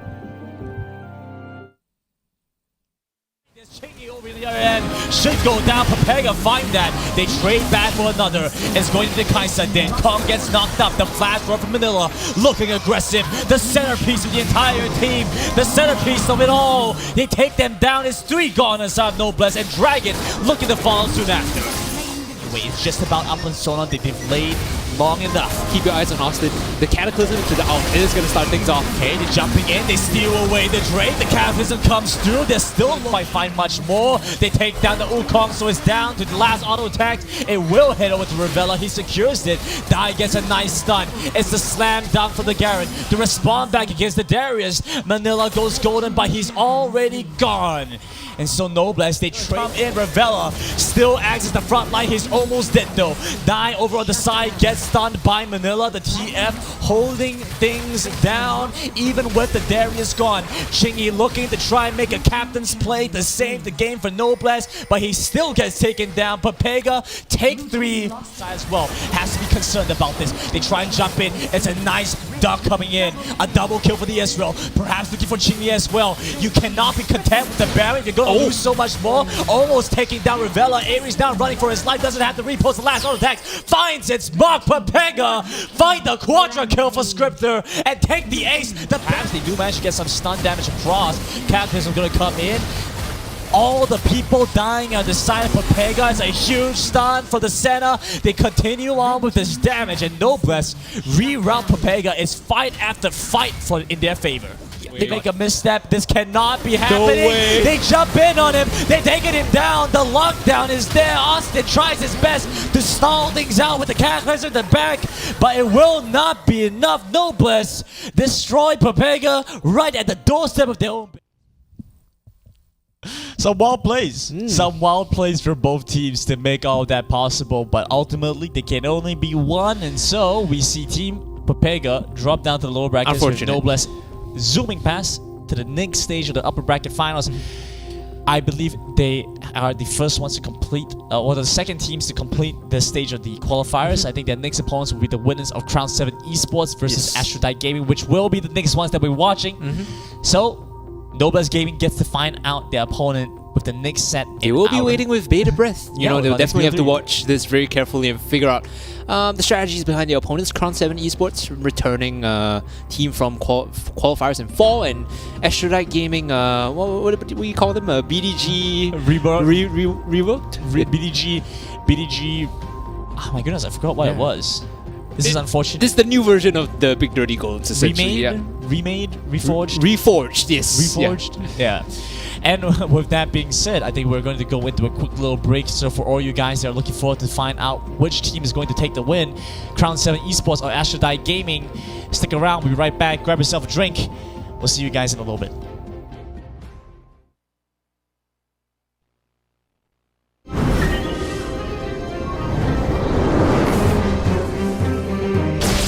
Come on, you! Let's dance! I'm on it, Black Shoe! Time to strike! You think you can outshoot me? Captain Chemo on duty!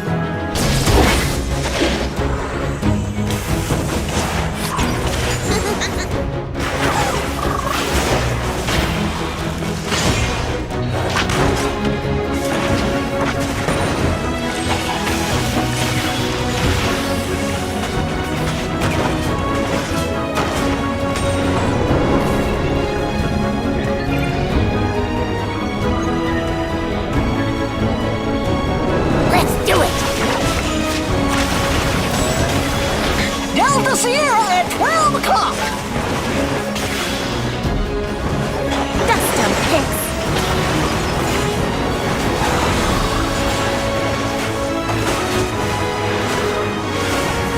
Nothing a little gunpowder won't fix.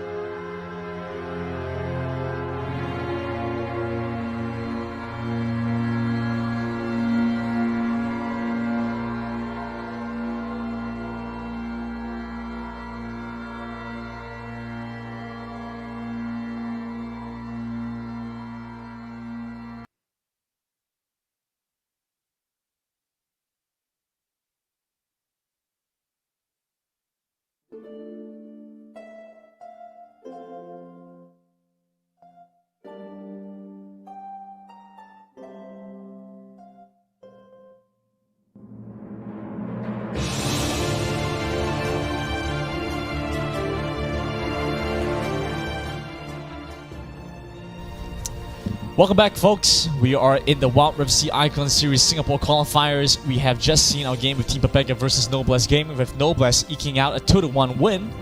Crown 7 Esports and Astrodyne Gaming will be our next BO3, and our last BO3 will be Team OK versus Renatus as we take a look at our lower bracket at the end of the day. After that, I'm Giminison, and with me is HungryCast as we take a look at our next set. It's been an interesting day so far. We saw 16 teams play it out. We've finished, what, 2 sets so far.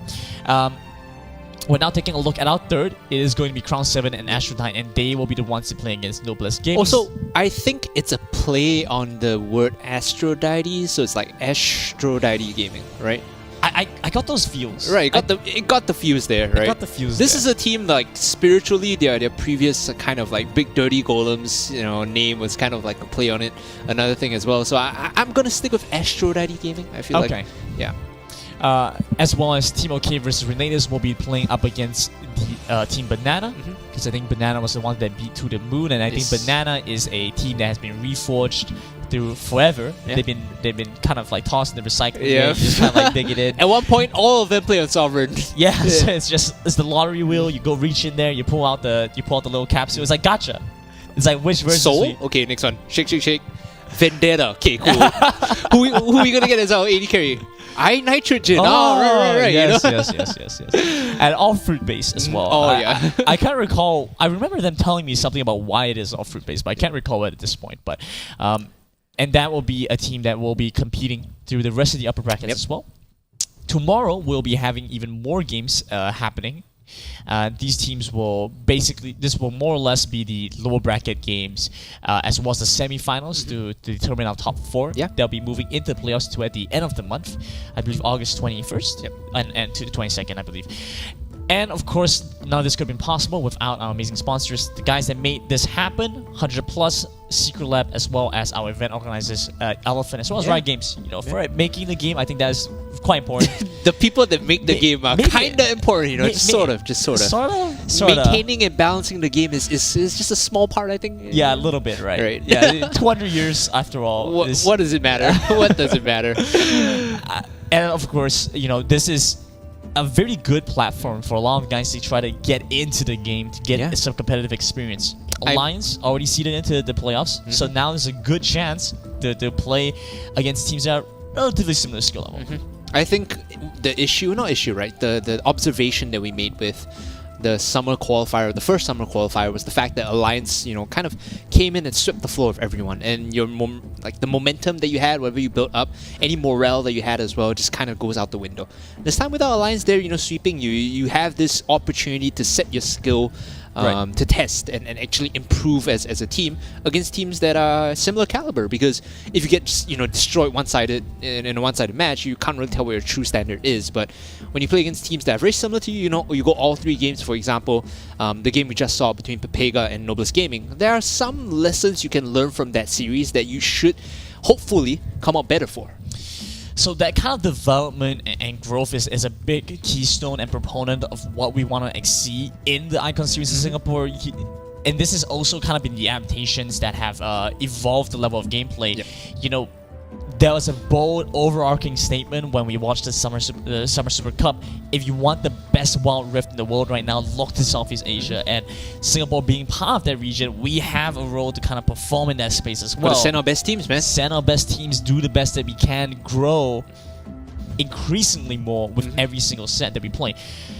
If we're going to look towards the focus right now, I think a lot of teams have been increasing their ability to play cross map, to be able to direct and coordinate their fights. After that, they also have to focus a lot on understanding the meta and understanding what's priority. I think the two big improvements that we've seen is firstly, in the most obvious, macro play. Understanding how to answer macro play with macro play, and not just, you know, kind of like stand lost in the center of the map, not doing anything. The second thing that I've noticed teams have improved a lot on is draft. Teams have like really understood, okay, if this is the matchup we want to take, how do we flex this? How do we compensate? How do we leverage on our strength in this matchup? And this is very visible in the Renekton Twisted Fate pairing that we've seen so much today. That is an example of leveraging a strong solo laner with a mid laner that has the kind of capability of snowballing you. So getting the Twisted Fate Renekton has been a very big win condition. We've occasionally seen the Darius pulled out as a potential counter, Camille as well. You know, we've kind of brought in some of the ideas here. And this is different from Summer, because in Summer it was very linear, very straightforward. If we talked about these things, it's immediately what we're going to see, right? Whereas this time around, it's not so straightforward. Yep. You can get rid of the target bans here. You can get rid of the Camille, the Gragas, and then the Darius. And then you still have options like the Renekton available. More importantly, the addition of the third ban has opened up the game a bit more strategically, because in the past, and we were kind of joking about this, with only 2 bans on each side, at least 1 or 2 of the quote-unquote OP picks would have been let through, and it's just matching and seeing who kind of everything's OP, then nothing really is. Exactly, right? You kind of just see who makes best use of their OP draft. In this case, you can target ban, you can form a draft according to what you want to ban out, and I think that opens up, like I said, a lot more strategy for teams coming in. Our into picks and bans now: Crown 7 on the blue side, Aphrodite on the red side. No Renekton ban just yet, but Galio Camille will be removed by Aphrodite, Lee Sin Darius. So I want to see the Gragas take it away here for Crown 7. That would leave the Renekton open for them on B1, but instead they're going to be removing the Lucian, and rightly so. I think Lucian is one of the few picks that can potentially go up against the Renekton in the solo lane and still leverage the matchup well. When you do pick up Blade of the Ruin King and one Executioner's Calling, you just kind of cut all the sustain that he has and you're able to deal with him in a long lane. Untested in this competition so far, but I'll take your word for it that it works. Oh, you know, sure. It works in solo queue. In like League of Legends PC, sure. Right? Yeah. We haven't really seen it all that much in other competitions too. We have seen it occasionally being playing the Baron lane. Yeah, so, in Vietnam it has been playing the Baron lane. I haven't managed to catch a game specifically against Renekton. It was into Camille, if I'm not wrong. Yeah, but it does decently in Camille. Of course, Camille, once you get the lockdown, it's a little bit scary. It did do decently well against the Camille and puts a lot of pressure on that champion. As we take a look at the first picks, it's going to be the Kai'Sa and a Gragas. Gragas makes a lot more sense here. The Kai'Sa, it seems a little bit forcing from Crown 7. I don't think the Kai'Sa priority in this patch is that high. You can pick her on the 4th or 5th rotation. In fact, what I would have liked to see is a lot more focus, like I said, on the Renekton or even the Ziggs. If you open with a B1 Ziggs, I would have been fine with it, because then you can flex the Ziggs between mid and Dragon Lane and still open up your composition a bit more, right? Aphrodite, on the other hand, they show all their cards immediately. They want control. They're lacking in damage now between the Gragas and the Vi, but they want control. They want the ability to lock down this Vi, and we should see their composition be filled out with, you know, ways to execute the target that they lock down. It does seem like a little bit of a disconnect, however, because Gragas and Vi, you have the explosive cast, and then you have the Vi who's also trying to get in. I feel like you could run the risk of separating your Vi from the team, or not necessarily setting up the way that you would otherwise like. So the remaining picks are going to be very monumental. Crown 7 with the Malphite, as well as the Janna Hover. Possible Yasuo composition. You know, the Malphite, to me, often feels like a champion that players kind of ignore, because it seems almost like you're saying this, I don't have the means to play something better. But I don't think that's the case. Right, it's an ego flex to play like the Fiora, the Riven, the Aurelia. Exactly, but sometimes you just gotta play for a simple, strong matchup that works, that provides a lot of team fighting potential for your team. And there we go. You know, Malphite's gonna go for it. I'm reminded of a joke, like in a band, everyone wants to play like the lead guitar. Yeah. Nobody wants to play tambourine, right? Sometimes you just gotta play tambourine, man. That's true, and the good tambourine play will be heard throughout. Yeah. You know, it adds that vibe to it. They're going to respond with the Orianna. Good ball delivery system so far with the Vine. Pair that together, they have something decent in their midst, but this does feel like a composition very reminiscent of the depths of the summer split. Yes. it seems very similar to what we saw during the group stages of summer, where a lot of focus was on the Corki and the Oriana likes, especially from the Taiwanese teams. It did show its weaknesses a little bit to more aggressive compositions, which I think is what Crown 7 has been drafting towards. Crown 7 now a lot of physical damage. The Diana is going to provide or supplement the mixed damage coming in, but it's very unidirectional in the sense that like there's only one way Crown 7 wants to go. It's go in, it's knock them up, one-shot them with either the Diana or the Rengar and make Aphrodite kind of pay for drafting this very greedy composition. The last pick, Nami, here provides some puke, some safety, some lane dominance, but if they're unable to deflect the initial onslaught, they will lose the fight. If you're able to peel back and maybe only lose the Gragas, you can actually re-engage with the Oriana. It's not too bad. Yeah, at least with the Oriana giving them that little bit of re-engage, they could still try to make a slash stand in a lot of the situations, but as a composition that is seemingly quite reliant on their ultimates, I feel like they do run the risk of being caught in those positions. A fight towards the dragon early on, they might be able to get the first win, but then they come back and they get swept because they overcommit and try and stick and hold on to it despite not having their critical spells. Speaking of critical spells, at least Corki isn't gated by ultimate timers. The same is true for Rengar as well. Your ultimate is a powerful tool for picking people off, but you just need proper setup around bushes in order to like really maximize the potential of the Rengar. Both sides have like big ticket ultimates that they need to be very careful with. Unstoppable Force for one, Command Shockwave for the other. So it's about playing around timing, playing around your power strengths and power levels and specific item timings and how you want to conduct your team fights, right? Your first dragon, like you said, is going to be very important. I could see a world where the Corki team does not need to expend a lot of ultimates because they have the package and they have like their items in already, like maybe a Triforce, and they just fight with rockets and package. You don't even have to use anything, right? And you take a look towards the Baron lane as well. While the mid lane is having all that happen, I have to be a little bit concerned towards the Malphite, because the Malphite doesn't do all that much by himself. He's going to be mainly reliant on his team to get something happening, and this gives a lot of free space over to the side lanes to split push, and I don't quite see a good responder for that. It is a Malphite into Gragas, so it's kind of a wet noodle fight. Both of these top Baron laners will be looking to do about the same thing, right? Just pick up their items and then TP in and hopefully impact the team fight for their respective rosters. I feel like Malphite does have the slightly more resilient edge. I don't want to say like I can't say kill potential, right? Because no one's gonna kill each other, but more resilient edge, right? He's a little bit more resilient in the lane just because of the shield as well as his ability to just push it out naturally. It's just like the slight difference. Is the shield from Malphite stronger or the slight heal from Gragas stronger? It's so annoying. It's like both sides are just sustaining the entire time through. It's not a sword fight. It's like two guys with big shields running at each other and seeing who shield breaks first, right? And so like anticlimactic, but that's what this Baron lane is going to be like. Yeah, exactly. And so when you have this kind of focus on just trying to survive, sustain longer, you're kind of playing to get into the mid game faster, which is not exactly what I'm looking to see, to be honest.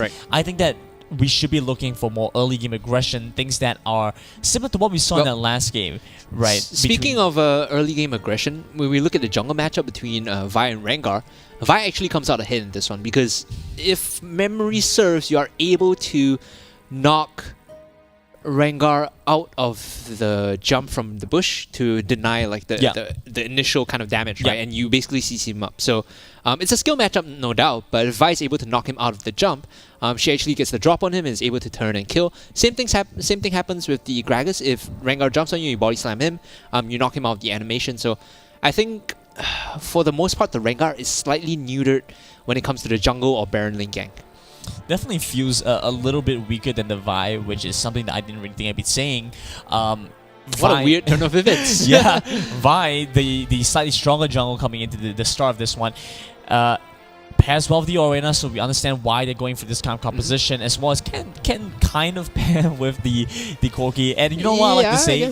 Oriana is basically budget Diana, because you drop the armor yourself, you flash it. Let me hold you there, man. Let me hold you there. Considering Diana and Oriana are both in this game, I think they are. She's not so much the budget Diana. She trades that offensive dive potential and provides a lot more utility for her team. Well, she can do it herself too. She can do it herself too, right? Yeah.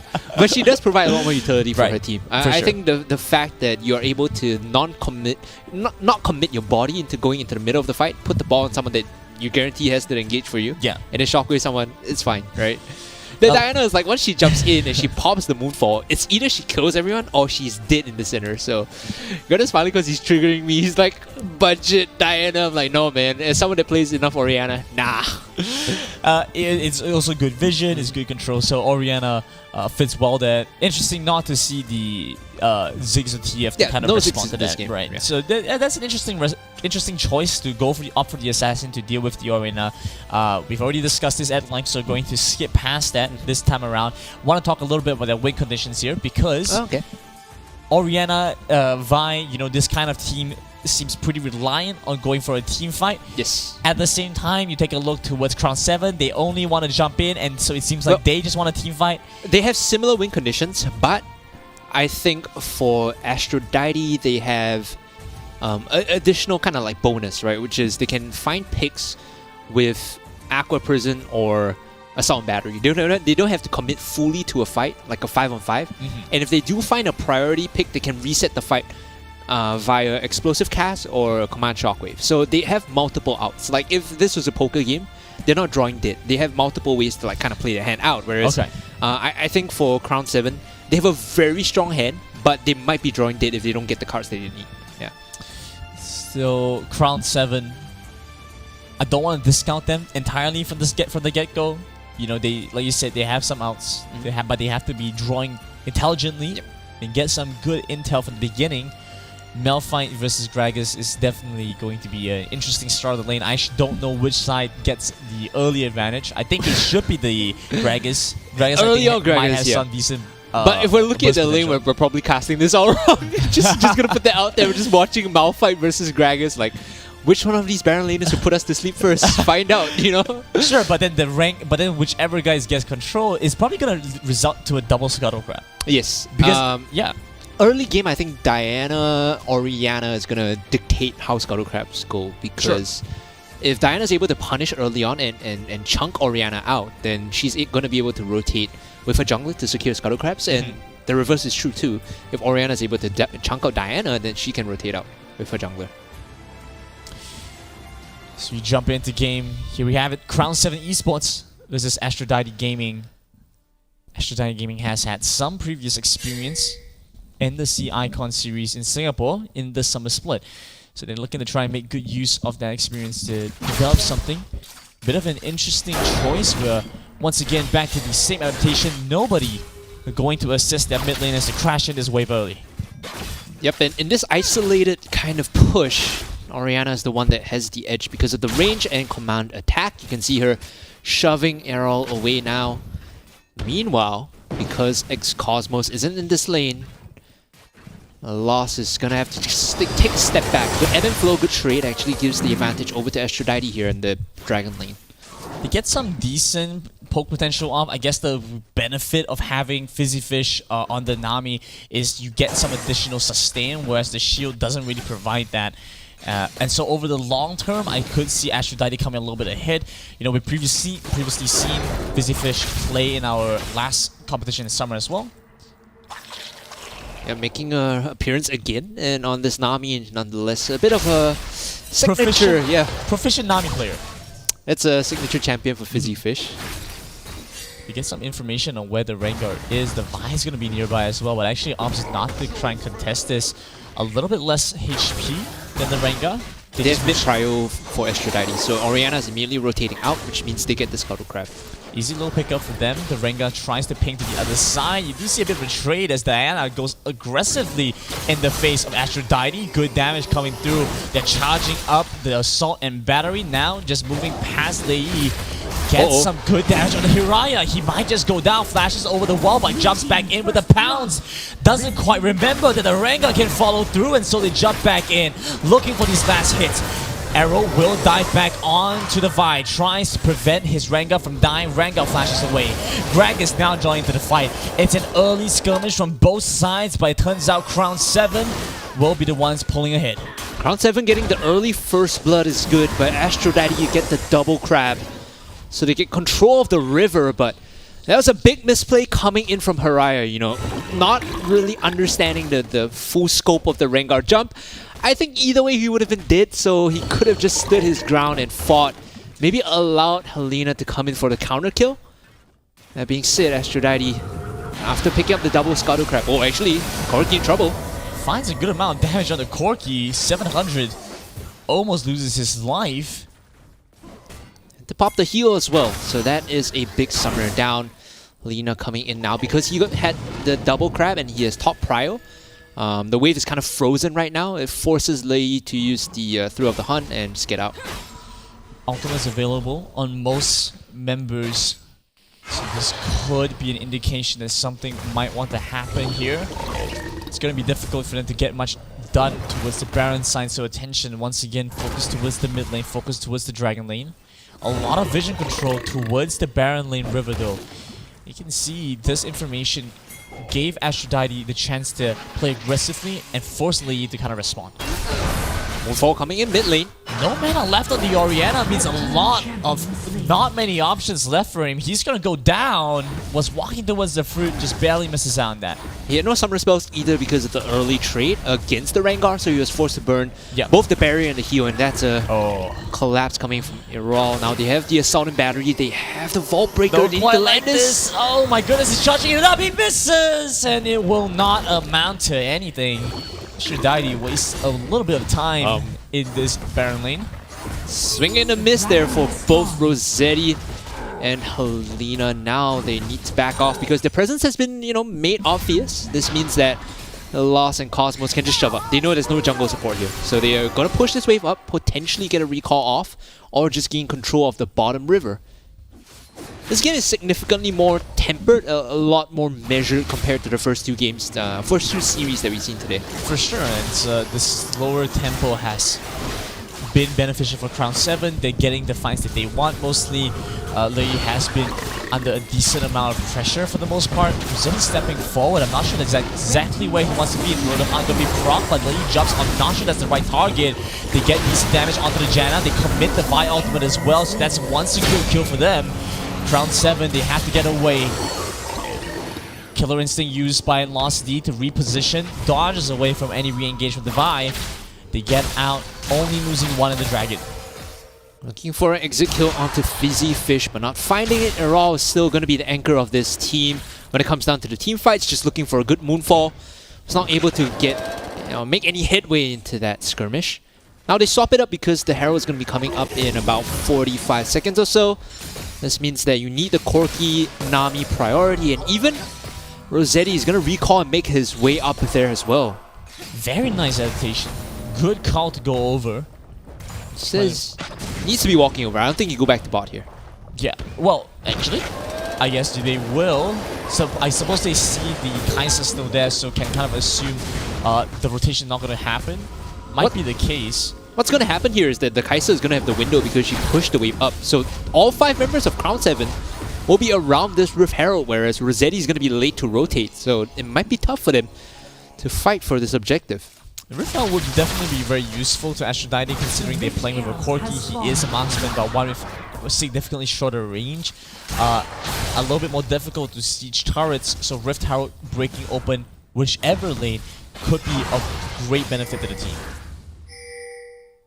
5 members from Aphrodite on top here. They're actually leashing it to the wall. This is really smart. So what they did was they aggroed it and they pulled it to the wall because they know that Vi has the Vault Breaker to get across. So she's going to secure it, and now the fight's going to break out. They get it. The Thrill of the Hunt going to be popped, but it doesn't mean anything because Aphrodite has that number.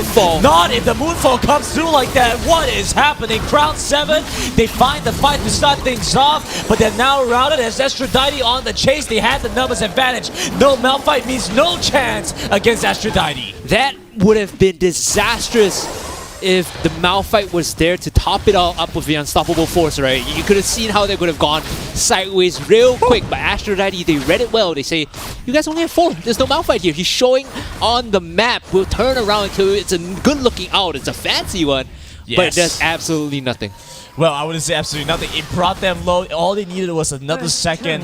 The knockups would have made all the difference. They get the Rift Herald as well as the mid turret. This should mean quite a decent amount for them. A fair bit of change. They're up about 3,000. And they can continue to build a lead as they use the Rift Herald. The next dragon spawning up pretty soon. Means they just need to play around the Drake.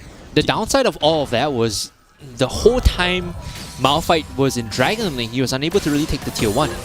And they get nothing for that, right? They lose so many members, they lose the Rift Herald, but they don't even get a single structure in return. It's the worst trade deals in the history of trade deals. Just Malphite things. You don't really have that split push threat, the split push potential. They're gonna walk in on the Malphite. He just pods out, no fear whatsoever. Lei gonna be by the side. Helena gets caught in a bad spot, uses the blast cone, but it doesn't get him away. Instead, he's taking quite a bit of damage, unloading a full rack against him. Helena now jumps back in, willing to sacrifice his life. Big The shockwave taking down, but they've already found 2. They get the 3-man knockup, but it's too little, too late. They still should end up losing the Kai'Sa. Still trying to trade back on Fuzzy Fish, but his Nami will provide the damage. He kicks him down. 3 dead on Crown 7. Aphrodite looking strong. The start of that fight, Helena was tanking through so much, and the reason for that was because A, she has Aftershock, and B, Gargoyles Enchantment. So she was tanking through like 3-4 people's worth of damage. By the time all of the spells were down, Aphrodite are able to make the call, hey, I'm going back in. Assault and Battery into the Shockwave allows them to clean up their fight, and now they have full control of this game. 9 minutes in, they're up 4,000 gold. They're going to pick up this Ocean Dragon as well, and then use the Rift Herald to crack the bot tier 1. Will the hunt available? So Rengar could potentially look to try and steal this Drake away. He won't do it. It's too risky. They escort the Rift Herald down to the bomb side now. Gets the charge off. They're still perhaps looking for this Malphite. Decide against it. It's a little bit too much to commit for. Fizzy Fish in the mid side, holding the turret on his own. Rossetti continues to hold Diana, prevent Diana from assisting the team. You saw how impactful Diana is in these team fights without him. They're losing a lot here. They're going for this. Wow, focus onto the Malphite. Shredded, he's deleted. The mixed damage from the Corki, too difficult to itemize against in the early game. 10 minutes in, they've broken open another turret. It's not just the mixed damage too, it's the Gatling Gun shredding resistances because of how long he's kept in place between Assault and Battery, Vault Breaker, and Shockwave.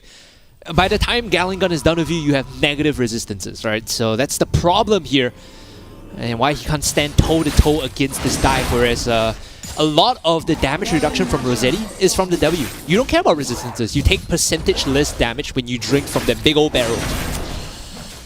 Baron spawns up and it's the Infernal coming in as well. 2 massive objectives for both teams. You have to be a little bit concerned with how things are going to pan out for both sides. Crown 7 and Aphrodite. They're playing towards a pretty straightforward game for now. This Baron up. Do see Rossetti positioning towards the bomb side, maybe trying to hold the Diana once again. The dive might be happening. Hiraya catches off Z69. And Zed is just going to back away from this. Lei coming in, he tries to jump on the Orianna, the flash away. You still see Helena sticking onto the turret. The Shockwave connects onto 2. They get the knockup. The Unstoppable Force might be able to take down the Ori. He's losing a lot of health quickly. Lei still trades back. They manage to finally find it.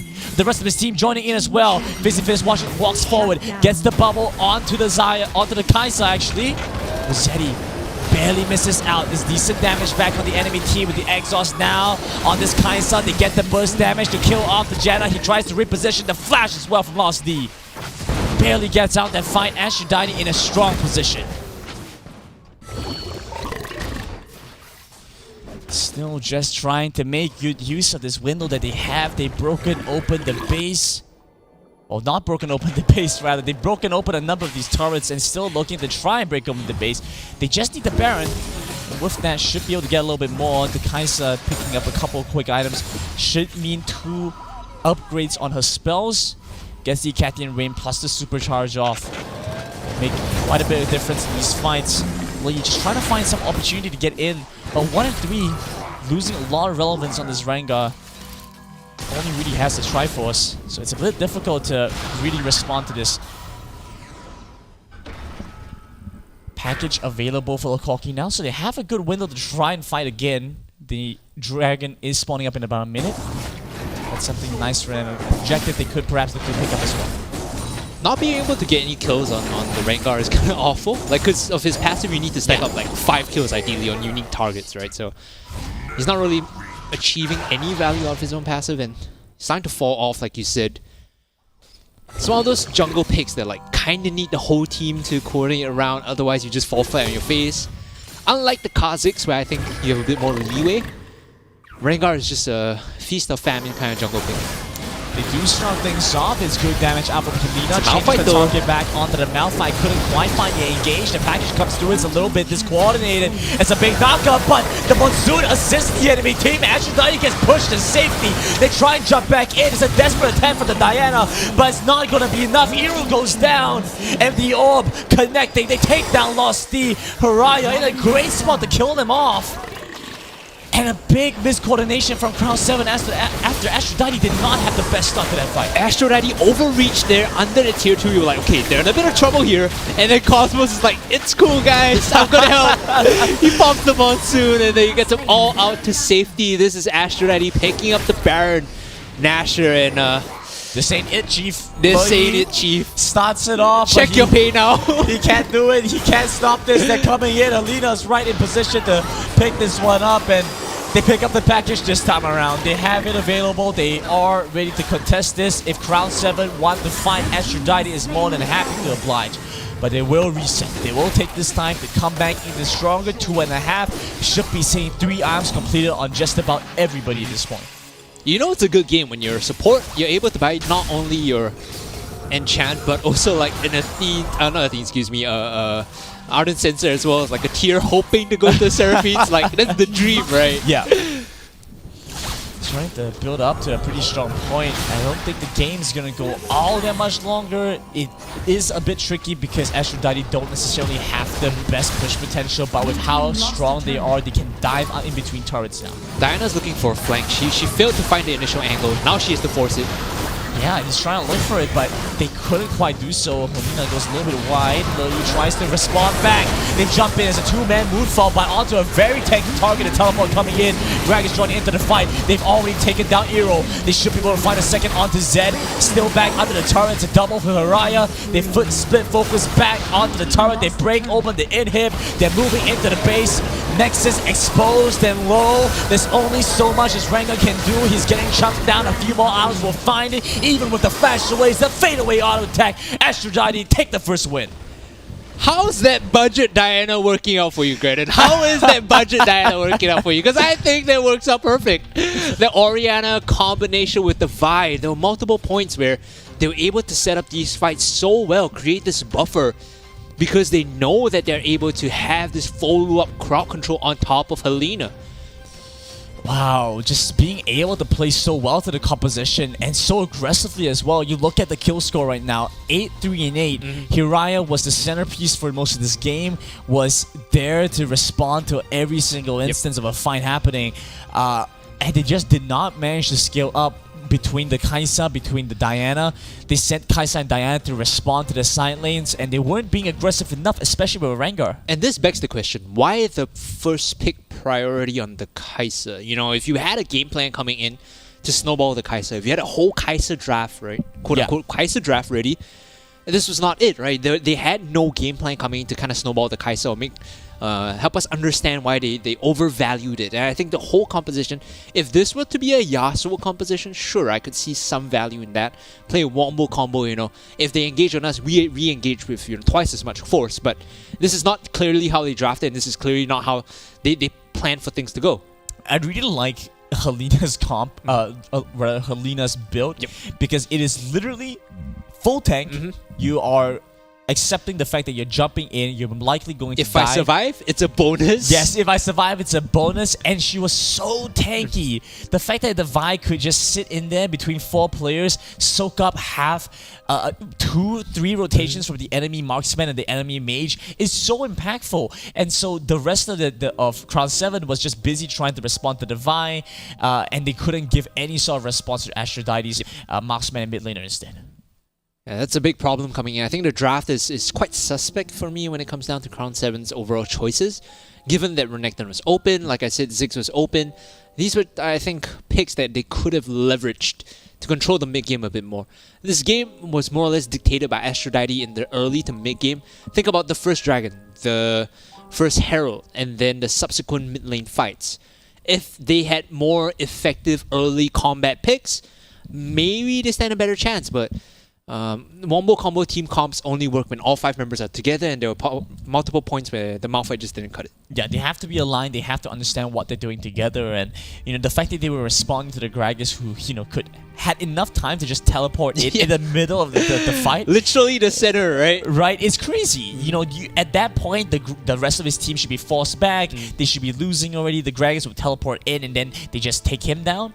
The fact that he could just do that showed kind of what ended up happening, where the Gragas was getting control of the side lane. He was able to split push in a sense because Gragas not really. I mean, he was pushing the wave, and he was split off. So ergo, he was split pushing. Right? But then they sent the Diana, a critical piece to their composition to deal with this Gragas, and so I kind of can see why they had this issue, why they felt this problem. In fact, at that point, maybe it's time to just send the Rengar to deal with the Gragas for a little bit and have a better team fight potential, right? He's probably still going to get bodied. Yeah, he probably is. He's probably going to get bodied at the end. A bit unfortunate, I think. Just overall, draft priorities have to be rearranged here for the side of Crown 7. As far as AD carries go, I think Kai'Sa has fallen off the list in terms of strength now.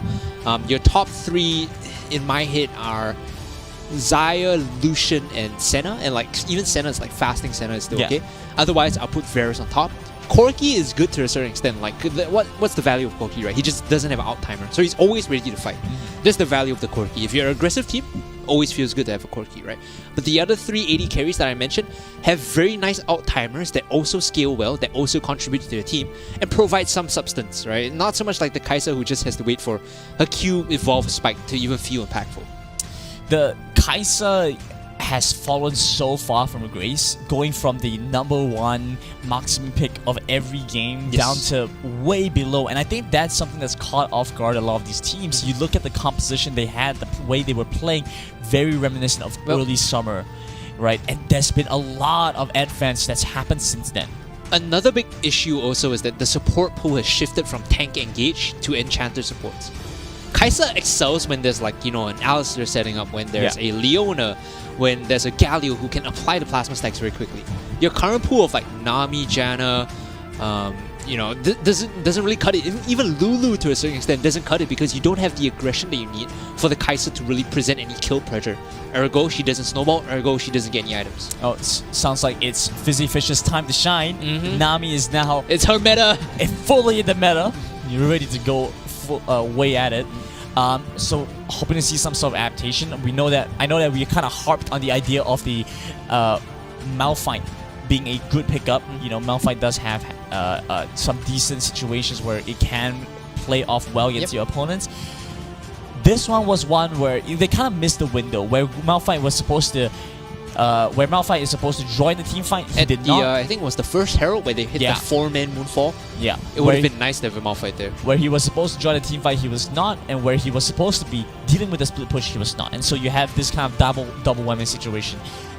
Didn't pan out well for them. So let's see how things are going to go this time.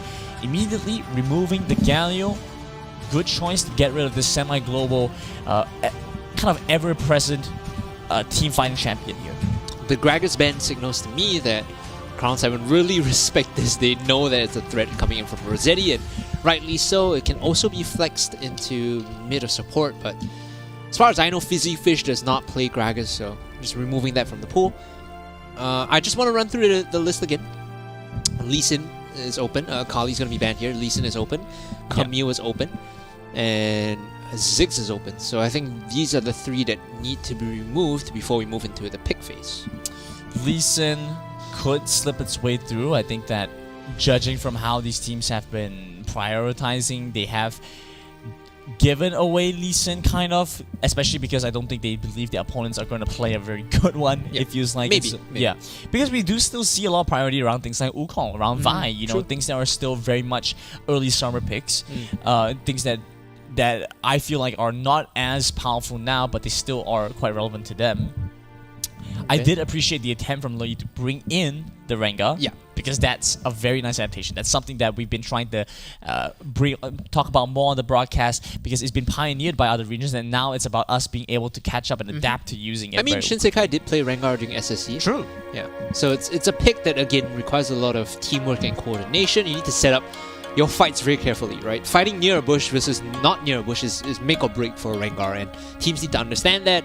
At the lower tier, maybe they don't, and it's a bit tough because they're still kind of working on trying to find their finesse, right?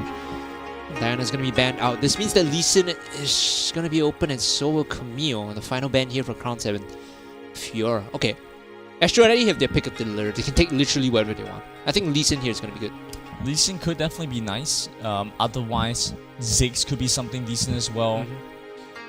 They could even go. I think TF could be a second tier pick, Either round you pick. do Camille, Ziggs, or just Lee Sin early first, and then kind of draft around that. So if they want Camille, it should signal that they want Ziggs as well. And so it's down to Crown 7 to respond by maybe taking that Ziggs away. I think Lee Sin could also pair very nicely with that, especially with how well it can deal with the Camille potentially with the Hextech Ultimatum. Just kick her out. Just kick her out. And so having that option, now let's see whether they're comfortable playing it. You know, it does demand a certain level of skill expression to be able to effectively use it. If they do Kai'Sa again, I'll be pretty upset. Like, not gonna lie.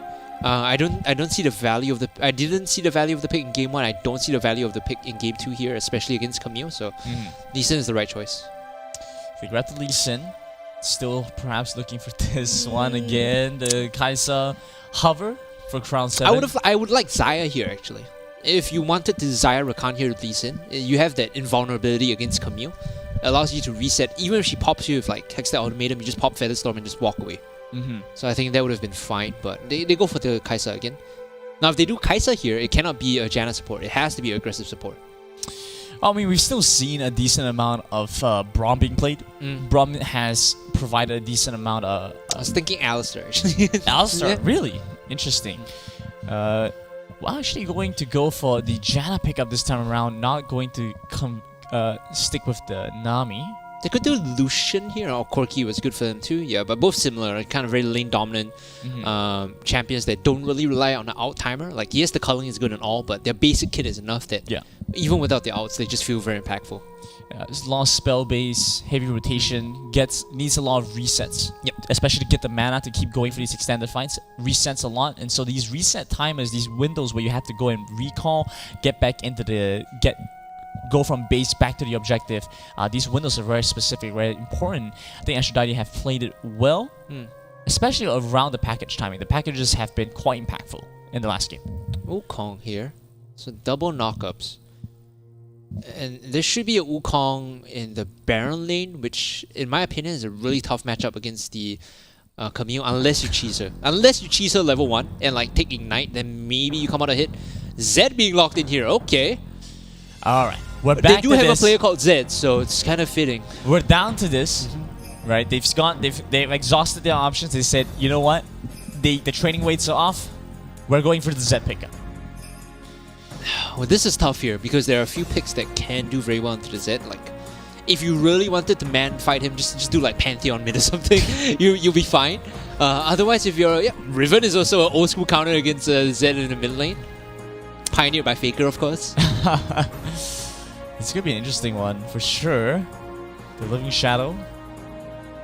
I haven't seen very much of this, but this is something similar to when we questioned the Katarina pick. We saw Katarina being played before, and we kind of questioned it a little bit. Wondered whether it was going to be good or not. Any mid, okay.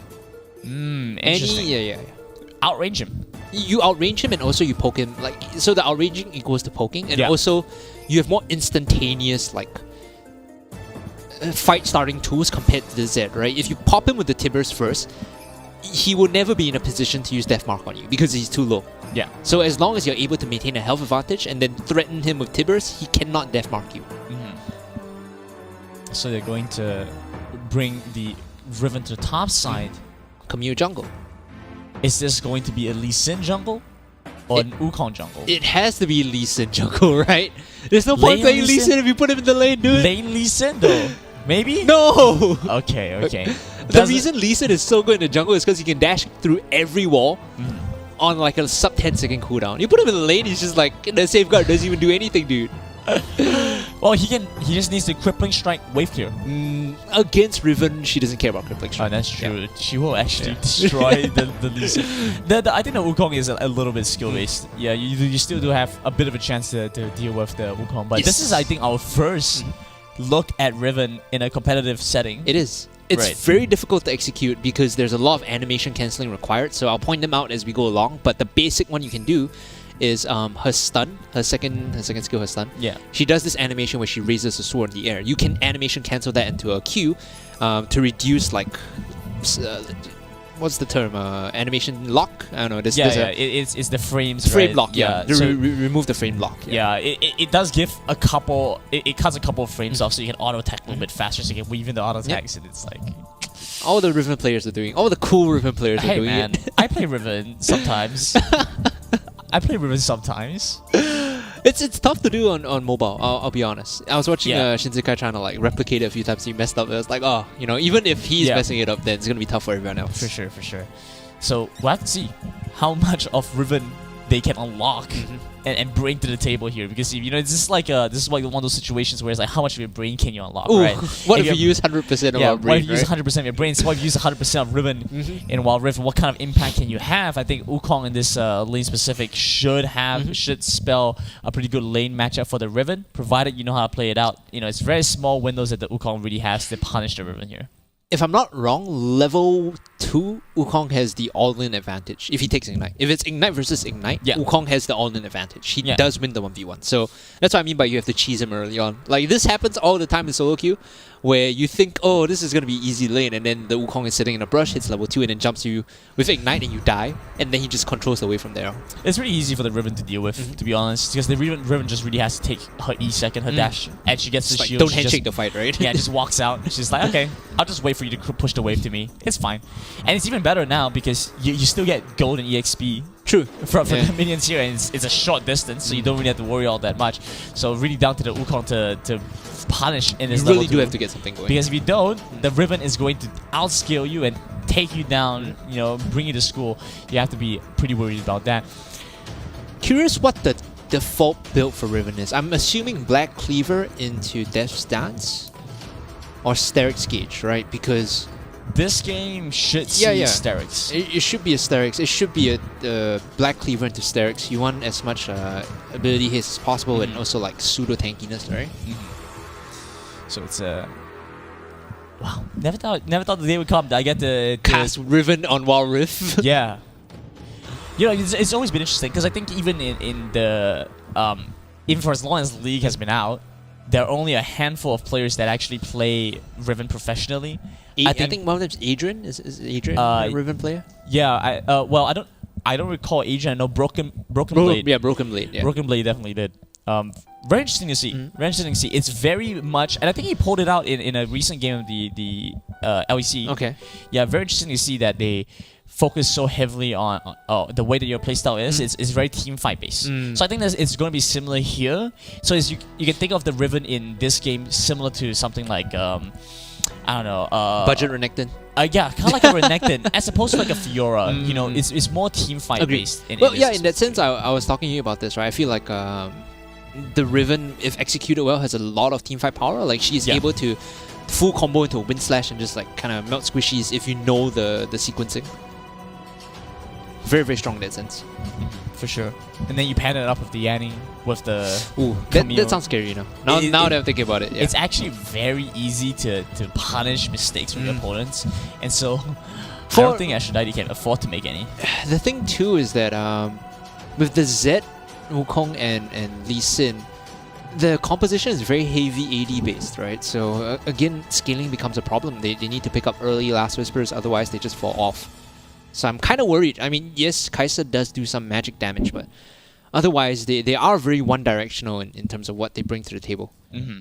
But I think in most games that we've seen so far, being mainly physical damage based is not too much of a concern because the games don't really extend to that 17 plus minute mark. Like if you have 3 tank items, that's when you worry, right? Yeah, if you really are going into the 18-minute mark, and then that's when you have to start worrying about being a full AD comp. But otherwise, here we are. Aphrodite versus Crown 7 in our second game. It's a do or die here for Crown 7, and they need to win this to tie it up. Aphrodite, meanwhile, on the other hand, sitting pretty comfortable with a 1-point lead, and there you go, just pushing the mid wave out. Actually, this is a nice adaptation. Walking into the jungle to get some vision down, pops the Scryers in the right direction. It reveals the Wukong going topside, so they know it's a red side start. They see everything. They get full knowledge of where everything is going to be. Rossetti in the area to get this EXP. Look at him, he's level 2. He's level 2 to level 1. Is this where you just push up and aggress onto the Wukong? Like just zone him away from the wave? I think you can, right? He should be playing more aggressive. Yeah, there you go. Yeah, zero chance to cheese the Riven at this point, because by the time you hit 2, he's gonna hit level 3. You're kind of just... It's 1 minute 3. all the way back. Okay. Yeah, zero chance to cheese him. So this just means that Aphrodite have the perfect situation for the Riven. The Riven should have good control here.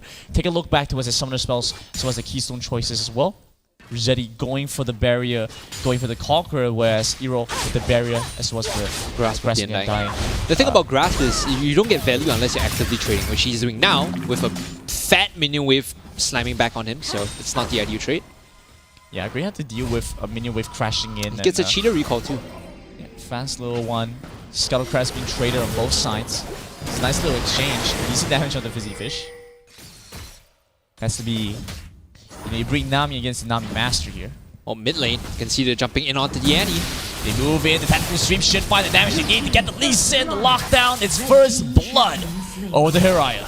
Things not looking good already for Crown 7 as the bot lane now shoves X-Cosmos away. He might just die here if he gets knocked up. Nice bubble to displace Fizzy Fish. Stop them in their tracks. Aphrodite cannot continue with the aggression in the bot side. Hiraya continues on. I have to say, that skin really does make Annie look like Kennen. It's just the color, right? The walking animation is kind of different. Very similar to Infernal Kennen. Oh, okay. The color, the right? color. Yeah, and the hair a little bit too. They once again in position, try to make a repeat happen, but guess what? They're here to stop this. They find the Hextech Ultimatum, a little bit more damage will be enough. The Death Mark onto the Camille, but it's the wrong target. You can barely chunk out any HP at all. So they find a second as Lily with a bit of a tilt repeat. Yep. This is when you just stop ganking mid and know that you've messed up the lane for Zed. He has to kind of rally towards the bottom half now, especially when they have the setup with X-Cosmos and lost the Cyclone being popped here. Riven's just going to back out. Rossetti doesn't want to have anything to do with this trade after the ultimate has been used. Second charge of the Cyclone still has the ult up for Rossetti. This could be it, and it's an easy combo. One more auto attack should be enough with the ult. Still holding on to it. I'm not quite sure that was the right decision. Would have just preferred him using it there. I could see a world where he gets the kill without the ultimate, just purely because of the Cyclone. Now he can actually use the ultimate. Oh, instantly. Nice kick. Yeah, but he has the barrier, so keeps alive, stays safe, takes a decent amount of damage, has to use both sums, but survives the gank nonetheless. And smooth fingers coming from Lee to kick him to the wall and get the the Sonic Wave after that. But Rossetti, I think he could have gotten the kill without the ult onto Wukong. It's just that the decoy kind of baited him out. Okay. They've moved down to the bot side. Helena maybe looking for something down here. The Dragon is going to come as well. Lily playing in a nearby position. I believe that was Cosmos that propped the Scrying ult, which means they get some intel there. Helena's going to reset, and so they're coming back with the package and right in time for the Dragon. Dude, he's just monstering these trades. Yeah, but hitting the clone was dropped to like half health. Arrow not so much. Okay, might just have it this time around. There Good you go. damage. Alright, we finally find it. So last auto attack to get the kill. Arrow now has to fully respect the Riven. You can't let this happen. Instead, they're back towards the mid side. Zed loses most of his health. Hey, it is Zed playing Zed. What did you expect? He's named Zed because he probably is very comfortable. He even has the Galaxy Slayer skin, so this is maybe a comfort pick for him, but in the end, still not finding any joy in this matchup. Absolutely. He's getting slammed down by Tibbers, and this is what I mentioned in the draft. because of how instantaneous Tibbers comes out. If you have the HP advantage against Zed, well, he's never going to be able to death mark you safely. It's an 800 gold. It's about an 800 gold difference. Just enough for a component. Not too damaging for Zed. So still has a decent chance to get back in. Also, she went Rod of Ages, so the additional health makes it that much more difficult for Zed to actually pop the Annie. So I like the build. It's basically saying I don't want to be greedy here because if I die, I lose control of mid. Just need to survive and jumping in here.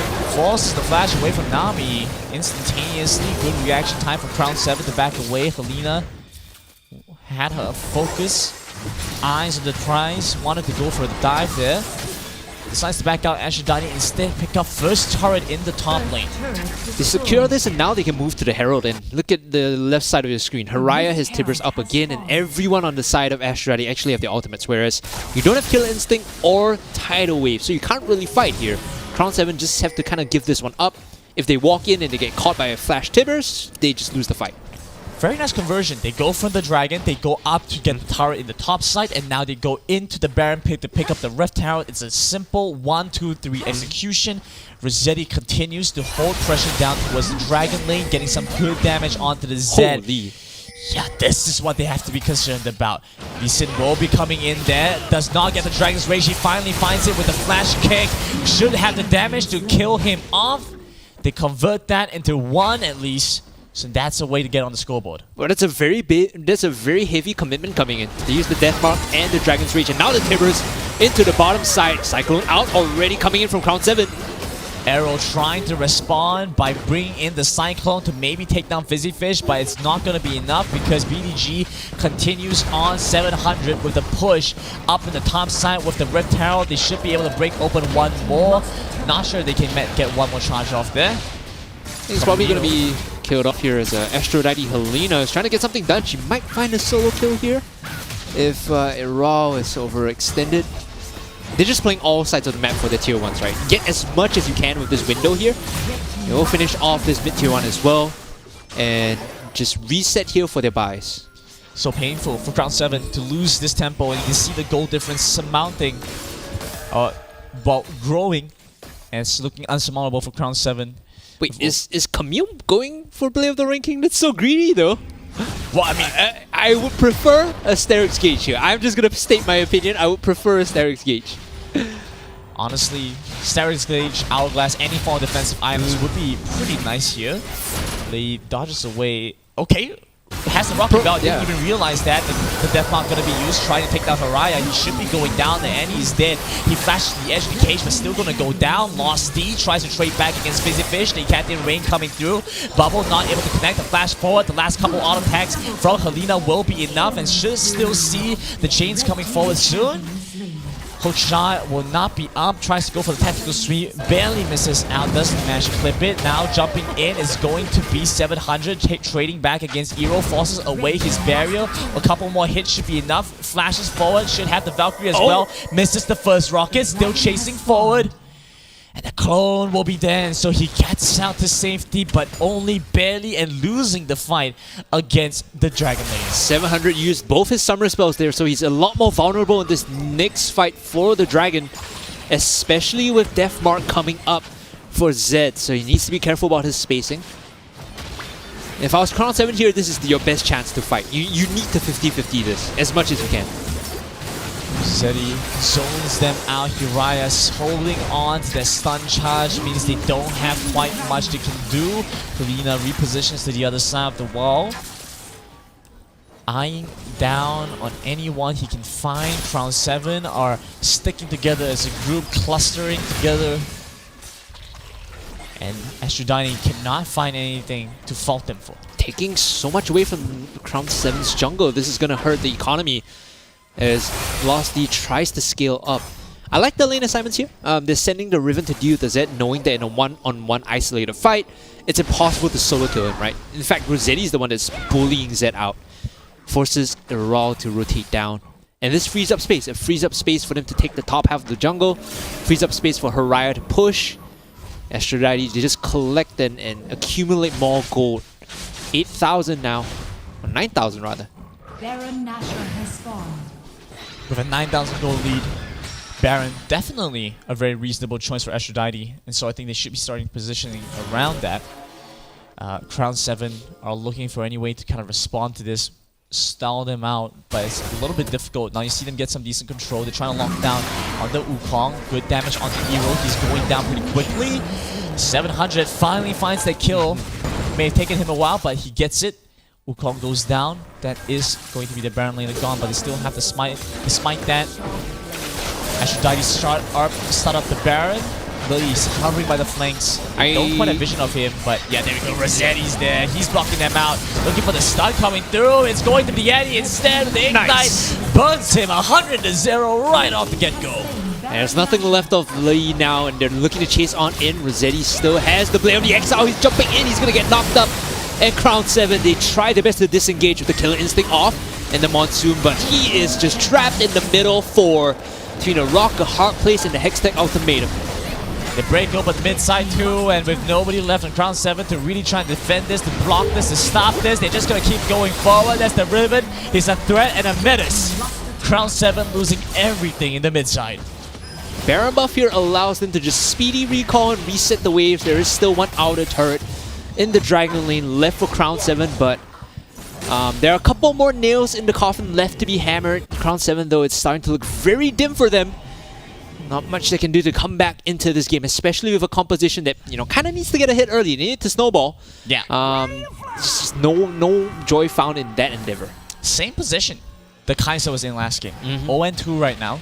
Is trying to itemize as effectively as possible, but cannot really get very much done. And you're walking in to your own jungle thinking it's yours, but you're in the wrong neighborhood. Ryan has something to say about that. That's my blue buff, Haraya says. He pops him with the Timbers and then uses the... Not even the Ignite, my dude. Just the full combo of skills to kill off Lei. Sometimes you have a little bit too little damage, sometimes you have too much. Ryan has just right. And so they continue to break open the base. Things are looking dire for Crown 7. They have to make the last stand now. With 5 seconds left remaining on the death times for Lei, they have to make the call. They can't wait for him to respawn. They made the mistake of holding on for the last player to spawn back up, and they lose the game because of it. 2-0 coming in for Aphrodite. Aphrodite, they'll move forward to play Noblest Gaming, I believe. And well, if Noblest was watching this, they might have some thoughts of their own, because Aphrodite looks very convincing in terms of what they bring to the table. I think this is a Annie pick that lies in stark contrast to the one that Noblest Gaming brought out their own. So there's going to be some questions there for sure. Yeah. And it's, I mean, you know, this is the my Annie versus the enemy team's Annie kind of situation, right?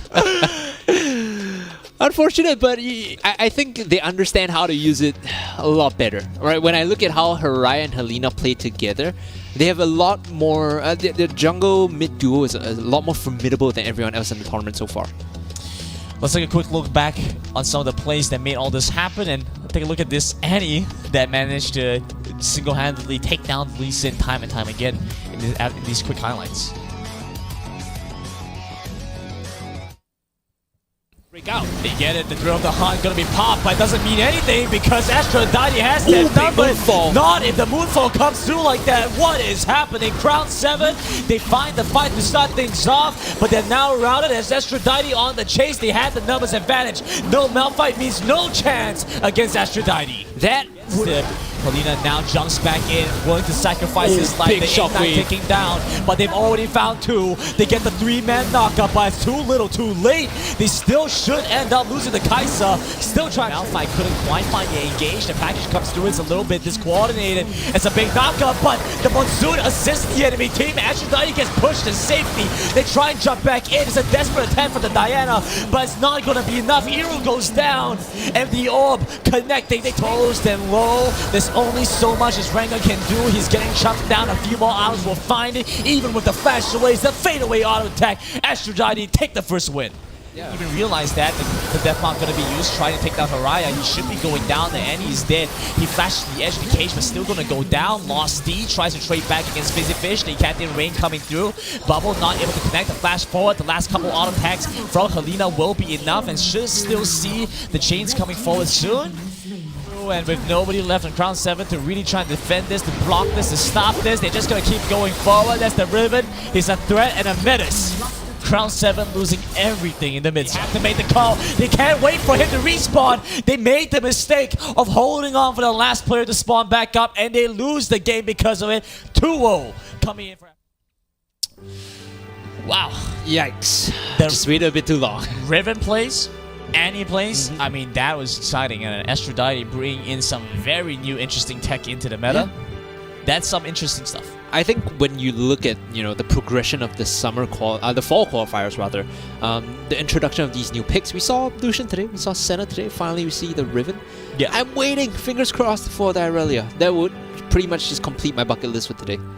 So I have to see if Irelia can make its way, maybe shine through in Team OK versus Renatus, because that's our next BO3. Crown 7 will be dropping down to the lower brackets, and so they will play against Blue Mode's team. That is a match that we'll be watching at the end of the day after this next BO3. Yep. It's been an interesting set. Yeah. And I think that we've seen some growth and evolution from Aphrodite. Well, the question I have now is whether we'll see any growth or evolution from the Team OK that we saw in summer versus now, because that's going to be our next match, right? And Team OK, they were a team that were very much centered around the Diana in the mid lane. I think Candy Burn was the one that kind of help them get things going. We'll see whether they've learned, whether they innovated, whether they've come up with a new kind of play style in the fall qualifiers. I think with the new patch, there's a lot to be seen, there's a lot to be guessed, but you can only tell once we watch them play. Absolutely. So with that being said, I think we're going to go into a quick little break as we get ready for our next set. It is going to be Team OK versus Renatus, playing it out in the BO3 to try and get that next spot. The loser will drop down into the lower brackets, where they will be playing against Team Victory. I think that's how you say it. Yeah. Team Victory. There's a weird French pronunciation. I'm not going to go on a limb. Maybe during the break I'll Google or something. Okay, but, sure. Yeah. So don't go anywhere, guys. We'll be right back.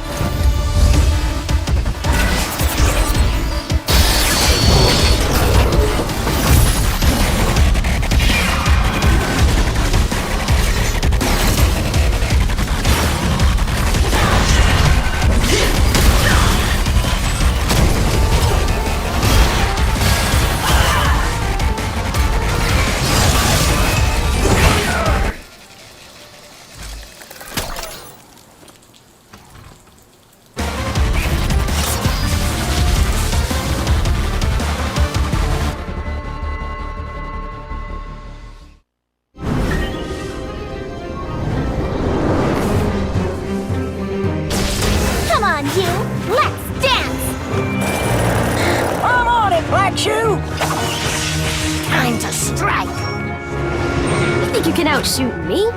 Captain Chemo on duty!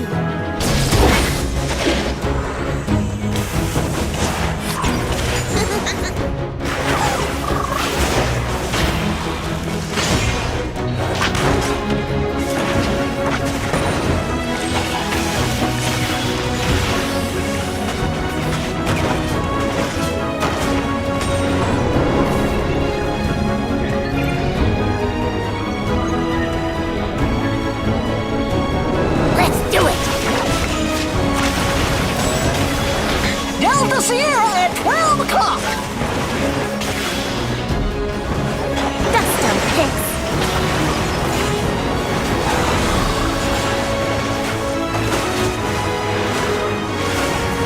Nothing a little gunpowder won't fix.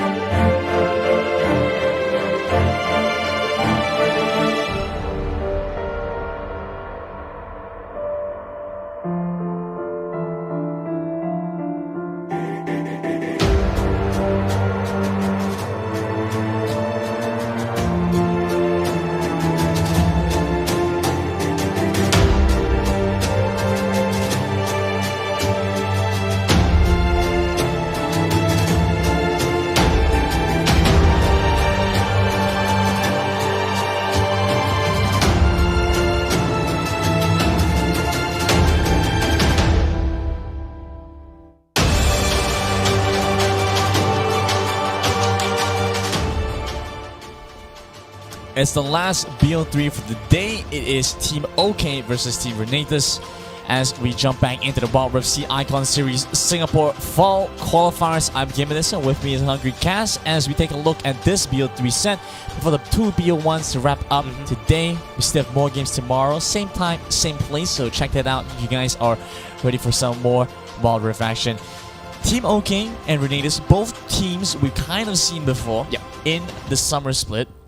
This time around, they're joining back in with largely similar rosters with some changes, some adaptations. But I'm curious to see their growth doing this off time. Team OK is the female team, also known as Asterix in League of Legends PC, just rejoining in and taking a second stab at trying to achieve top 4 in the qualifiers, or the first qualifiers today. Whereas Team Renatus, they used to be known as Celestials, but they brought over 2 players from other teams. I think it's Mystical and Elwin that they had added over, and they had Echo also from Needlessly Small Rod. So it's a roster shuffle in the off-season that saw Renatus become another team that just kind of, mishmashed everyone together and hopefully have better results. I think earlier today we saw To The Moon, another team that had, mishmash rosters come together that did really well. Maybe Renatus will be able to replicate the results of their compatriots. It's a good opportunity to kind of switch out players, find players that, okay, I like this guy's playstyle. I felt like he played very well against us.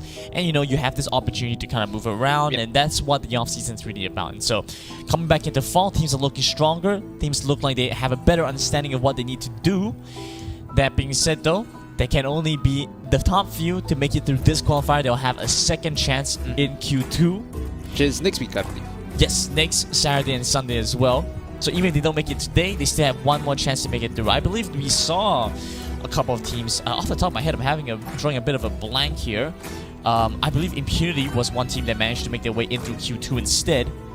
I believe, if I'm not wrong, Impunity did Q1 it was along with BDG, correct? You're right. Noblesse made their way in through Q2, and so you have this like repeat chance. Even if don't necessarily get your way in through Q1, you have Q2 as a kind of a fallback. It's a safety net to still give you the chance to play in playoffs. I think playing both qualifiers is just good in general for practice, because like we said, this is a chance for you to play against opponents that are around your skill level, and you get some valuable learning lessons from every defeat you have, and if you win, it just feels that much better. So all in all, just a great chance for people to kind of try their hand at professional Wild Rift. Get some experience in a competitive setting. That being said, if we're looking at competitive setting, competitive experience alone, Team OK have it in spades. And I think they've also played in a couple of Wild Rift female tournaments in Southeast Asia. In Southeast Asia during the off season as well. But I don't recall. They how definitely the results did. They went. definitely did. I don't recall how the results went. We'll leave that a mystery for. But I know they did. Yeah. I know they did. Should probably go and find out how that went. Jolene's like, oh, look at these guys. I think Team OK, just looking at them strategically, as we go into picks and bans, like I was alluding to earlier, their playstyle was very one-dimensional in the sense there was Candy Burn on the Diana that won them a lot of their earlier summer qualifier games purely off of just big team fights. Yeah. Their playstyle needs to have pivoted by then, right? It can't just be the one thing that they do well again. And eventually you kind of have to branch out, right? And I think Candy Burn as a player definitely has the potential to do so. I think a big change has been the inclusion of Shock Dark as opposed to their previous jungler. Yep. I have to be curious how that kind of pans out, because we do know that Shock Dark, while she can be very aggressive and kind of set up the rest of the team, sometimes there is a disconnect with the rest. Yeah. So this could be synergistically a much better choice for Team OK. Mechanically, they could be on par, but sometimes you just have people that synergize better with the team as a whole. I think we've seen the failures of teams that aren't on the same page when push comes to shove.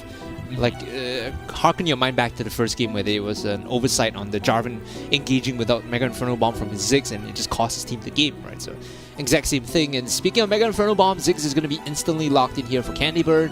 The response from Renatus is going to be Gragas and Camille. This is a fair trade. I would take this if I was Renatus.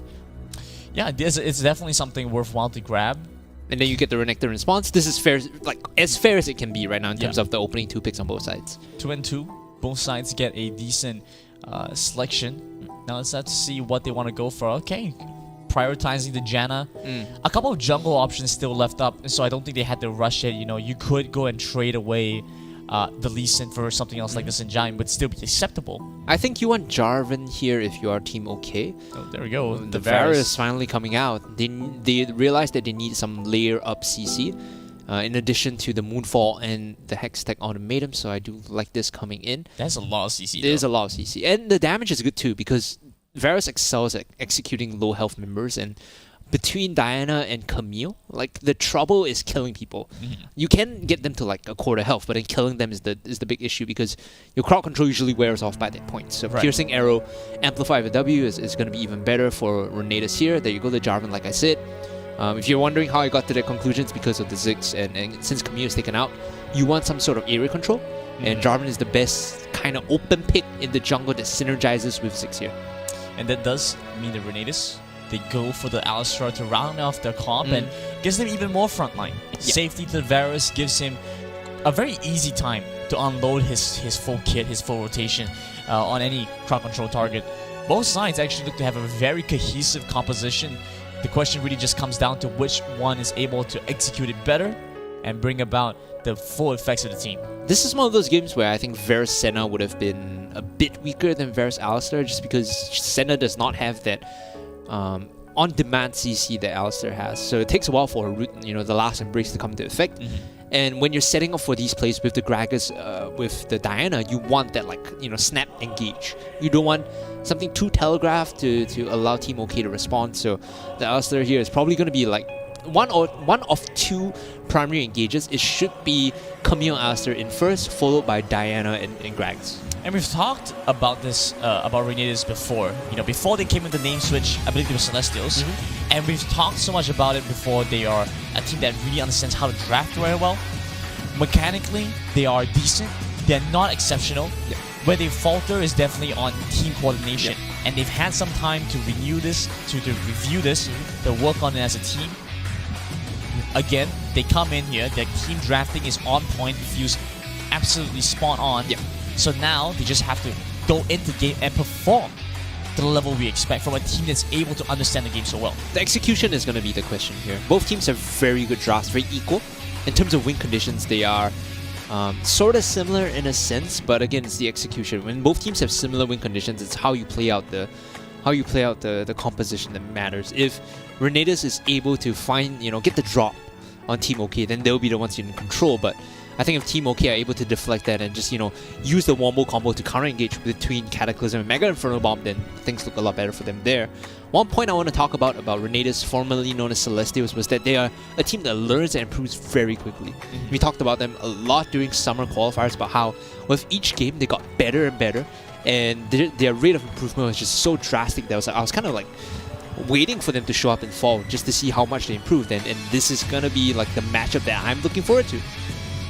I did like that add-in for the jungler as well. He brings in a certain flavor of aggression, a certain level of spice to the team, where they would otherwise a little bit more passive. I feel like he could be the call to bring in that next level of aggression, that next level of gameplay for Renatus. So everything's still kind of speculative in nature until we go into this next game. We actually have to see them play this one out. Actually have to see them play it out. You could make a good estimation or a good guess about how Silver, who was previously known as Wild Boar, the jungler from Impunity, would play, right? I think you could make a very good approximation and a very good guess of how he would play, and taking his experience from the Summer Super Cup and bringing it into this team should help them, benefit in theory, but again, the execution is the question.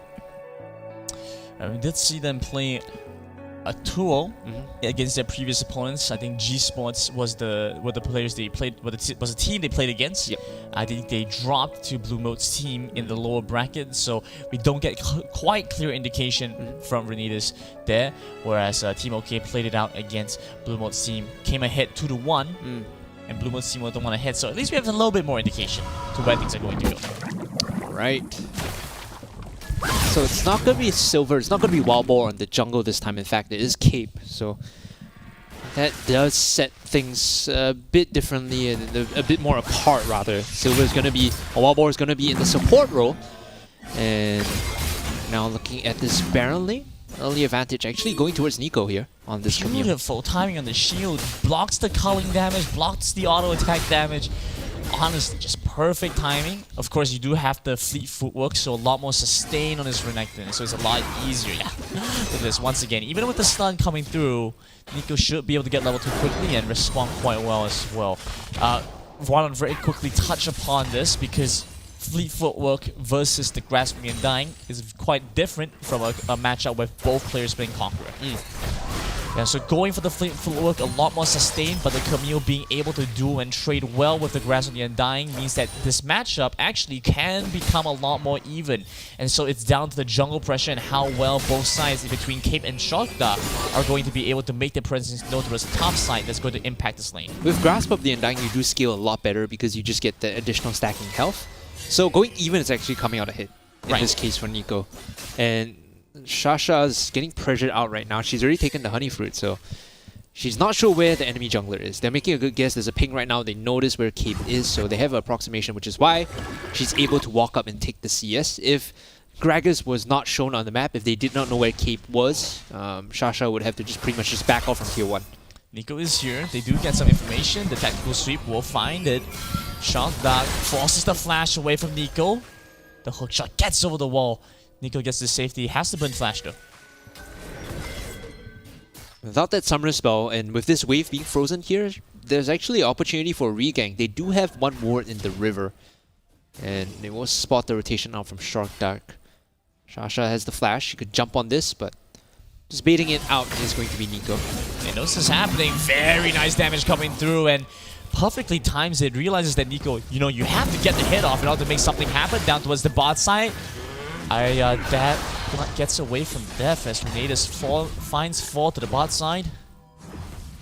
Perhaps trying to get something to happen here. Cannibal a little bit late to attend to the situation. Actually a win here for Team OK with Iron Clarier dodging the 4-man dive and not really losing all too much, right? Right now though, Cannibal might just find herself in trouble as Cape is going to be lurking in the jungle. Cape might find himself in a little bit of trouble. Cannibal finds good damage. The Sasha charge comes through as well. Couple more auto attacks should be enough. Forces the flash away from the Gragas. Level 4 to 5 cannot deal with the Ziggs there.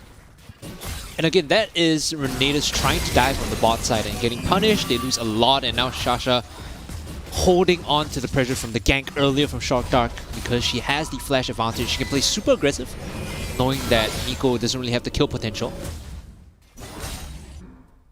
I love how these players understand their advantages when it comes to summer spells and are able to translate that into offensive pressure just by playing extra aggressive. Like, if we go down to a 50-50, I'm going to be able to flash out, you can't kill me. But if you're low enough, I will flash on you and kill you. And it's also coming down to this experience, understanding the matchups and being very well versed in a lot of it. I think this can be seen especially towards the Renekton Camille matchup. It's been so studied and so well explored previously already on the PC, and bringing it back to the LoL. You only had a very short amount of time relative to the entire game to figure out this matchup specifically. And I feel like these teams have done so very well, bringing in their previous experience.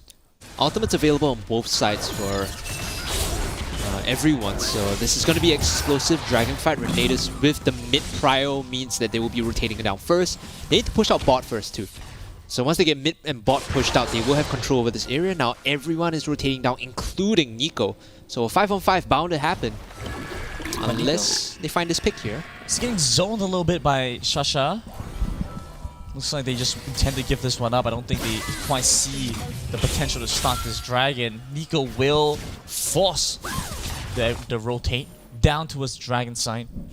Looking like they might be the ones to start this up. Shokda going to take a little bit of a rest for the tactical sweep.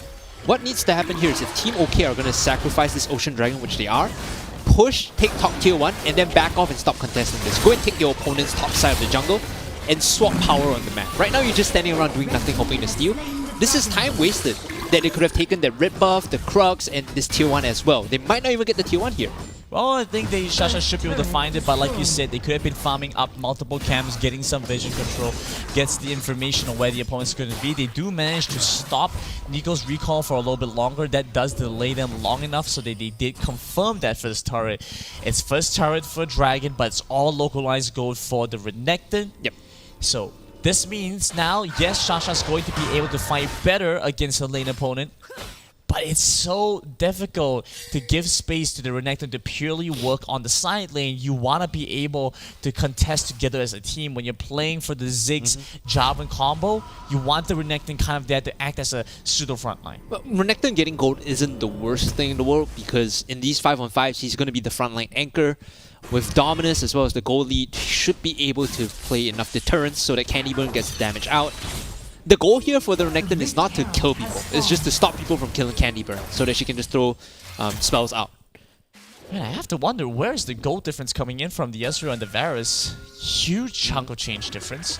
Must be from that 4-man dive bot side, kind of forcing them back, and they lost a lot of gold EXP there. Rift Tower going to be started up by Renatus. They're looking to pick up both objectives in quick succession. They do see the Ziggs coming in. Same mistake again, right? They're standing around not really doing anything while Shasha is taking the bottom side.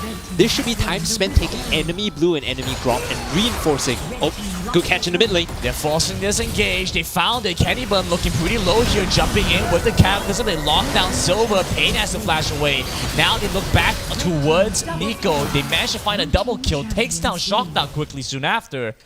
That's a nice one for Renatus. They get a good spot to be in. Shasha joins in, gets the stun off onto Nico, but Nico with the hook shot still gets away. Doesn't quite have enough to find a way. Is that the arrow? Did the arrow get it? I think so, yeah, it did. So there was a Dominus for absolutely nothing. You could have made a case to say that the Dominus was used to secure the Scuttle Crab, but in that fight, they got nothing out of it, and they did not even get the bot tier 1. So Team OK here with the slightly worse macro play, getting punished, even losing members in mid after getting caught lingering around the Rift Herald. Did manage to find the bot tier 1, but they will end up trading for the top tier 39 HP. I mean, that's basically gone. 1 out of tank from anybody will take that down. So effectively gone at this point means that they didn't really get that much in exchange. And so now, question really has to be asked. You said it yourself, they're making a bit of a mistake by allowing the Renekton to split push without doing anything else. You know, so it's very low value. The next one is going to be a dragon. Is this going to be a repeat, or are they finally going to take a stand and prevent this from happening? Diana does secure it, and so now the gold gap is starting to build a little bit towards Team Renatus. But like we mentioned before, Ziggs is not too concerned with a bit of a gold discrepancy. He's more than happy to stall the game out. Stall the game out, clear out waves. He saw the Inferno Bomb used in the mid side just to take out the wave, along with a couple of bouncing bombs to clear that out. And it's more than sufficient for the team. I think the solution here is a bit philosophical as to what Team OK should do, because on one hand, they would ideally love to trade power on the map and say, we'll give up all these objectives, we'll take something else across. So you might get like 0.25, but we'll take 0.75. That is the thing they should be doing, but it feels like Team OK right now, if they can't get past that hurdle, they should just collapse on a 5v5 contest and maybe find something on a coin flip.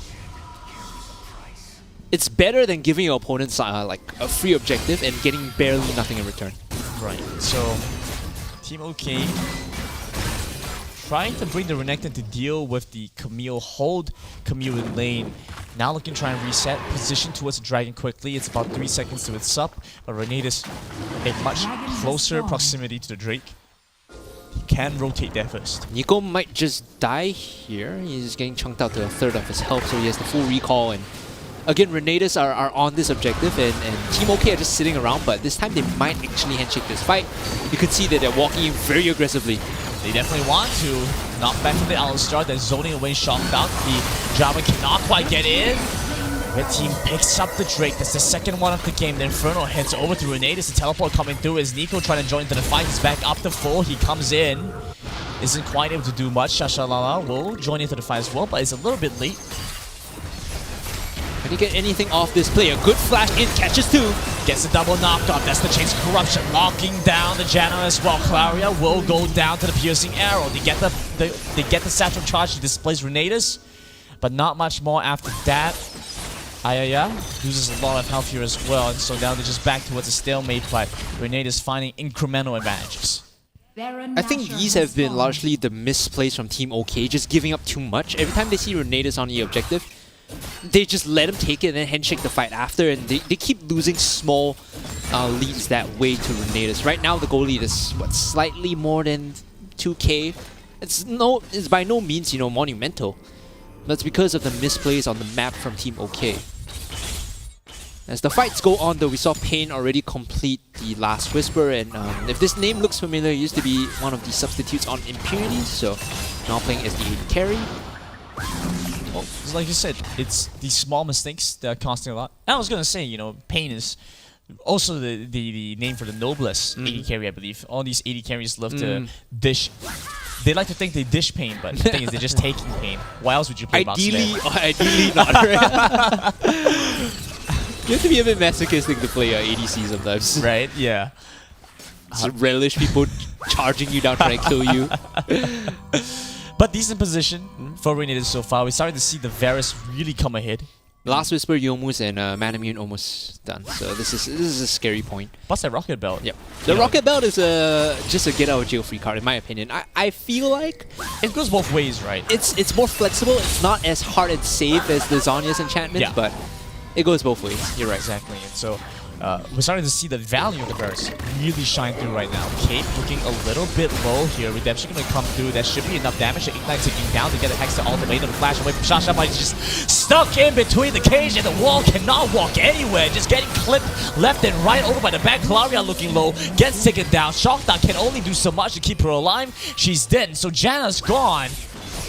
Aya on the other side of the map, a little bit too far away to make any meaningful change to this fight. Silver comes in with the headbutt, finds good damage, gets good CC. Candyburn running out of mana, gets topped up by the Honey Fruit. But once again, Renatus, they don't find a lot, but what they do find, they don't lose any in exchange for. Incremental advantages based off misplays. The True Shot Barrage is a bit off, otherwise they'll be able to save this tier 2, but 2 kills that tier 2 turret and they don't lose anything in respawn. Renatus are able to really punish, and they get mid tier 1 as well. Really punish Team OK for handshaking the fight poorly. And we saw how the Camille came in to deal with the Renekton in their final fight. There was no way she could get back over the wall after the Hextech ultimatum was used. Just perfect use of the Camille there. But it's definitely not over. OK is still relatively in the game. 6,000 is painful, but at 12 minutes, definitely not something to cry over. Need to stop throwing out random ultimates. I think that's the #1 thing. They need to have some guarantee that's going to stick first before you toss it out, because now that they know the Mega Inferno Bomb isn't there, they can walk up. They can do all this because there's no threat of a Mega Inferno Bomb on the choke to force them away. I get the idea that it's supposed to be for wave clear, but I don't even think that was a cannon wave. There was no wave there. Yeah. So it's very little value. I think there was a wave. I think it was 3 creeps. So it's not very much. Not a very there. good trade deal. Yeah, it's not even the cannon wave, so it really doesn't help all that much. You can see what happens right after. See, this wave will crash in. So they have to be a little bit tactical with their usage there. Dragon spawning, and they don't have Mega Inferno Bomb for another 7 seconds, so this is a window here where Renatus can just burst this down, pull the Dragon out, burst it down, and then just move on with life. It's gone. Shockdown isn't even positioned to try to deny this. They're just looking to get control towards the mid side, maybe find something they overstep, walk into the wrong side. Cape will secure it. Shockdown, you see this, even the fact that they got control early doesn't mean anything because they just get locked down. The Cataclysm onto the Varus, but cannot deal with him alone by herself. Shockdown is dead. The Javelin is gone, and now Claria soon to follow after Aya gets taken down. Renatus have full control from here on. They use the Mega Inferno Bomb trying to, in an attempt to steal the Dragon, and because Renatus knows that it's down, they immediately force the fight, right? There's no threat of a Mega Inferno Bomb behind that, so they know they can just throw everything at Team OK and kill whoever sticks around. Now they just need to get mid-prio and then rotate over to push up top, get control of Baron. Problem with Varus, and one of the reasons I don't like him without, some sort of percentage damage, is because he takes too long to finish off Baron, right? If Nico has Blade of the Ring King, sure, that goes down very quickly, but he does not. He has Trinity Force and Stark's Gauge, so for them to even take Baron, it's going to be quite an ordeal. And I think Renatus, until we hit like a 16, not even 16, like an 18-minute mark, for them to take Baron is going to be really difficult. Either they get a full ace, or they wait until the items come on. Yeah. But, it's getting pretty close there as well, so they are going to be too concerned about that, I think. In fact, Renatus don't even have to worry too much about the Baron at all, because once they get the other Drake, it's basically done and dusted for this team. The way they've been playing has been very tempered. Again, this is the old Celestial squad, so this is very methodical kind of evolution since the summer qualifiers. I've liked what I've seen so far. Understanding the win conditions, not overreaching, just playing for the small advantages. To a lot of people, this is like boring Wild Rift. To me, this is like optimal peak Wild Rift. Well, This is very reminiscent of the Taiwanese style. Yes. When you take a look back at it. Like when we were casting, what was it? Flash Wolves versus. We had 2 teams, right? I think it was 1 team in Flash Wolves. Yeah, 1 team in Flash Wolves. Yeah. 1 team in Flash Wolves, whereas Just played real slow, just no kills. Gotta farm the map, but handshake who everything. they lose to? Yeah. Thailand. The aggressive, highly aggressive yes, play high style. octane, we're going in your face kind of play style, and here we have it. They made the call. They're going on to Shasha. She should be going down pretty soon. The Starets Gate buying her a lot of time, but the Hextech Automaton will cost her. And so even with all of that, they're actually responding very well. They take down the Renekton, but they jump back onto Nico. That's 3 dead. It's a big double kill for Shockdog. And OK finally find the fight they were looking for. That's a huge true shot barrage coming from Aya to tag 3 members, and Shasha, all the gold that they channel into her, finally paying off dividends, able to just tank through all the damage, sit in the center with the Dominus and the Starets Gauge and the Gargoyles enchantment to make sure that her team is able to follow up and collapse. Opening up mid tier 2. Will they be able to get this though? Look at the damage coming in. Oh no! Flashing away, there's a lot of damage. The Ignite taken down quickly as well. Cave just has to dash away. Yeah, this is painful. They got 3 kills and they couldn't convert it into a Baron, into another turret. All it bought them was a little bit of time and maybe a wave or 2 in the mid lane. This gives them a window to kind of pick up their items though. Like we talked about, Ziggs is one of those champions that loves to stall the game, now completing Rabadon's Death Cap. Should be able to base and pick up another item here, and that should complete the build. Candy Burn, one of the star players for this team in the summer qualifiers, never failing to perform. So far on this Ziggs, has missed a couple of Mega Inferno bombs, but needs to be a bit more resilient, needs to be a bit more careful. And just like toss it out, you know, you're gonna use it for the team fight outs. Allowing the opponents to play into them would be very nice. Candy Burn, like you said, is using it a little bit aggressively to try and gain some intel and the like. While I can respect the attempt, it hasn't quite been paying off, and so might have to readjust the strategy a little bit. Elder Drake spawns up now, and so that's a very worrisome threat for Team OK. If they give this one up, there's very little they can do in the face of Renatus as they just shred them through, even if the gold lead becomes similar. The Elder Mountain Dragon here is just going to allow them to weather through most of the poke coming from Team OK. Oh my goodness, look at the piercing arrow. Just by picking up their objective, Renatus is going to like increase their win percentage from like a solid 70 to 90% because the value of the Mountain Dragon coming in, the shield is just insane. Yeah. And we did see the Mega Inferno Bomb being used a little bit there. Diana very far away from this fight. If something happens here, won't be quite in place to respond. They're going to stop the Baron solo, in fact.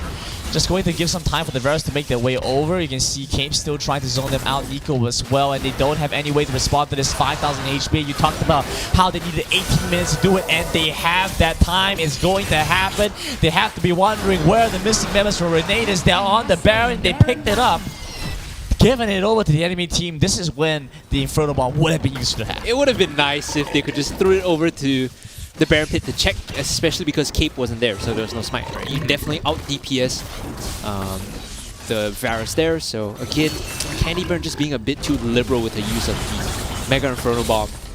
18.5 minutes, boring now 19 minutes with the Baron. It ignores a lot of the stalling potential from the Ziggs because Baron up minions are a bit more immune to magic damage. So this is the point here of what the Baron buff is supposed to do. It's supposed to help them close out the game. Nice. A lot of the Ziggs utility, so they just kind of have to slowly respond to the waves one at a time. He's going for Void Staff. Yeah, he is going for Void Staff, okay. Shock not gonna be nearby, tries to get some information, but this is back to what we've talked about, back to what we've expected time and time again. Renatus in control of the Elder Drake. They already got the Baron. It's very easy for them to deal with because Nico can split push the side wave, and they have to send Sasha to deal with her. I like what they're doing right now, just sending 2 members to deal with the Elder Mountain Dragon so you get a win off of this no matter what.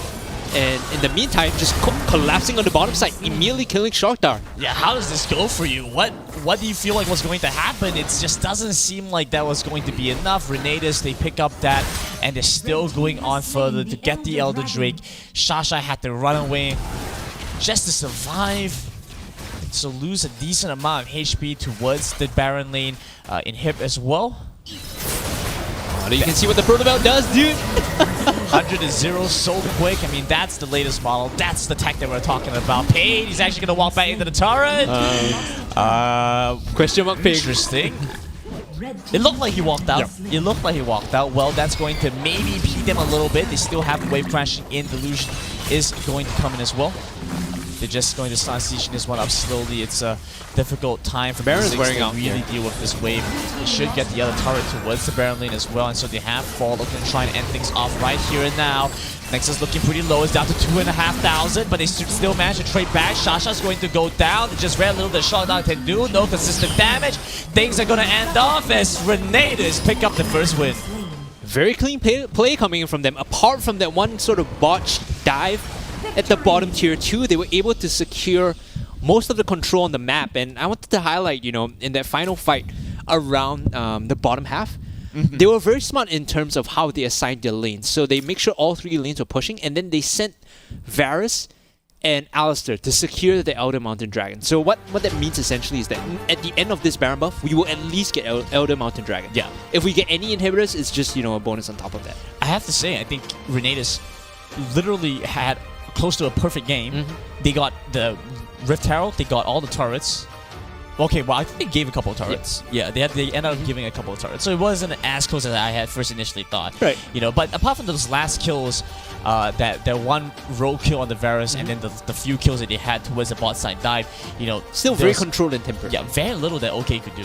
And it was Renatus that had good control and tempo throughout the entirety of the game. I hope more teams start to understand the value of the Varus here.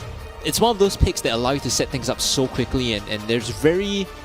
there's not much of a risk even if he does fall behind, because he's still going to provide, you know, chains of corruption, right? When he does fall, when he does get a hit, you end up using like the dark technology of Proto Belt into one-shotting someone. Yeah, Rocket Bout, use the chains. Interesting stuff. Yeah, interesting stuff. But it's a pick that's definitely coming back into resurgence. Drop Kai'Sa, pick up Varus. They're both purple anyway, who can tell? It definitely hit its stride and found some value, and so hopefully teams are able to make good use of this. Celestials or Renatus now, a team that we've hopped on so much as being a team that can read the meta very well, adapt very quickly, and I love what they've done. They brought in the Varus where other teams have not. Maybe this time they'll give us a treat and show them how it's done with the play the Lucian center proper. Maybe, yeah. Maybe. Bring in something a little bit different. It's still only game 1 though, so Yeah. Team OK have every window to get back into this, Of equalize course. the score, take us to a game 3. I think, just off the top of my head, the one thing that they can immediately correct is being more conservative with how they use the Mega Inferno Bomb. It's not that you're throwing an ultimate out to like chip someone down. It's also the fact that it's an opportunity cost, right? Without the ultimate, your opponents have this free pass to just do whatever they want on the map. Since you talk a little bit about that, we see some instances where that could have actually made a huge difference. You know, if you had the Mega Inferno Bomb, that would have given you intel, that would have been able to open up some of these choke points. Yep. I get the point, use it to try and clear ways, to try and prevent the siege coming through, but it felt like OK were willing to give up a bit too much. Sure, they were willing to give up the Dragon for the first turret, then the Rift Herald for another turret, and so they kept trading back and forth, but then they never built that into a significant lead. And you have to remember, with the introduction of 2.3b, I believe, this is the patch that they patched in where turrets give less global gold and more localized gold. More Like you said. centralized. Basically, if you're standing there, you get all the money. If you're outside of the range, you don't get anything at all. And that's the thing, right? Because, like you said, Renekton isn't a champion that... It isn't the worst thing in the world to have your gold on the Renekton, but you saw over 1,000 gold difference just 4 minutes into the game between the Ezreal and the Varus, out of nowhere, just off of their 4-man dive towards This the is true. bot side. It really feels awful playing Ezreal from behind. Like, even if you can't scale up and your team's just taking all the gold, like, it feels even worse then, because your Mystic Shots do absolutely nothing, and it feels as though you're trying to contribute, but there's just like 3 big tanks just sitting in front of you. And I think moving into the next game, they're holding on to some of their old habits from League of Legends PC, which is, if they're going to take something on the bottom side, we need to trade for top side. But in Wild Rift, the pacing and the tempo is so much quicker that it's not just one thing. You have to get something in addition to that to come out ahead. Let's take a look at our second picks and bans. With the first win already headed to Renatus, it is going to be a little bit tougher for OK. Now, OK on the red side means they can get the nice R1, R2 pickups.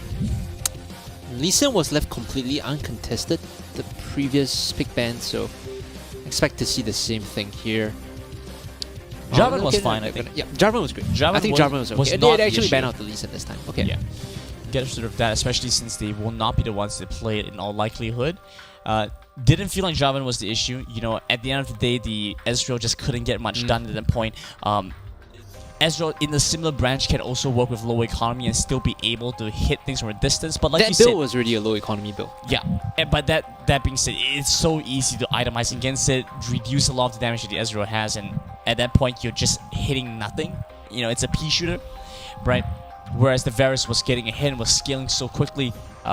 Even if he couldn't shred through the tanks, it didn't matter because he could still one-shot the Ezreal, one-shot the Ziggs. That's all the it point, takes. right? Yeah. I think that's why Ezreal has also fallen off in terms of priority quite a lot. Like Lucian is one of those champions. Like when I say, you know, tier 1, tier 2s, Lucian and Varus have both risen up in priority just because of how dominant they are in lane and how hard it is to put them behind.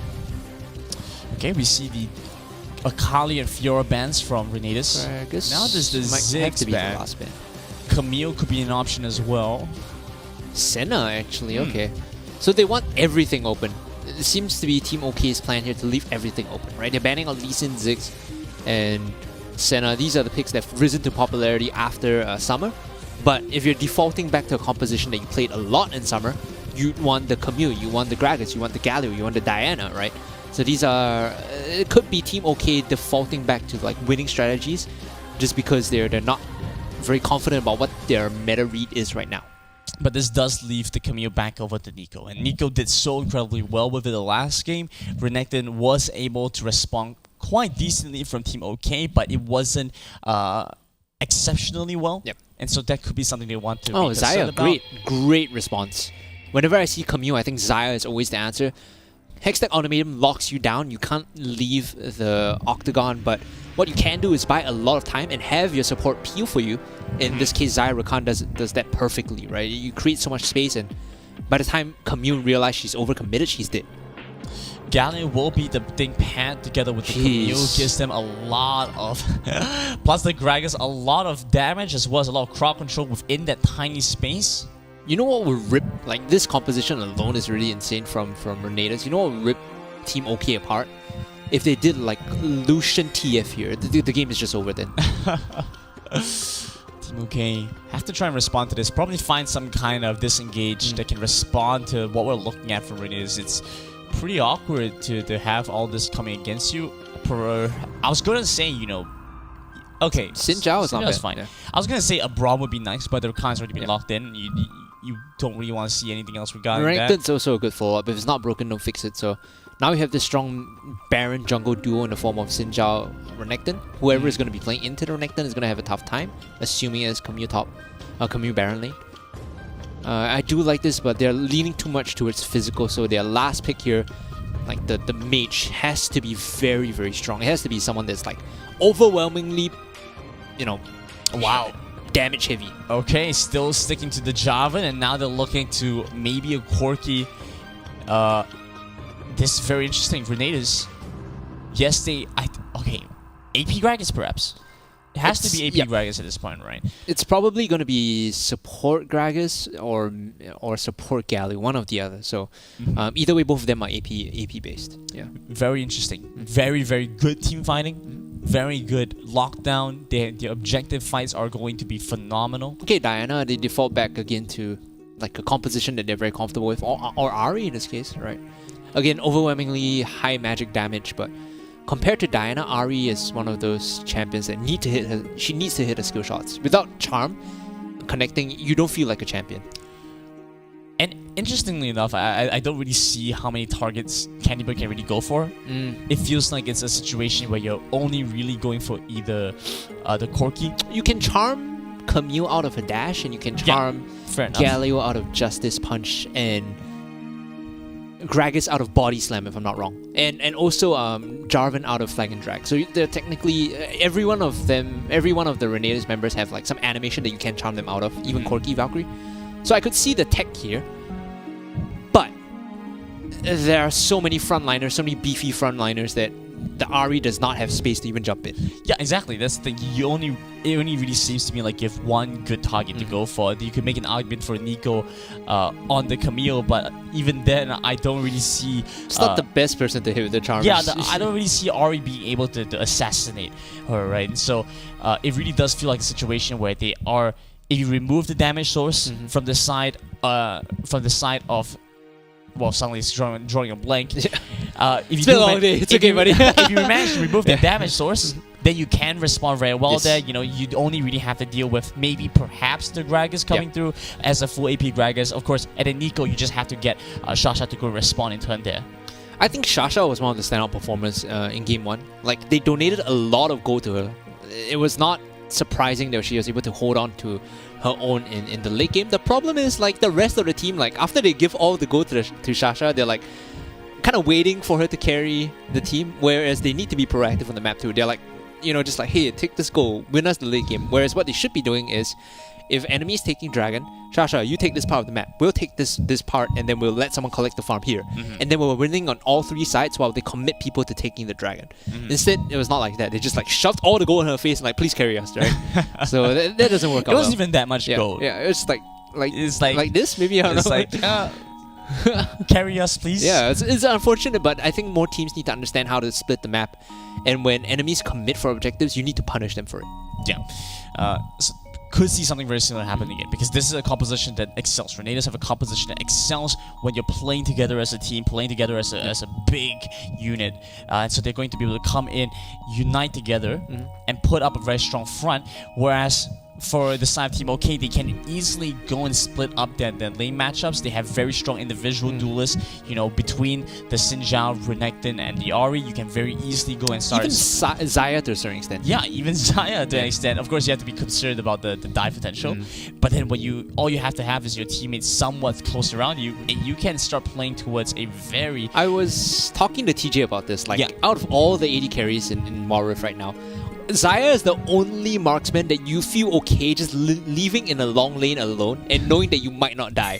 Between Featherstorm, Blade Caller, and all your summoner spells, you might actually survive through the burst and turn around for a counter kill. Whereas there are not a lot of champions on the side of on the rest of the roster that can do that. Okay, Renetas start things off, clear out the wave here. Get some decent control and force Ahri back. And Ahri generally is a champion that's supposed to have early wave clear, early wave control, but this is what happens. You get put back in this position where you shove them away and you get control where you otherwise normally would not have. You are right, it's AP Gragas, so gonna be the support Gallo here instead. Very frustrating against Rakan, by the way, because there's nothing Rakan can really do. We talked about this a lot during SSC, by the way. Yeah. If you remember, Kaisa Gallo is the only lane that goes up well against Xayah Rakan, because all of Rakan's toolkits, all of Rakan's toolkit is countered by Gallo as the gank comes in. Forces the flash away from Candyburn.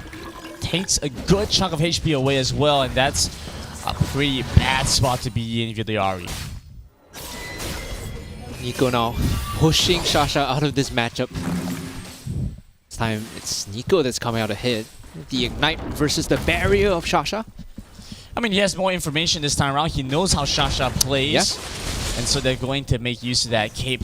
We'll pick up that first Scuttle Crab. Shock Duck a little bit late to the party. Moves over, but it's too late. It's gone. Delusion T will just kite away. See, Shock Duck wants to use the wind, comes lightly, wants to find the charge. Flashing forward, looking for this last Ignite, but I don't think that was the play. Yep, definitely not the play. And now he's down one summoner spell. If the Shock Dart comes back for a regank, or if they end up meeting in the jungle or in the river, he will not have that on-demand flash body slam. Okay, Shock Dart walks a little bit too aggressively. No flash for Delusion, but they still should be able to find this with the lockdown. The CC flashing in from his first blood. He doesn't have flash, but you know who does? Silver does. Flash taunt into the Justice Punch. They get the first blood there. They get the control. Man, Shock Dart has just not been having a good game. Like, she's been losing crabs. She's been getting ganked. The roam up from the Galio as well. All credit to Renetas though. They've been improving so much from when they were Celestials. Now that they have a beat on the game, they really know how to take advantage of the early game. It's actually It's frightening to see the improvement. It was a little awkward the way she was positioning, right? Because Shota was kind of trying to move towards the mid lane at the same time still hover around the river, and she was there for so long. It gave Silver time to walk in from base back towards the river and still find the catch. And so it cost her a lot because of how telegraphed her movements were. Okay, so we're back towards standard laning at this point, and you know, even in a situation where it's supposed to be kind of favored towards the Xayah Rakan, haven't been able to make much use of that. You can see how well Pain and Silver have responded to this lane matchup. The problem with the Xayah Rakan in this Dragon side is they can't really go for an all-in as long as Silver is there. And part of Xayah Rakan's value is just threatening a kill. Having kill potential, being able to knock someone up, layer the feathers behind, and then root them in place, right? So when you don't have that, the lane just becomes like a farm fest. You're good enough playing any other, you know, sort of ADC and it'll be the same. So this is why the Galio counter pick was smart coming from Renatus. Nico continues the pressure against Shasha, and Shasha is not having the best time. Had to roam out of lane a little bit to provide some safety for his team. But during that time, you just saw Nico keep farming up, get some control. Now package available for the Corki. Right around time for Dragon as well. This could be Renatus' one to pick up. Okay, and were content giving it up the last time. It looks like this might be the same. Pushing out the bot lane first. They need prio on mid and bot before they make this collapse happen. Actually, missing the charm is going to hurt Team OK here. I don't think they can contest this now with this window open. Should be a free dragon for Renatus. Still have some time before the dragon started up. It could be the time they need for the charm to come online. Instead, like you mentioned, they're giving up the Drake once again. Team OK, they are just not a team willing to contest for these dragons early on. Instead, offer it up to Renatus. This time it's even worse. Like, they're not getting anything in response for the lost dragon, right? Previously, they were able to force a rotation out from Nico, and then, you know, Shasha takes a couple of plates, gets the solo turret gold. This time, they don't find anything in response. It's a free objective for Renatus, and Shasha will not find that same amount of gold that she got earlier. There's no advantage to be gotten. It is only a Cloud Drake, so I can understand OK's hesitance to commit too heavily for that. As we do see the rotation up towards the Baron lane now, getting ready for this Rift Round to spawn up. It's up in 30 seconds, and the problem is Cape isn't here. If he isn't here, there's no reason for them to be, you know, kind of grouping up and pushing to try and contest this Herald. They do jump on the Renekton instead, so Shasha makes a quick recall back to base. Rift Round's gonna be up, and you know, even if you don't have your jungler, it's fine because they don't have theirs either. Okay, might be trying to trade back because at least this time they see a couple Blip members on the side of Renatus down towards the Dragon lane, picking up that turret. So this could be their window to go for it. They have to start it as soon as it spawns and finish it before Renatus can contest. Otherwise, Team OK just spent all this time posturing for nothing. So they're doing exactly that. Spawning, hitting it as quickly as possible. They need to finish this right now. And Silver, he's charging up the taunt. This is crazy. Silver is buying them so much time. Kate's already back. He jumps in with the Cataclysm. That's the lockdown they need for the Galleon to jump back in. Even with the Crest of God, there's barely anything they can do. And the Rift Hound is still alive at this point. Kate is the one to finally find it. No! It goes with the Claria, steals it away.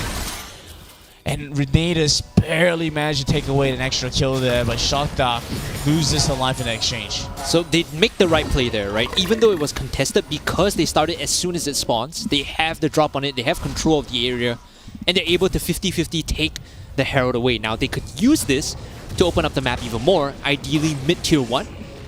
Your bot lane here for Team OK is a dead lane, right? Every time you shove it, it's going to take like another 2 minutes for the wave to bounce back, so don't bother dropping the Herald there. Either play for top or play for mid. Could use it towards the top side to give a little bit more space to the Renekton, to Shasha, so that she can trade a little better against Nico, but you can kind of see what's happening now. Pressure compounding, layering on top of Team OK. They're trying to rotate to catch out where Renatus could be, but Renatus being very intelligent about this. They're not overcommitting, not forcing anything. Instead, waiting to see when Team OK is going to be late on the rotation, late on the calls to move. This is what I mean by bot is a dead lane. The moment you shove it, there's no way you can walk up because the wave is going to be stuck here. And if you walk in, you will die. Misses the chance to use the Feather Storm, so the crowd control will come through and then long back. They do use a Cataclysm. It's a big commitment, but they will collect the kill in the end anyway. No response here to be found on Pain either, so Renatus, they get another freebie.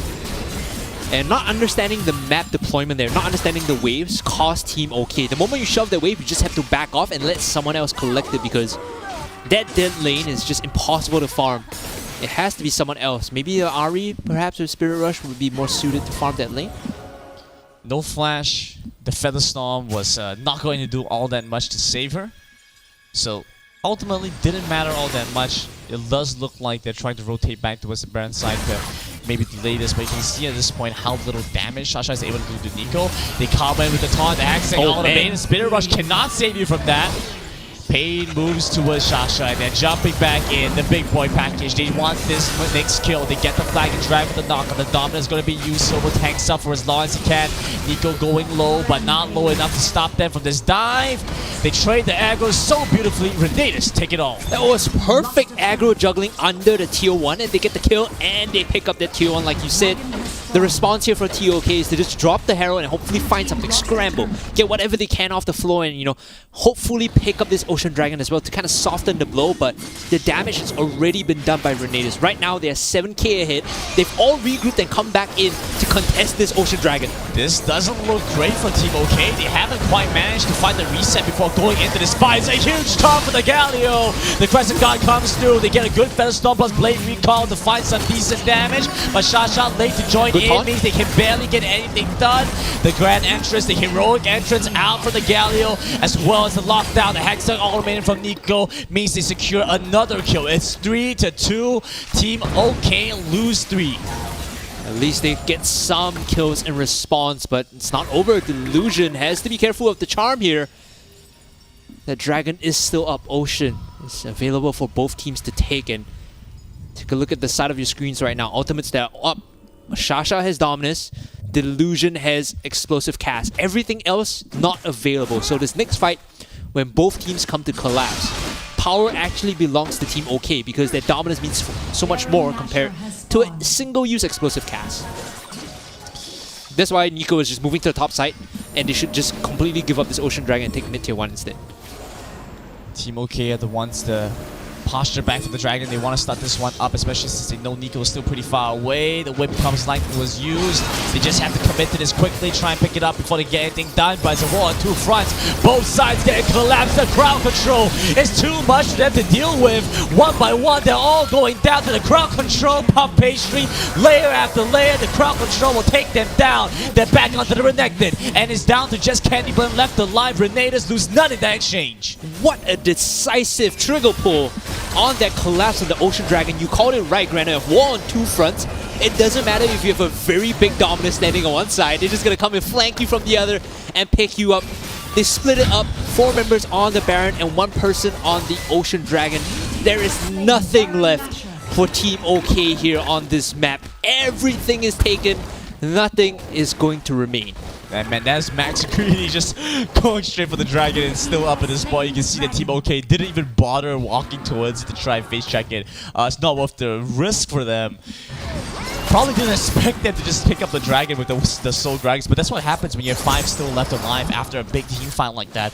You could still go for more value on top of everything. This is why Camille, Galio, Gragas has been so often banned out. The fact that Renatus got all 3 of them is just a statement, because you talked about this, the crowd control layer, right? Every time someone starts a fight, there's always something on top of that. Think about it this way, right? You engage with heroes, entrance, oh, there's a Tom behind it, there's a Justice Punch behind it, there's a hookshot behind it, there's a Hextech automated behind it, there's an explosive cast. And Renatus now in the jungle. Here comes the layers. Skip the bells and whistles. The hero's entrance is here. They get the lockdown with the Hextech Automaton, bringing the Ari into a cage. Claria is soon to follow as well. Candyblend's already dead. And so Team OK are barely holding on. They do trade back to take down Nico. The flag and drag will find its mom. Pain jumps in, dishes it out, takes it. Not very much though. Silver is dead. They still have the Baron and power recalls. Escorting the wave in through the mid side. Pain just going to do his best to clear out the waves. Meanwhile, the rest of his team shoves in the mid lane. They should get the mid inhibitor here, and Pain already cut the bot wave. So there is a window for them to just take this and back out. 2 seconds before Candy Burn is up. Don't get too aggressive. Like you said, use the Baron Empowered recalls to just get the heck out of there. The layer of CC there in that fight, you'd think that it was Renatus that was getting caught out, but the hero's entrance on top of everything else is just too hard for Team OK to deal with. There's a reason these 3 picks are perma-banned and they're never allowed on the same sort of composition. Looking for the Wind Becomes Lightning and the Audacious Charge. They do finally get the knockup on the Cave. Cave has to flash away. They're looking at perhaps a nice return kill with the Redemption coming in. Gets the next charge of the Audacious Charge, but I'm not sure. They back away. They end up giving that up. Cave still survives. They finally fight it with the Crescent Guard, and so you jump back to Claria. Aggression out from Pain. He gets rooted up, has to use the Quicksilver Sash. Shockdown, loses a lot of HP to Nico. Gets the heal from Claria, and the Grand Entrance blocks any form of re-engage. It's a 1-for-1, but what a long kill that was. Maybe a bit greedy from Renatus there to just try and overchase. Maybe just sacrifice member and push down mid because he was buying a lot of time. But still, they get top tier 2. Meanwhile, at the bottom of your screen, Delusion is pushing this wave out, so they need to sync the bot and top waves, right? They need to clear out the bot tier 2 first before they can even attempt to... Oh, big taunt in here. Team OK is bleeding and Renatus smell blood in the water. It's a rampage with the Corki. They jump back in. Shasha cannot get anything done with the hero entrance, stopping her in her tracks. Nice charm and Featherstock holds it back. They finally find the catch on the Silver. Pain barely escapes with his drop of HP. So Team OK continue to hold on, just a stout defense in these choke points. Meanwhile, Delusion is taking the tier 2. 8 seconds and counting on the Baron. They don't have the control here. Team OK don't have the jungler. They cannot contest this. And I think the play here for Renatus is just to run on over and take that as soon as possible to close out the game. You can see the never-ending struggle between both forces. Escape has a surprising amount of damage. Has the Triforce, has so much more than we had realized. Takes down Shasha, brings her to 0-5 and puts Cape at 9-2. What a monster. Did you see the flag and drag? It did like a third of her HP. Yeah. Triforce plus a couple more damage items. I mean, that's all she wrote, Daryl. And Team OK watching as Renatus are the ones to pick up this Baron. Still the 50-50. will come in. It's going to look pretty bad for them. Even with the Crescent Guard, can only buy a little bit of space. Candy Bud survives for now. Uses the Spirit Rush to dash to the other side. As Pain collects kill after kill.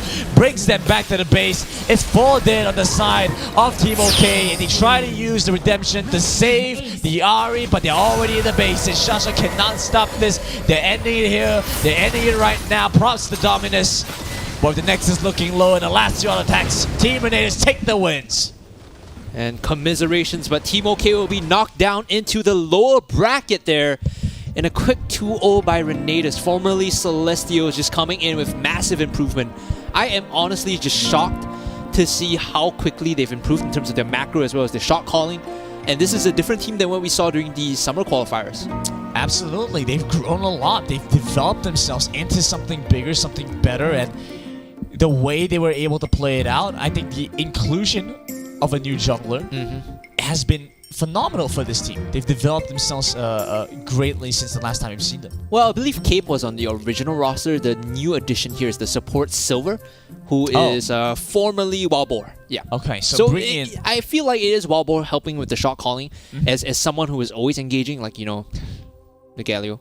So someone is always engaging. Someone that's always engaging, like running it down. Always engaging. So you know that shot calling does help. Yeah, let's take a look at the highlights of the shot calling that made the wins possible for Team Renatus to get this 2-0 sweep.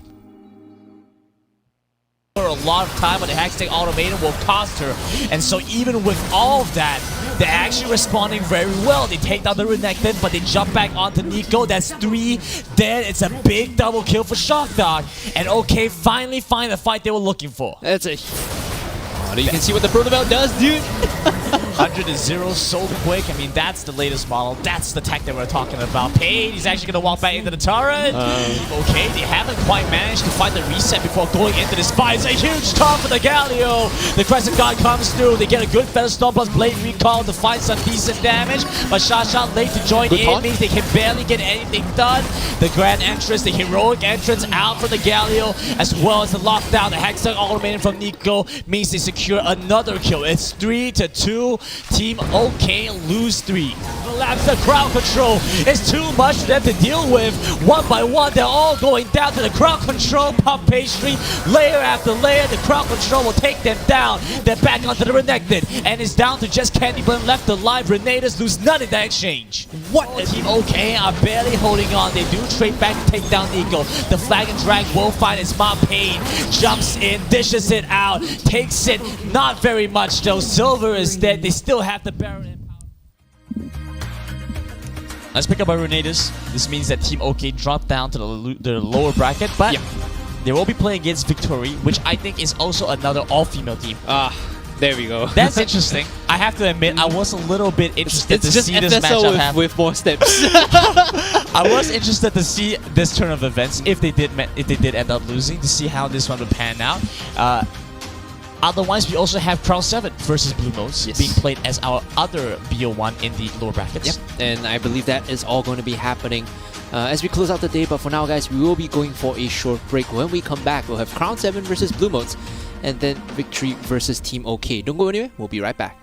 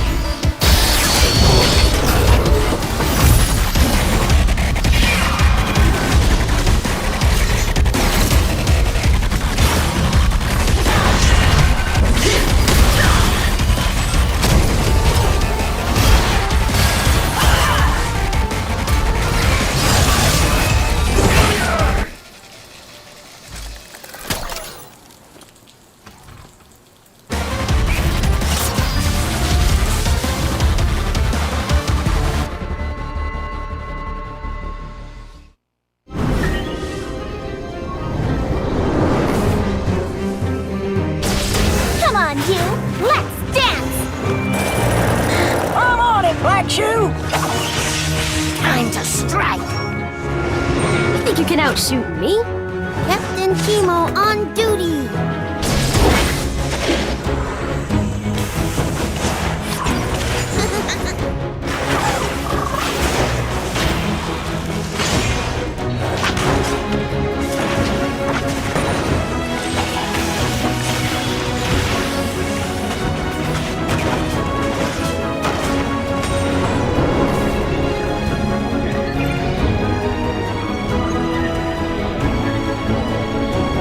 Let's do it! Delta Sierra at 12 o'clock! Custom picks!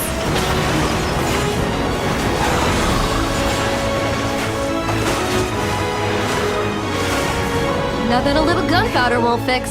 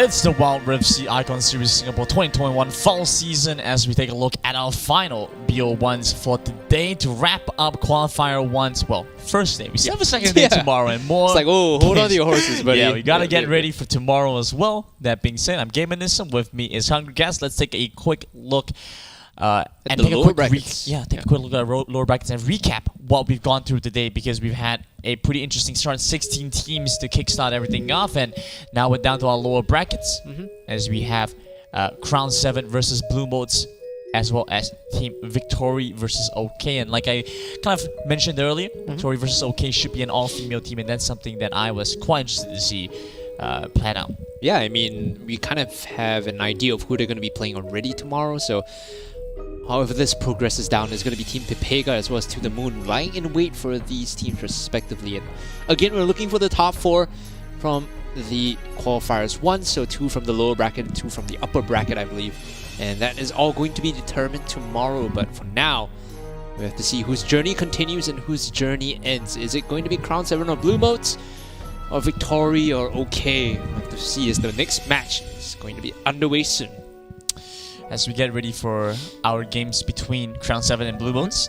Also want to quickly talk about our Secretlab Evo chairs. These are not it. They are the new additions. The high-tech, fancy smanchy stuff.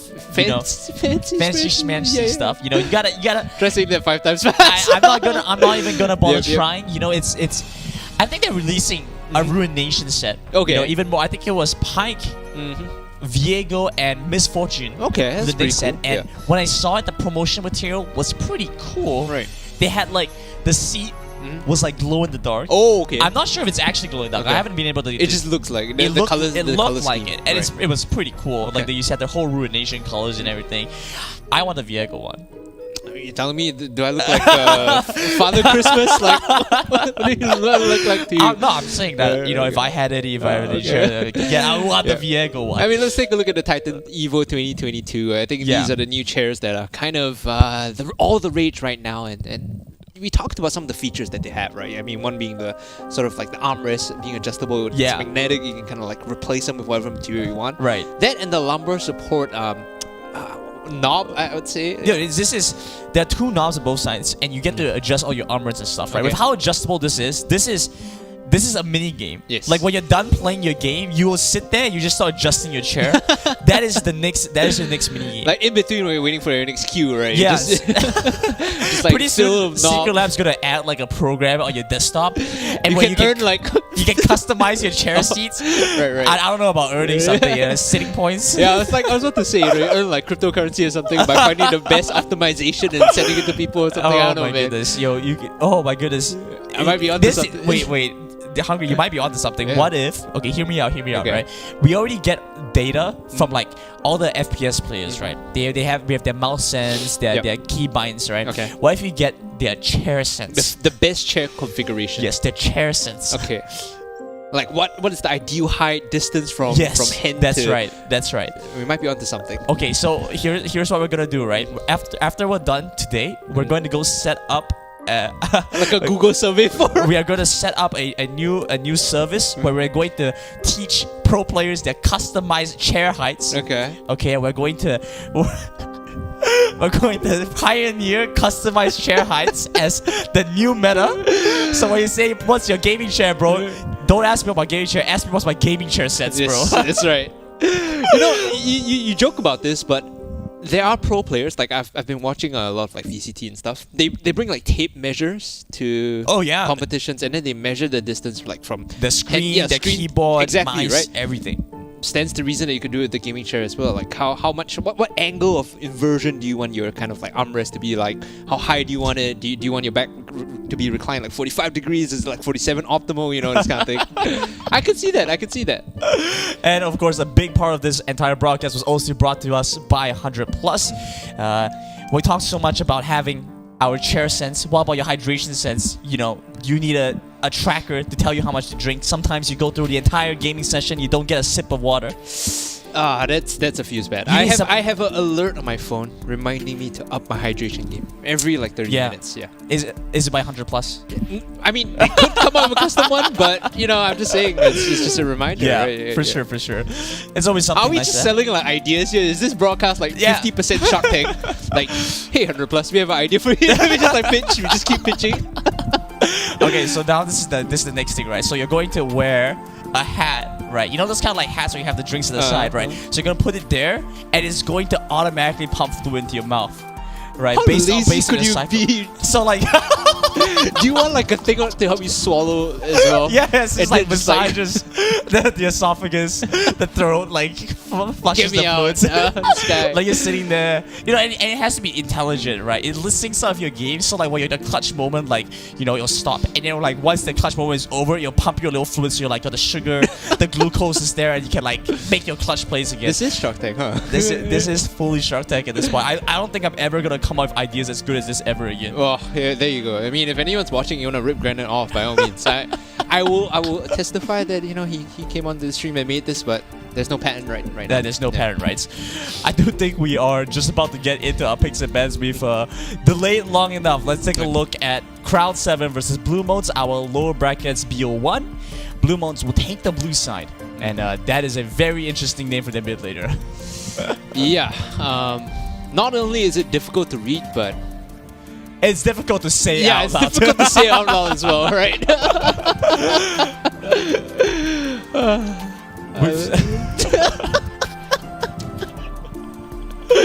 I love my job.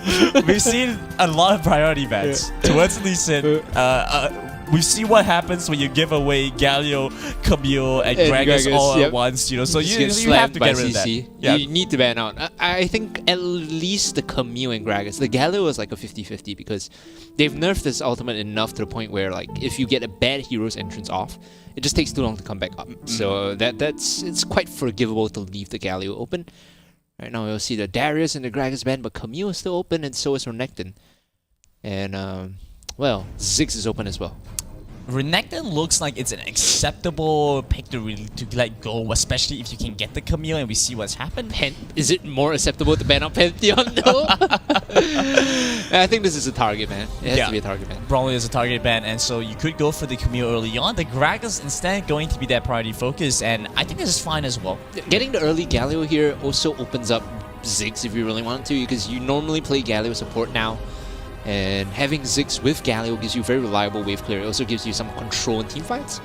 Camille now is going to be the choice for Crown 7. The response here should be Renekton though. It's incentivizing Crown 7 to also take away the Jarvan, if you ask me, right? Because you don't want to give that dual combo to Blue Mode. So incentivizes them to go towards that, makes them wonder, do we actually go for the Renekton pick now or take away the Jarvan? And it's kind of put them in a tough spot. So there you go. Good call on the Jarvan.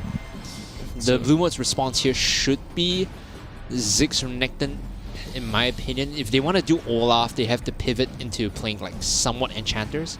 And I don't like Enchanters going up against Camille and Jarvan, just because purely off virtue of their lockdown, like most Enchanters will die inside the AoE. We saw what happened with the Jarvan last game, right? Going full was damage. it was also a Janna, by the way. Yeah, it's so easy to just shred through and kind of put the pain to Blue Modes. If they choose to go for this Janna here, of course we have seen a lot of interest built towards Janna and Enchantress type supports, and I could understand the idea behind it. Is going to be difficult to execute though, especially how it's kind of doesn't coordinate very well, because you're looking to get the Olaf in, the Galio in. The Janna can kind of reset after the fight, but most of the time you just want to keep pressing on. And I was talking to Riku about this during, I think, the Summer Super Cup. It was a big point in our broadcast about how Jarvan is just a natural counter towards Olaf, just purely on the virtue of hitting him with Cataclysm and then locking him in place. It doesn't matter what he has. If he has no flash, he's not getting out the Cataclysm. So it nullifies a lot of the offensive power of the Olaf just by hitting him with that one ultimate. And now you have a Shockwave on top of that to compensate for any lack of damage, and a Kai'Sa who's looking to fly in with Killer Instinct the moment Shockwave detonates, right? Anyone tagged by Shockwave immediately gets subjected to a plasma stack, and that's kind of a taxi ride in for Kai'Sa to clean up. most cases, not that big of a fan of the Oriana. In this situation, though, when you have to commute Jarvan, it's so easy to transport the orb and to get in there. Have to give it to Arrow for this one. Lost D, we've seen him consistently play on this Kai'Sa. He's a big fan favorite. He's a big favorite of the Kai'Sa pick and the Kai'Sa kind of tech. A little bit late on the meta, you know. He would have excelled in the previous set and the previous patch, but now falling a little bit further behind, we see things like the Senna come online. But again, like we mentioned, it's not going to be the fasting Senna, it's the feasting version instead, because Janna, well, what's she gonna do with that gold? Also doesn't farm out that well. We do see the Fiora locked in, and this actually is going to be pretty free reign for Crown 7. I think the Camille can do decently here, and so they just want to go for a decent support choice. Whatever they can pair with. Could do Nami, Lulu here. Both of them would be pretty ideal.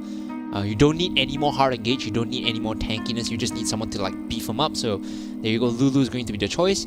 Nami would have been like more disengage focused, but considering blue modes don't actually have any like hard CC to force the issue, there's no point in bringing Tidal Wave. So you just want this like additional health and a way to peel, right, and buff up either the Camille or the Jarvan that's going to be jumping in. That extra health from Wild Growth is great. Polymorph is also very critical. You know, it might not do so much against the Olaf, but you have a very good response if you're diving, you're carrying the back, and so just stacks up a little bit more survivability, a couple more tools for them to use in this game.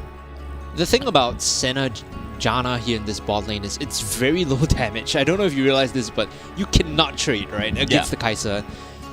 I think in part they drafted to kind of beef up this Olaf. They're putting a lot of the eggs into the Olaf basket, hoping that he kind of gets a good game, starts the ball rolling, and then he eventually gets to this point where he's running forward alone, and all they have to do is just shield him and heal him up, right? And so they, you know, to get him to that point though, they have to cross a couple of steps, a couple of hurdles. You know, Olaf, he's going to have to deal with his contemporary. It's going to be the Jarvan, who we know has a lot of early trading potential, especially if they get lane control. Galio can do decently in lane, but Oriana, we should see just being the virtue of being a range champion, get some good lane priority. This means rotations, you know, the works. And if Olaf cannot farm safely, is kind of running the risk of falling behind and finding less value in all of these fights. If he does not get like at least one Scuttle Crab, this game is going to be lost for him, right? If he gets double crabbed by Jarvan and Oriana, like, you don't get to play the game, because then you lose so much river control. The reason why getting Scuttle Crab is important is not because of the gold, it's because it covers two entryways into bot and top. Those are the ways, the entry exit points where you want to gank, right? So once your enemy has vision of that, you cannot play for the side lanes. You just pretty much have to play through mid and farm your own jungle, that's all. And it's difficult to play through mid as an Olaf, you know, there's only so much you can do. But that being said, where he does excel in, it's going to be around these neutral objectives. The Dragon, the Rift Tower, with very strong points for him to fight around. And you pair that up together with the Galio, together with, to some extent, the Janna. It is going to be a pretty nice spot for them to work around. So if Blue Modes, or if Crown 7 give them the space to play it through, Blue Modes could potentially have an Olaf skill up quickly. Otherwise, you know, it's down to Crown 7 to make active use of the temple they have. Yep, we are on to the Wild Rift, ladies and gentlemen. It's going to be Crown 7 versus Blue Modes, best of one. Loser goes home, winner progresses on to tomorrow. See how this one plays out. Pretty easy start. Neither side really wants to overextend and bring in something too different. Actually, might be a red buff start for the Jarvan. Crown 7 want to get this one quickly. Zed will not be playing Zed this time around. That's unfortunate. That was a pretty cool pick. Would have liked to see that personality shine through. Errol here is going to start zoning out this Galio. I'm not going to say the name, by the way, Brandon, so you can if you want to. I'm just going to refer to it as Galio. I feel a bit, you know, just insecure, but he has the wave control now. You can see it's 3-2, so he's going to be able to push it up. The clear coming in from Wino in the jungle, he did Rip Buff to Krug, so this is a full clear on the top side, which means I think he'll want to contest the top Scuttle Crab. And it's perfectly fine for Gallic to actually shove in the wave right now because Rift Helmets are up, and so Orianna makes use of this space to kind of force the Gallic to overextend a little bit, burn a little bit more mana to try and maintain the wave state. But should Orianna really want to, it's quite reasonable for the Ori to shove it in quickly. So Iro, he has that option, but otherwise freezing towards the side, you can see how difficult it is for the Gallic to get anything done. So we know Pop the Scryers, he's now first in the river, he's going to spot this ward out. And this does two things. It tells Olaf that Jarvan is topside and he wants to contest the Scuttle Crab, and that he has to be extra careful because he doesn't know where he is. Okay, they do manage to trade Scuttle for Scuttle, and so they get some space here. Will not run the situation of losing 2 Scuttles. We do see the Senna moving in position a little bit, but they don't quite have the numbers to prevent this from happening. Just a quick trade, but the Olaf actually going to, looks like he grabs the Crux as well. Olaf was actually the one with the faster clear. He did a full jungle clear -2 camps, and now he's trying to look for something, but he was unable to really capitalize on Zed here. Yeah, not really able to get anything done against the Camille. Camille is about to hit 5 as well, so you have to be careful about that window. Otherwise, you know, we talk so much about in other games, you have to focus towards a specific lane. You have to look towards, you know, the Camille lane, for example. I think this one is one where you can look towards the bottom side, towards Crown 7's Dragon lane, because they are relatively easy to lock down. You only have to worry about a little bit there. Nice crowd control onto the Jarvan, but he will just use his flank drag to get away. They end up trading back Krug for Krug on both sides, but it's taken a lot longer for the Jarvan to find this, whereas the Olaf has already managed to go back for a reset and come back in. In terms of jungle performance, the Jarvan's actually outdoing the Olaf just purely on being proactive, as we see the root come in. He's been spotting out the Olaf a lot more and taking camps away, and that makes it such that Crown 7 can play a lot more aggressive. Definitely gives Crown 7 the aggression to kind of capitalize on. Unfortunately, both sides haven't really been looking for some cross-map plays to really go for a dive or even a big setup. Wow, pretty fast stacking. 3 minutes is just about 18. It's because she hit, like when she went to the Crux just now, she was able to collect that, and she was consistently procking, like, you know, these misstacks on champions as well. I actually think, no, I actually think Janna is farming. Yeah. Okay, 2.6k on the Janna. Very interesting decision. Yes! Feast fasting Senna! The last blessings of the eye. Already hits 20 stacks, yeah, okay, that definitely makes sense now, you know, because I saw her take some of the souls at the Crux, and I was like, okay. No, they're like it's like 5, right? Yeah, it's 5. Okay. Yeah. So it actually gets a decent boost of that. And, well, if it's 5 souls, your jungle should really cross with you more often, right? The point of the support is to roam around the jungle. Maximum 5. Usually get like, you're right, around 3. Because the big Crux is 2, if I'm not wrong. Okay. Scuttle Crab picked up by Python. And so Blue Modes with a composition that has decent split pushing with the Fiora. Not so great team fighting. Kind of want to play to scale up. Crown 7 are giving them that chance. You know, the Dragon is available. It does feel like it's supposed to be going over to Crown 7. Flash taken away from Hero, but there's the Ragnarok being used by the Olaf as well. Let's see if we can get anything done here. They're just hovering by the side. The Jarvan still has his Cataclysm up. Ori still has Pulse available as well. Breaking point for this game in terms of range, I think would be about like 60 to 80 stacks. That's when the Senna's gonna feel really powerful. Wants to pull the trigger, but he's holding back. He knows they're right there. The sign's not to press on. Very good discipline to not just jump in. You saw the lineup for the 2-man knockup, but if you go in there, very likely to lose your life. At the back of it, there was a hero's entrance in a monsoon, so you never want to pull the trigger without information. In terms of gold, Blue Modes are leading by a small margin. And a lot of this is kind of hidden too, because in terms of like actual value, Senna has a lot of gold just hidden within the souls, right? Like, each soul is 1 AD, and I think when she hits like 100 souls, it's like 3k worth of gold value. You can see a bit of a forcing move out from Crown 7, trying to push them back, and yeah, it's 3 gold per soul, plus you get a little bit more AD, then when he sneaks up 20, you get some range, and okay, here we go, Crown 7 finally the ones to pull the trigger.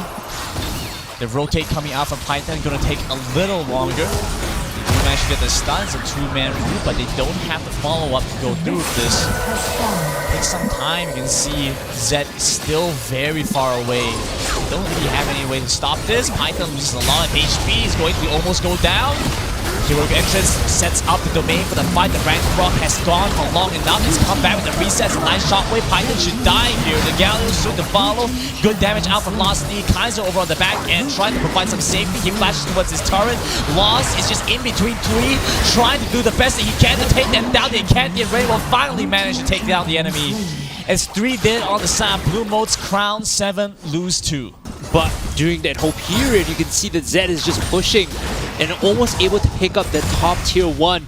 And no one secured the dragon, so in the the grand scheme of things, it's actually crown 7 that comes out ahead, because now he can reset this wave on his next return. He's denying so much already. On his next return, he's going to be able to pick up a bunch of items and just bully this Fiora out. Python was walking pretty close there. Zed just going to back off. And the Rift Herald available. They could make a bit of a swap there. Take the soul? Okay, very good. This is what support Senna is supposed to do. This is what fasting Senna is supposed to do. Right. Up to 34 now. It's a pretty nice number to be at. Quickly approaching 40. I like this adaptation from Crown 7. They're playing towards the mid side. Very versatile. They can rotate towards the dragon at the same time deny Rift Herald. They're still looking to try and scale up.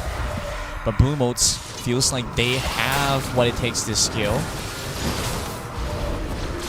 So Crown 7 being the ones to pull the trigger towards the dragon makes sense. They want to grab the objectives while they can. Ultimate's just about up for them again. Bit of a stalemate. Neither side really able to get good ground. Crown 7's eventually going to pick this one up. So they swap power on the map, right? They take the Rift Herald.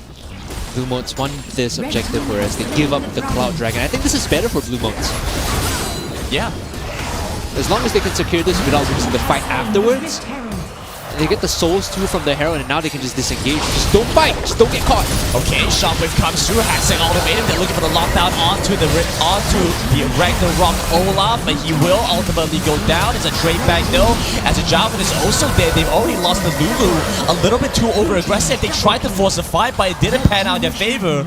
Blue Motes find 4, and Python is still looking for this last kill. Did they miss the Shockwave in the fight? I could have sworn they stacked like 5 members on top of each other with the Cataclysm, but the Shockwave felt like it did nothing in that fight. Shockwave hit too. Shockwave hit the Galleon, it hit the Olaf, but Olaf had the Ragnarok on too, and so... That's why it felt so lackluster. Exactly. I thought that fight would have been a lot better, because they were all choked up in Hextech Automatum plus Cataclysm. That it would have been an easy pickup if the Shockwave connected onto multiple. 49 souls now at 9 minutes. Tried to press the issue, tried to jump on them, and it didn't really work out. Crown 7 kind of have to reorg, to recall, come back in. Managed to hold on to this mid turret, even just barely. His goal difference actually isn't that bad. He's going Frostbound Gauntlet as well, so that's going to be a lot of utility. Eventually, when the game scales on, Blue Motes will have a lot of control in fights, purely off of the center. You need to start buying Grievous Wounds on multiple members of Crown 7, otherwise you just don't win these extended fights. Still trying to make something happen towards the bot side. You can see the collapse coming in, the Senna walking into position, maybe trying to get the stun onto the Javan. It's actually rooting 3. I'm not sure if that's what they wanted to do. The flash away from the Lulu, but a lot of damage coming through already. The Senna ultimate coming out, finds decent damage coming in for the flank. They're all so low, but they won't just go down.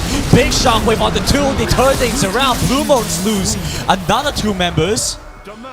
Galleon running away now, joining into the fight. Oriana was monumental there. She came in with the shockwave to turn the tides of that fight, and Crown 7, 2 members with less than 50 HP. I think Blue Motes might have overreached a little there, trying to go for those kills and left themselves exposed to Crown 7. Just need to clear out this wave here. Gaming Cow should not stick around. He could get dove if he steps up too far. Lacking The last blessings of key ultimates and spells from Zed. If he had that, I'm convinced he would have gone for the dive, but didn't, so they held on to that, stuck to their guns, went back for now. They're moving back into this mid turret, and they should be able to collect this quite easily. That's 2 turrets to Blue Motes, actually looks like Javan still wants to hold on to it. He has something to say. The shockwave only connects on the Galio, but they clear out the wave in time. The Rift Herald will be prompted, and so they confirm this turret surely.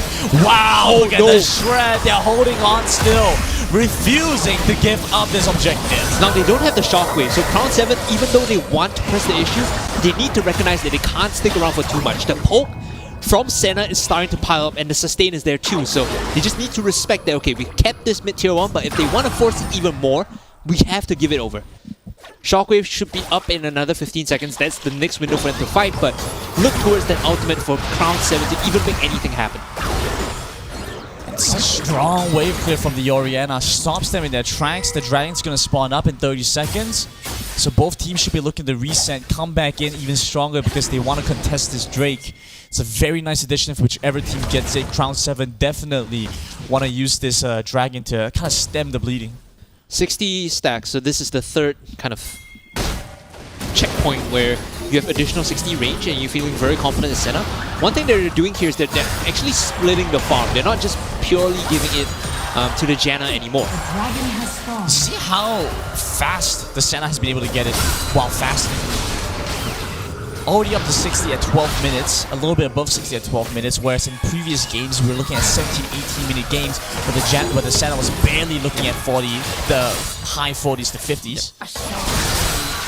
Very, very big difference.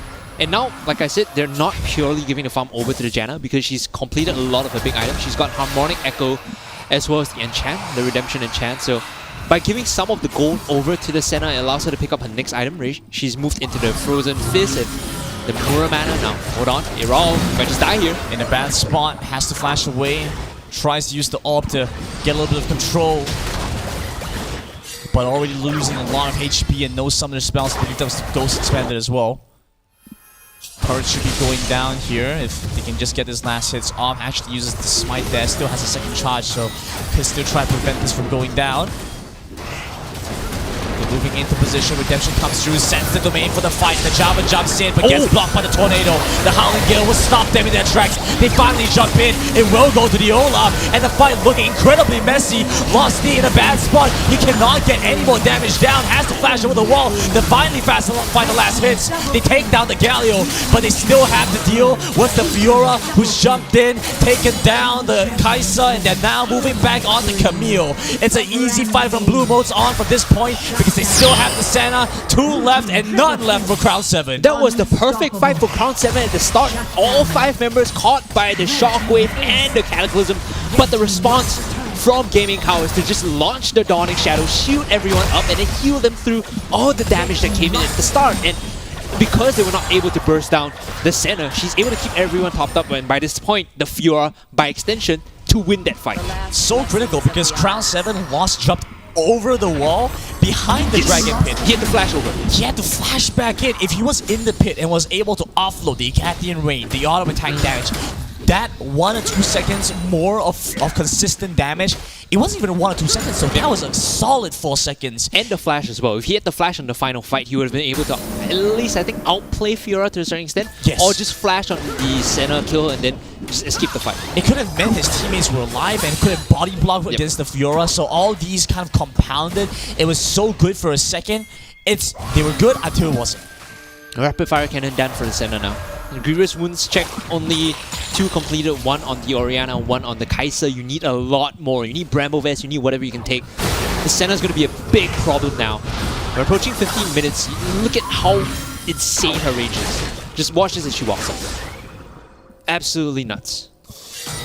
Very strong spot for Blue Modes to be in. They had 71 stacks at this point. Yeah, you gotta you gotta feel the pressure at this point. The range is starting to become very difficult to deal with. And she's at 10k, right? So what they did was they used the early game to give her like 20, 40 stacks to bridge the point where she has enough range. She's just walking up, autoing people and then killing them so that she can collect even more souls. Nobody said you had to commit to fasting sound the entire time. She's on like an 8-hour fast, right? After that, she can eat all she wants. It's a free buffet after. And the items that matter have already been completed on Janna, like I was talking about earlier. Harmonic Echo, Redemption, Enchant, and now the Ardent Sensor as well. Like, it's not insane for Senna because she doesn't need the attack speed, but what it's really good for is the Ola. Good damage onto Python here. Going it down a little bit lower. Will get topped up by the Honey Fruit and the Redemption. I wanted to talk a little bit about the vision control because look at it from Blue Motes. They have it in plenty. Around the Baron, around the choke points towards Dragon. You get some more information. That's going to the Shockwave being used, and Arrow in a bit of an awkward spot. Will just be able to walk away safely. There's a Shockwave being committed, but should come out quite soon. Does put All Walk out of commission though. You can see how difficult it is for Crown 7 to siege, even with the Orianna and the Kai'Sa, right? Because the wave clear from the Galio and Senna is just too high. Right now she's at 78 stacks, and it's only going to get higher because she has the rapid fire cannon. How she can collect stacks is just by Q-autoing a champion. Yeah, being very easily able to pick up some stacks just with these exchanges, especially with the range advantage that now has. The last blessings of the Both sides playing it slow. You know, I think they're feeling the pressure a little bit here, right? You know, there's 17 minutes in. It's a relatively small gold gap. So just about 4,000. Crown 7 needed to punish the Senna pick much earlier in the game, and now she's come online. 11.5k, she's second top net worth on her team in terms of items as well. She's picked up everything she needs to really do damage and stay alive. Even picking up the buffs now, she's transitioned fully into ADC.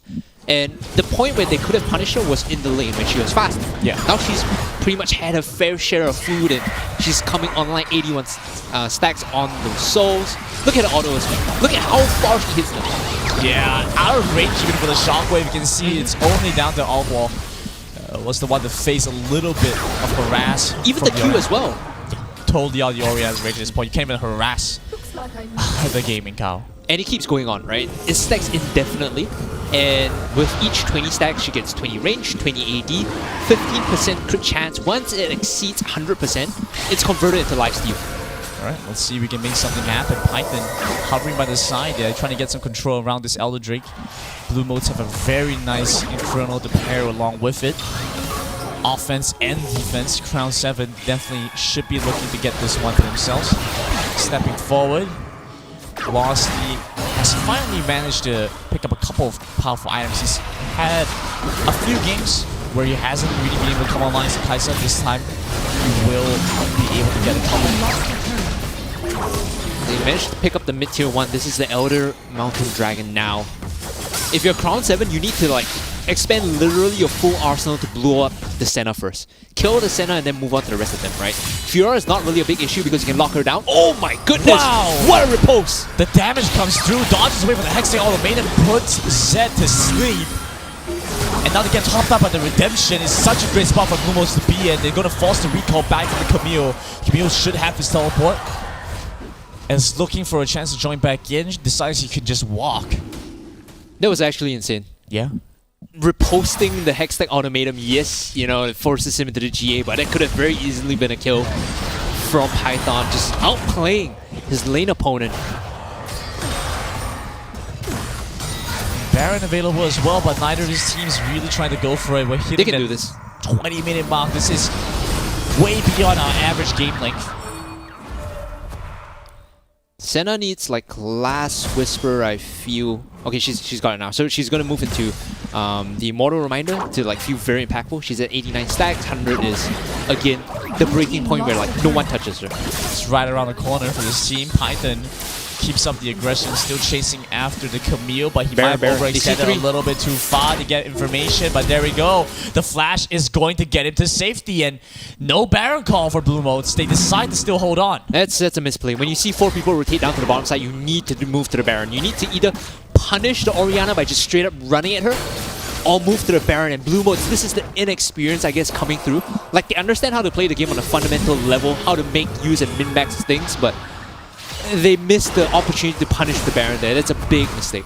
Crown 7 start up the Elder Drake for a split second, but decide to back off once they see Blue Motes moving into position to deny them.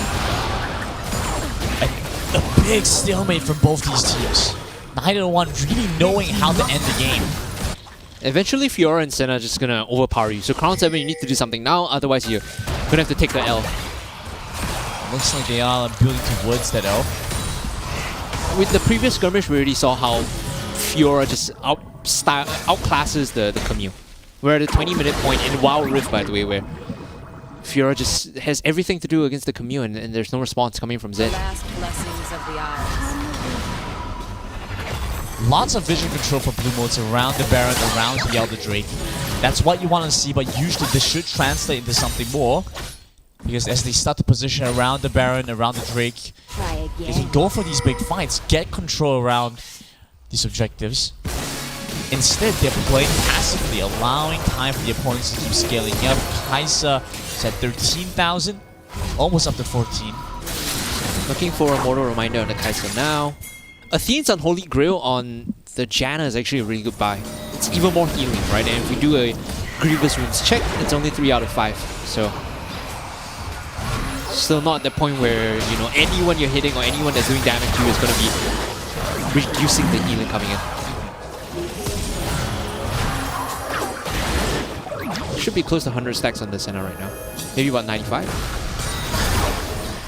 Oh, 90. Yep. 90. We're just chilling in lane. Both sides have decided that they don't really want to end this. And there you go, 100. Oh, she can't walk up to hit it. Okay. 100 Unlucky. soon. One more. Only in spirit. Okay, this should be 100. That definitely one search call at this, right? Wait, none? No, she hits it. Oh, Yeah. okay. Drake started up. My Crown 7, I feel like we've seen this one before. They're over in position. Arrow looking to go low here. Pops the shield, is looking to die. If he doesn't get away, flashes out, gets some space over the back. They pop the Hexing Automated to buy some time. The Senna, with this incredible range, will give them all the space they need. The Cataclysm will lock them back in. Lost jumps to the back, trying to find the last few auto attacks, but he's a little bit too deep. Doesn't quite have the damage to kill them all off. Instead, they find the double kill for the Senna. Python gets the rest. They take down 3, and finally the stalemate is broken. It's blue modes to come up ahead. You can't tell me that's not ridiculous, right, Grant? She was sitting half a screen away, just autoing people trying to jump at her, and they can't even get a range to touch her while she's just autoing them down. It's actually insane how 100 stack Senna is ridiculously overpowered. They gave her full range. Yes. The Cataclysm was in between them and the rest. And I think that Losty had to ult to get in range to the Senna. He was outside of auto attack range because he ulted too far, and the Senna was still hitting him. This is terrifying. Yep. Scaling Senna. It is. The stuff of nightmares.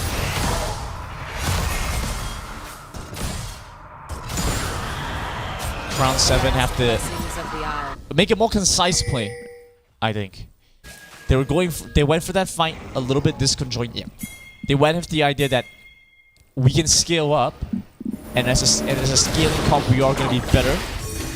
But that isn't going to be the case, and now they've lost that window to make a big play. Okay, at least Guardian Angel back up on this Camille now, so they could try and force a fight behind them.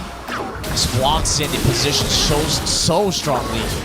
The Olaf takes a good chunk, even with the Gargoyle Stone Plate. The Redemption used from both sides, tops up blue modes. No They're not Baron. dealing with the waves. That's the problem. They can't do this Baron because the waves on top side isn't pushed in. So they need to clean this wave first, and then regain control of mid prio. Oh my goodness, there we go. Through That's the wall? what you were expecting. Does take the flash away from the Senna. It's a good win. She does have GA now. Still hard to kill because there's a Janna next to her. Even if she dies, like through the GA, the Janna's gonna be healing for Senna here.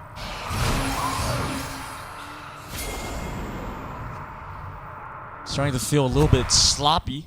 They don't seem to know how to end the game. You have such overwhelming range. In all honesty, you can just walk up to the turret and take it. You can hit the turret from outside of range at 100 stacks, yeah. With 100 stacks With and 100 rapid stacks fire you can. cannon, you can absolutely hit it out of its turret range. Even without rapid fire cannon, you can still hit it outside of turret. Okay, this could be something.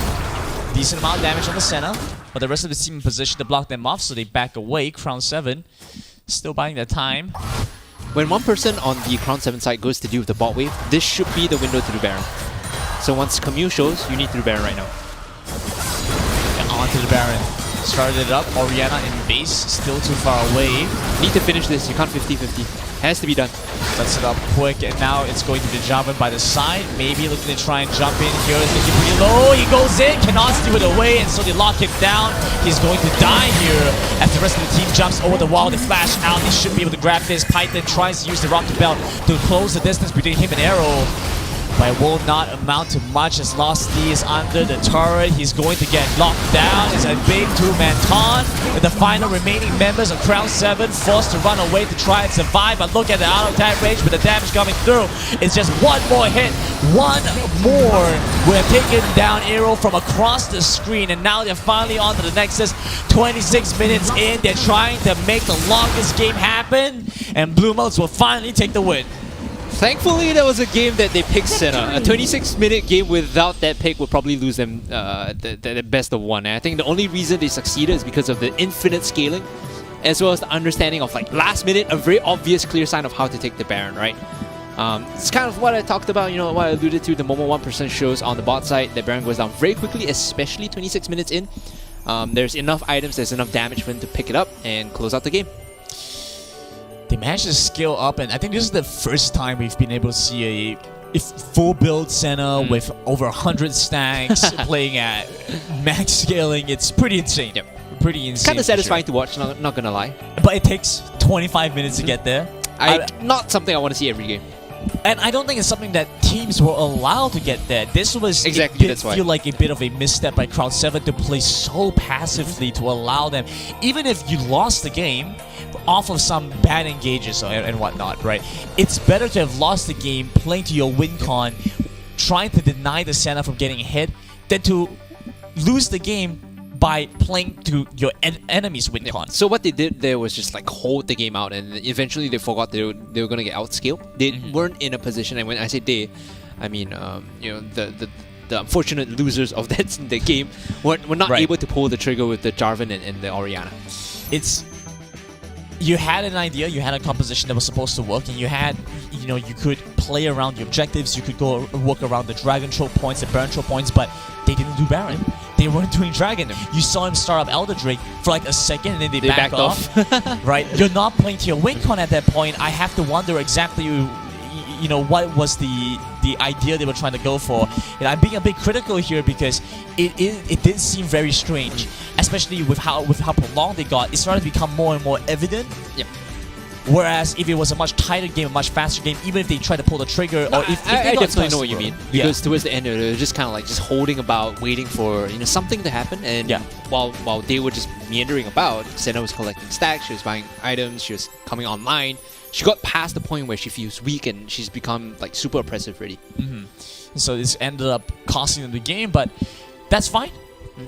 I think this will mean that it is going to be Blue Motes moving on to our next stage of the lower brackets. For now, let's take our attention back into the game versus Victory and Team OK. Victory did drop a little bit lower first before playing into the next bracket. Let's take a quick highlights at the games between Crown 7 and Blue Motes before we talk more about this. Don't get caught. Okay, Shockwave comes through, Hacksang automated. They're looking for the lockdown onto the Ragnarok Olaf, but he will ultimately go down. It's a trade back though, as a Jarvan is also dead. They've already lost the Lulu. A little bit too over-aggressive. They tried to force a fight, but it didn't pan out in their favor. Blue Motes find 4, and Python is still looking for the slap. The Jarvan jumps in, but gets blocked by the Tornado. The Howling Gale will stop them in their tracks. They finally jump in. It will go to the Olaf, and the fight looking incredibly messy. Losty in a bad spot. He cannot get any more damage down. Has to flash over the wall. They finally find the last hits. They take down the Galio, but they still have to deal with the Fiora, who's jumped in, taken down the Kai'Sa, and they're now moving back on the Camille. It's an easy fight from Blue Motes on from this point because they still have the Senna, 2 left and none left for Crowd 7. That was the perfect fight. Back, they pop the Hacksang automated to buy some time. The Senna, with this incredible range, will give them all the space they need. The Cataclysm will lock them back in. Lost jumps to the back, trying to find the last few auto attacks, but he's a little bit too deep. Doesn't quite have the damage to kill them all off. Instead, they find the double kill for the Senna. Python gets the rest. They take down. Frosty is under the turret. He's going to get locked down. It's a big two-man taunt. With the final remaining members of Crown 7 forced to run away to try and survive. But look at the auto attack range with the damage coming through. It's just one more hit. One more. We're taken down. Incredible how we can condense a 26-minute game at the 4 highlights. Yep, it's just Senna doing Senna. No, it's like the evolutionary stages. Yeah, right? it went from focus was on the Fiora, then it started becoming more Senna based and more Senna based, and at the end I was basically exclusively talking about Senna's range, right? That's the evolution, guys. That's why fasting Senna is so good. But sometimes, you know, it's just the fact that you need to punish that pick early on. Yeah. There's a moment in time where she's like 20-40 stacks, has no items, where she's effectively not even a champion. That's when you punish and kill her. And so we were hoping to see something along those lines. Unfortunately, it didn't quite happen. Yeah. But let's take a look, talk a little bit more about Team OK versus Team Victory. Yeah. So Team Victory dropped down to the lower brackets a little bit early on, right? They played their first match against Aphrodite Gaming. Yep. And Aphrodite Gaming, we know as a strong team. So no big indication there on where Victory loses. What the power level is, yeah, right? We don't have a good indication because we know that Aphrodite is a very strong team, so that dropping that game, unsurprising. So they took their win against Initials and will now be going up against Team OK. So this is a really good gauge, I would say. You know, Team OK want to be able to take a solid win, show their kind of mettle. Especially after the loss against like Grenadiers, I think this is more than anything like a Team OK's game to lose. They should have taken some lessons away from that. If they were, by any means, you know, watching the cast, they should have known, like, okay, these are the macro mistakes we're making. We need to, like, sharpen up here, here, and here. Go into the game against Victory, if they want to continue on this low bracket and play to the Moon next, who, for the first game of today, was very dominant. I think this is a trial by fire that they have to go through. And they beat Blue Mode's team. They beat Blue Mode's team to make it themselves. They make their way into the next stage of the upper brackets, but they dropped their game. Blue Modes have already progressed to the next stage of the lower Stands bracket to finals. reason by transitive property that Yeah, so you know you can't lose, you can't finish fat earlier than a team that you've already beat once. This is true, right? So let's see what Team OK have in store for us. Of course, I'm also interested to see what Victory have. So it's like you said, this is a FSL of extra steps. FSL with extra steps, basically, right? Because both teams, as we know to our knowledge, are both female teams. So yeah, that should be interesting. Shout out to FSL. And of course, let's talk a little bit about what these guys are playing for, what the stakes are. Of course, in Qualifier 1, not all that much. I think the top 16 teams, by the end of the qualifiers, will get like 2 million blue modes. Something along like those that, lines, right? yeah. You get like 2 million of those, if like 400,000 per player, if I'm not mistaken. You can buy all the champions. All champions now and in the future. Yeah, right. I want 400,000 modes. And for our top teams, you know, first place will get $12,000 and 5 Secretlab shares. Second place gets 8,000. Third place gets 2,000, and the 3 teams will get 3 months with 100 plus. Awesome. I wanna break it down the math a little bit. Okay. You know, you get summer season, then you get Super Summer Cup, you get fall season, and then whatever the follow-up competition is going to be. That is a nice chunk of change throughout the months, even after you split it 4 or 5 ways. Yeah, I mean, I don't know why you would split 4 ways, but yeah, 4 or 5 ways. It's like, you play 2 phones. You're like you're AD carry and support at the same time. yes, I have. You know, this is you have the claw. Oh yeah, it's just like 2 like. Wow. This is, you gotta do it insane, right. by the way. Do it right yourself. It's like one of those people in solo. I'd rather support myself. Now you can with 2 phones. Oh my goodness! Right, so it's a nice steady chunk of change, and it's really going to show the kind of investment that's been made. I'm for very Southeast happy Asia. about the environment and the ecosystem that's been built right now to kind of enable all of this to go through. Right? I mean, as much as esports has been kind of affected by COVID, the fact that this kind of environment and ecosystem exists for young and aspiring pro players to try their hand, you know, maybe get slapped a bit, you know, lose a couple of games, but go through 2 qualifiers and figure out whether this is really for them is just a joy to behold. Like we definitely lose a little bit in the live viewing experience, but I think, you know, for what it's worth, esports has still been able to grow decently. You know, we have lost a little bit of traction, a little bit of ground gain for stuff. For example, like SEA Games being postponed, where otherwise we would have seen the Wild Rift, Wild Rift being played in the SEA Games. But it's fine. Let's take a look back to its victory and Team OK. Victory on the blue side, Team OK on the red side. Man, now that you mentioned that, I'm all in my fears like, oh, if only we had SEA Games power. No, it's fine. We'll still have it like next year or something. Yeah, we'll be fine. We'll be fine. And we'll have to see which teams are going to play through that. First ban's going to be the Akali. Gragas is going to be the first red sign ban. Lee Sin, Camille, Galio, Renekton? We've seen Team OK. Fiora, maybe? Yeah, one that's willing to play the Renekton, play the Camille in all likeliness. So I don't doubt they have a very strong ban lane to kind of set right? that. Maybe a Victory Renekton ban and then a Fiora coming out from Team OK. They actually bring in Lushless. Oh, nice. In the mid lane instead of Candy Bird. I was going to actually mention, you know, with the Ziggs ban, you still have quite a lot of options because Candy Bird is quite a diverse mid laner. You can play anything from the Diana, the Akali to the Ziggs. Lushless, haven't quite seen her in the mid lane. So a lot left open for us to interpret. In the past, when she was playing on Asterix, she was like the IGL kind of shot calling captain. I think the one thing missing in the 2 games that they've shown today is the lack of direction. Like in terms of macro, it's been very sloppy. So pulling her back into the roster, regardless of role, it should help them shape up the weakness that we've identified, which is, you know, poor shot calling and poor macro play. Right. So hopefully that does make its impact known. So the Galleon removed as well.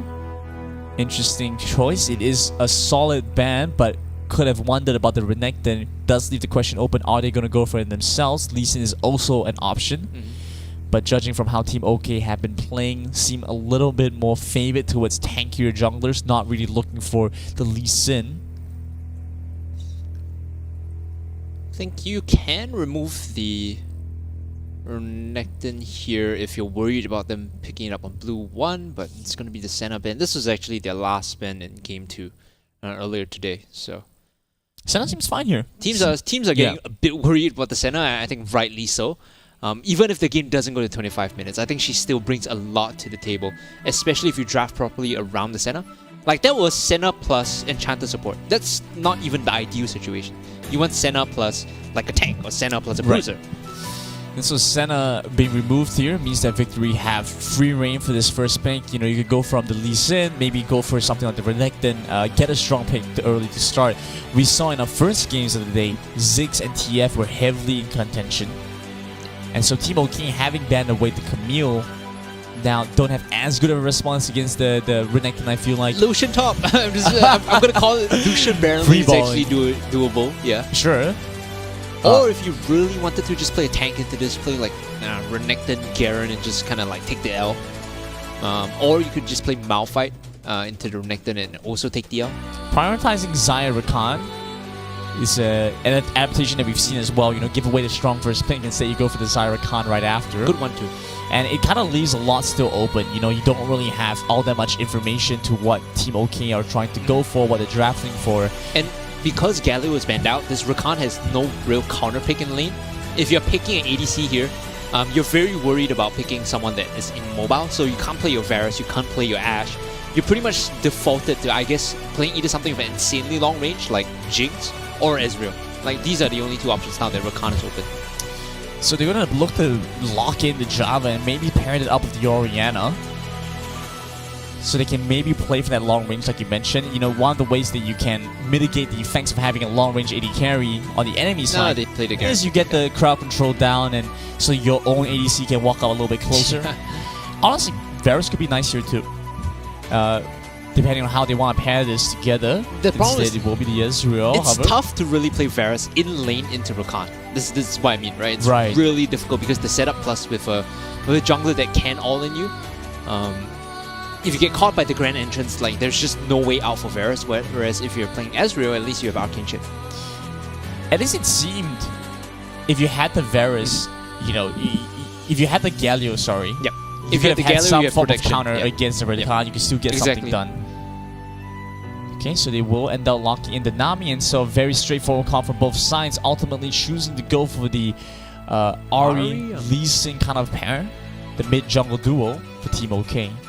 strong mid-jungle synergy between both sides, but I think Team OK is a lot more reliant on hitting like the skill shots in order to really get anything done, whereas Victory, their mid and jungle can like posture better, you know what I mean? Like they can just stand around and throw like the ball out, throw the Demacian standard out, and not have to commit, right? They can just kind of fake as though they want to engage, whereas for Team OK, they need to throw charms and sonic waves out. Yeah, at least with, and from what we're seeing as well right now, you know, both sides have pretty good wave clear. You know, it's going to be difficult to really try and siege out. Wave control generally, and for Ahri matchups, should be headed favor to the Ahri, but with Orianna, that kind of tosses the balance around a little bit. So it affects things. I'm curious how badly, because Team OK have shown some ideas of how to rotate around that, clear out the waves, because that's been a very big part of the new meta that's been kind of forming. Teams that are not doing are a little bit behind in that sense. Yeah, I haven't really been able to fully preview that kind of idea. Something that they will have to improve if they want to move further on in the tournament. I think the higher level you go, the more this macro play becomes like basic. If remember, we were casting like Summer Super Cup, all the macro movements were like textbook. You know, at this moment you have to do this thing, and then the counter is this, and then it just comes down to like who has the better mechanics and who's going to take that 50-50 coin flip in a team fight. And so being aware of that is such a big component of being able to take these games. As we get ready to go into our last BO1. This is the last one for today in the lower bracket final. Lower brackets, not the finals, rather. Tomorrow is the lower bracket final. I think they go play into the finals. Yeah, I mean like... Yeah. Ostensibly the finals, because they don't actually play each other in the finals. So like that will be the final lower bracket match. The final lower bracket match, not finals. Yes, correct. That's right. And so tomorrow we have these games coming in for you guys again. So same time, same place. As we take a look for more Wild Rift Icon Series in the Singapore fall season. We should be jumping into game very shortly, taking a look at Team Victory versus Team OK here.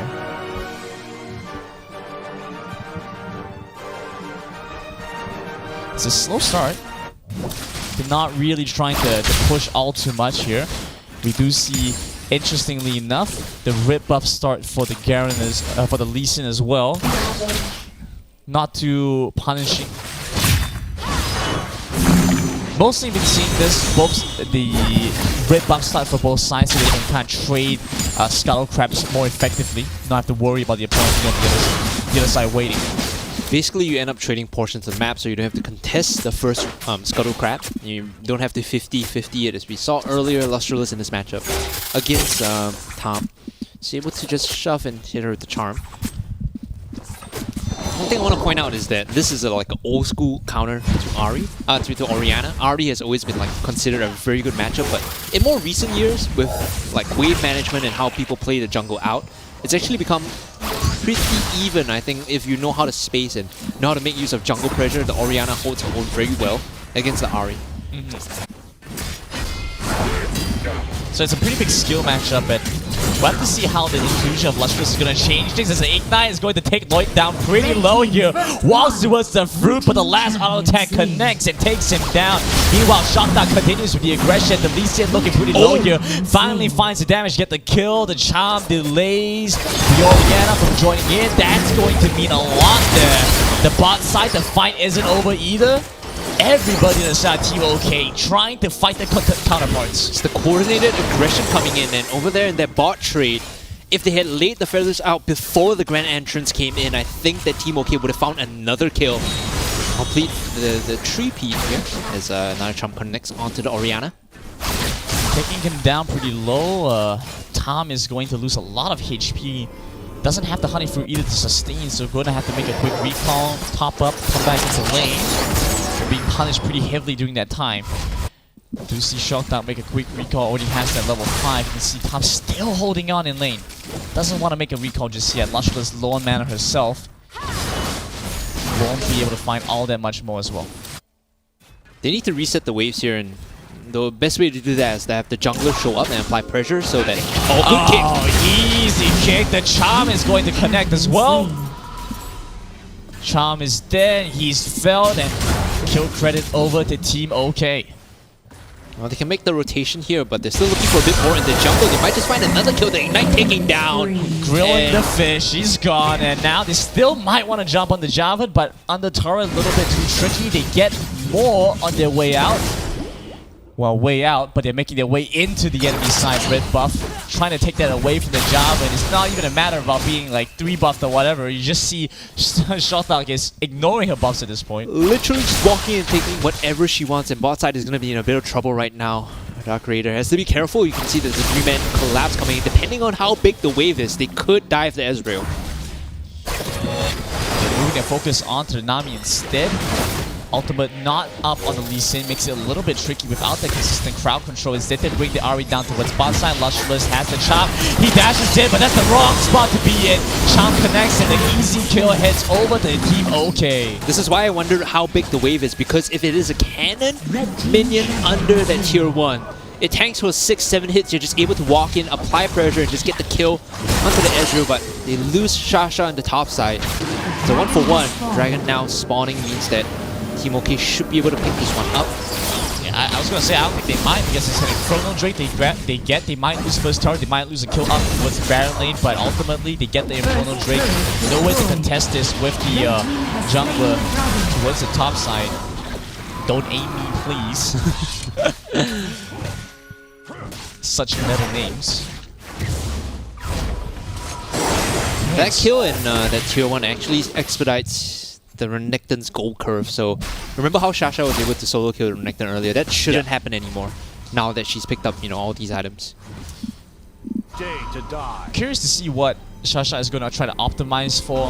You know, we talked about how damage wasn't really as much of an option anymore. Could still try to go for a little bit of damage, mix it in, weave it in between the tank items. To clarify that, what I mean is either you go full tank or you go like heavy damage, right? Right. Otherwise, you're just kind of stuck in the middle of the road and you don't really do anything very well. It's not enough damage to kill anyone, Yes. and you're not tanky enough to survive. I get what you mean. We have to see if she's going to be far enough ahead to maybe cheese something out. Still, now, let's take a look towards the Baron lane. Shock Doc in position, along with Flaria. Aya will be there to find the damage that they want. It's going to be an easy double. Quick pickups for Team OK. They go in between the turrets, weave in for a quick 2 pickups. Honoring with the turret. Okay, it's a bit too much. I think the Ori is a bit out of place. She knew that the wave was pretty much gone there when she walked in, so I think a bit greedy, you're not wrong. Like, just walking in there, it's quite a move. The Shelter has ult, and yeah, there we go. This is about it. She flashes, but with the damage out from Lee Sin, the shockwave doesn't even find its mark. Instead, they use the Cataclysm, and Don't Aim Me Please is running for her life. They still have the Featherstorm and the Dragon's Rage structure now. For this trade, The Rift Herald tempo entirely within Team OK's favor. They're about a 5,000 gold lead just 6 minutes into the game. you know what the vast difference between this game and the other two is the fact that their shot calling is a lot cleaner. I don't know if you've realized, but the way they've been playing around the map, that Shasha might just die here. Oh no, but she could just turn it around. Domi, please, losing HP to the Ignite. No! One more turret shot, but the barrier barely saves her. Things are looking dicey for victory there. The child goes wide. Still looking for the second charge of the Rift Arrow. They will be able to find it there. It's a lot better macro this time for Team OK, and even being able to get a 1-for-1 trade there for Shasha is just the best thing possible. After committing so much to pick up mid-tier 1, Mountain Dragon is going to be spawning in about a minute and a half, so... Look at his itemization. It's a full-on Thornmill to a death stats. It's not even a black blade, it's a death stats. And still building towards the Blade of the Rune King, he's going to do negative damage to the Garrison. In case you guys don't know what Grandin's talking about, there's Grievous Wounds on Thornmill, so you basically don't heal anything and you do negative damage. Because you take reflection based on the armor you have in the health. Oh my goodness. Alright, Dragon's Rage Credit entrance is a wobble combo, knocked up and kicked back. They do flash, force a flash away from Shockdown, but the flash in from Aya will secure the kill, and you can see Lily was desperate to keep him alive. The charm will find its mark on the Tom, and even with the sombrero ult, it doesn't stop the kill to coming through. Shasha rotates back, finds vengeance for herself. She makes her own gank. Now they're collapsing in the mid side. Just need to escort this next wave in. And what a great spot for OK to be in. 20 seconds on the clock for the next dragon. It's going to be Mountain, I believe. Yep. They can reset. They can pick this one up. They should have a lot of items coming in right now. Lustreless picking up the large rod. You can see that Clara has actually went for the Dead Man's Plate in addition to a Kindle Gem, so she's going to be very speedy once she jumps in. And I think all the item breakpoints are there, right? If you are Team OK right now, you feel very comfortable fighting whenever you need to, because you have this insane gold lead, insane item lead, just smacking them over the head with their walls. Oh, sharp bounce there, spots out the Renekton, forces the teleport away from Shasha. Seems a little bit too over-eager to perhaps use this one, but they will stop the dragon, and Victory have no way to try and deny this. They're just watching as it gets taken away by Team OK. No point even trying to steal this because you just set yourselves up for the 4-man grand entrance. They're still chasing forward. They finally find the quick link. Docha still jumps in, gets the catch on the Orianna. The shockwave does not buy her enough time or space. They also find the Java in quick succession. OK with 2. I just need to push up this mid wave. There is 2 minions plus a cannon, so they should be able to pick up the tier 2, but whether they can crack the inhibitor is a different question. Need to find a big pick here. Right, OG are ready to end things off. They go in, they get the turret, they get the knockup on the Renekton, force the flash out from low. And Baron spawning in about half a minute. Will just clean things up for Team OK. They already have the siege going for them. They've broken open many turrets at this point. Why didn't they rotate up to take top tier 2? I think they could have greeted for that and then moved over to the Baron. Maybe they're just worried about buying first and then contesting the Baron, like they just want to be more safe. Right. Just be on the Baron exactly when it's up and then start it up. I think they could actually just steal it away because Victory don't have any information, don't have any control around it. Look at what Clara is doing right now. She's setting up an ambush in, one of the chokes, knowing that if anyone walks up, she has grand entrance and quickness to just delete someone first, and then they can move over to Baron with the man advantage. She's looking for it. They are roaming inside the jungle. Yeah, look at this. Negative damage. Nothing you do to the Garen, honestly. And Shasha would just heal up, vamp back up. Well, not vamp back up, just gen back up so quickly. Meanwhile, Team OK start up the Baron, and Renekton doesn't have any way to respond to this. They don't even have information. They're so late to the party. I think they must use the Redemption to get intel.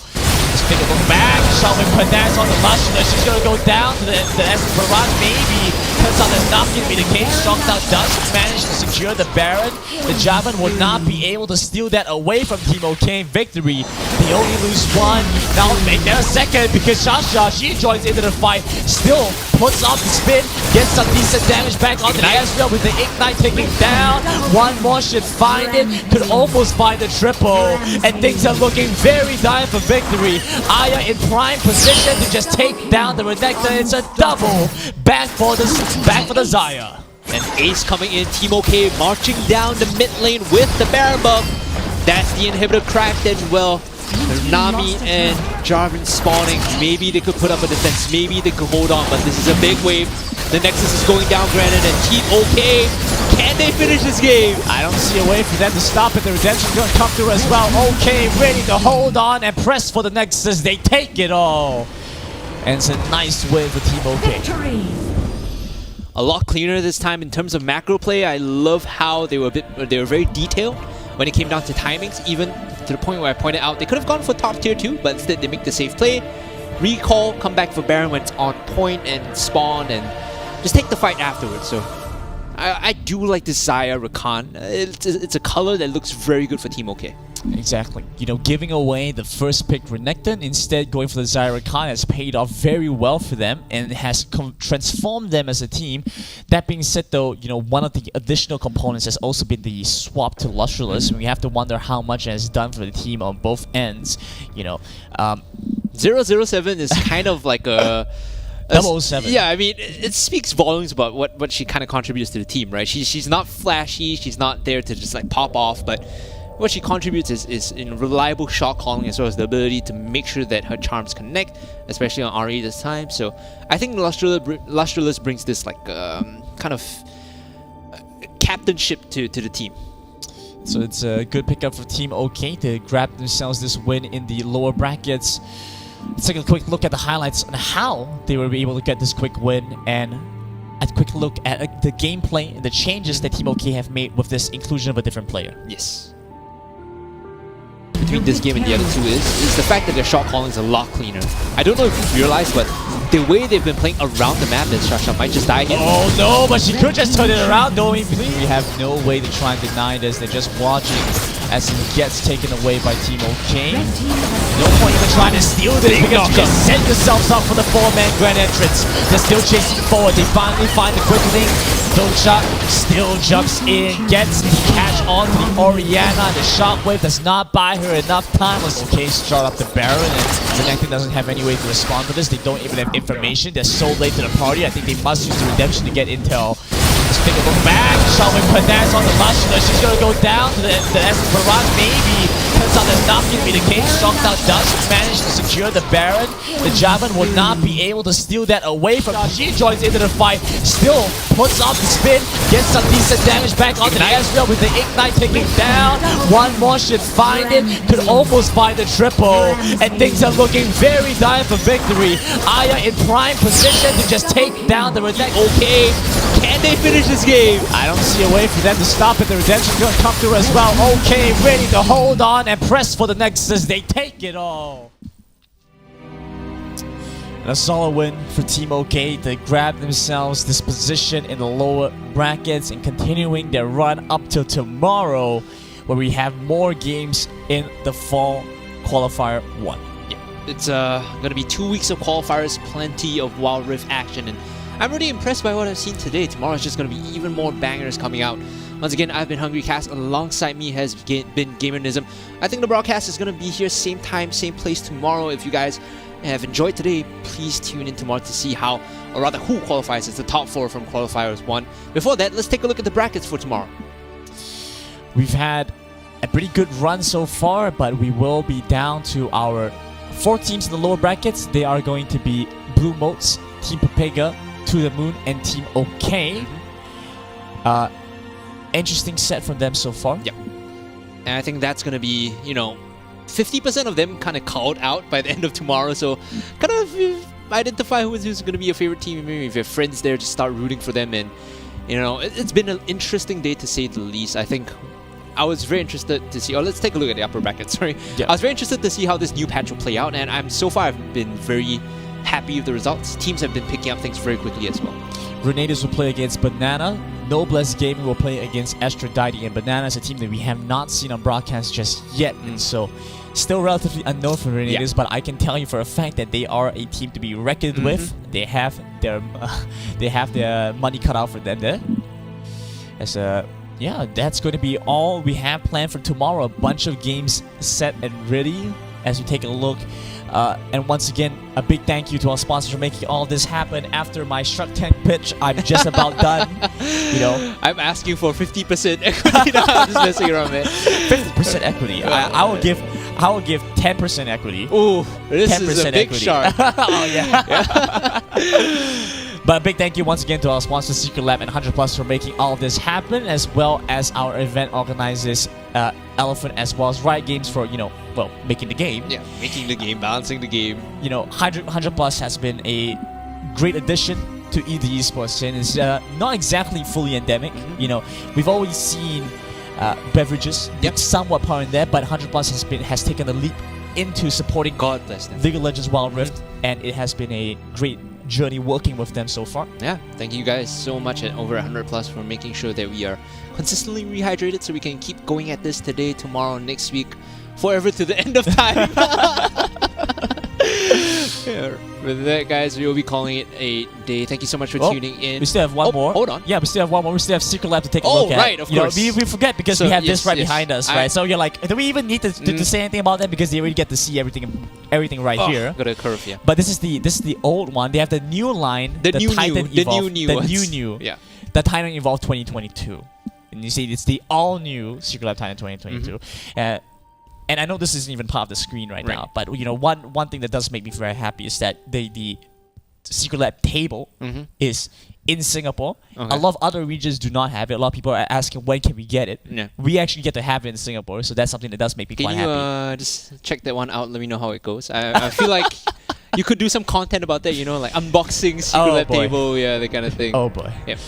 But yeah, with that being said, I think we have come to the end of day 1 of the Sea Icon Series Singapore Fall Qualifiers 1. It's a bit of a mouthful, but if you just take it as it is, it's the Sea Icon Series Fall Qualifiers 1. We have Qualifiers 2 next week, but for tomorrow, same time, same place, we take a look at our top teams to see which ones will make it into the playoffs to meet off against the final boss alliance. So see you guys tomorrow. Enjoy.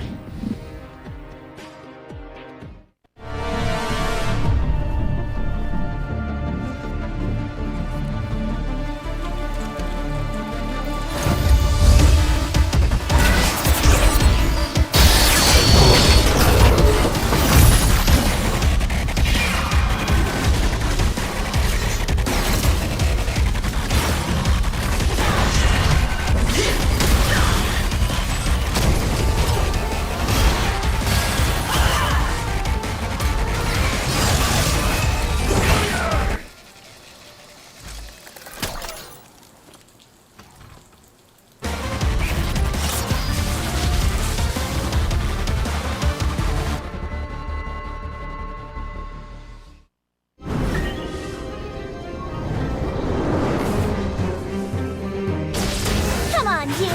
Let's dance. I'm on it, Black Shoe! Time to strike. You think you can outshoot me? Captain Chemo on duty.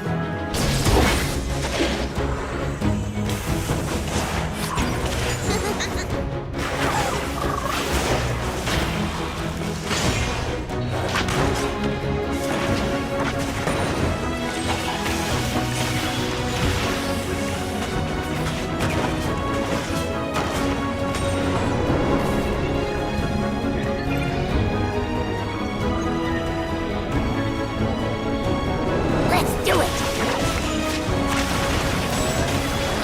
Delta Sierra at 12 o'clock! Dust 'em, Pix.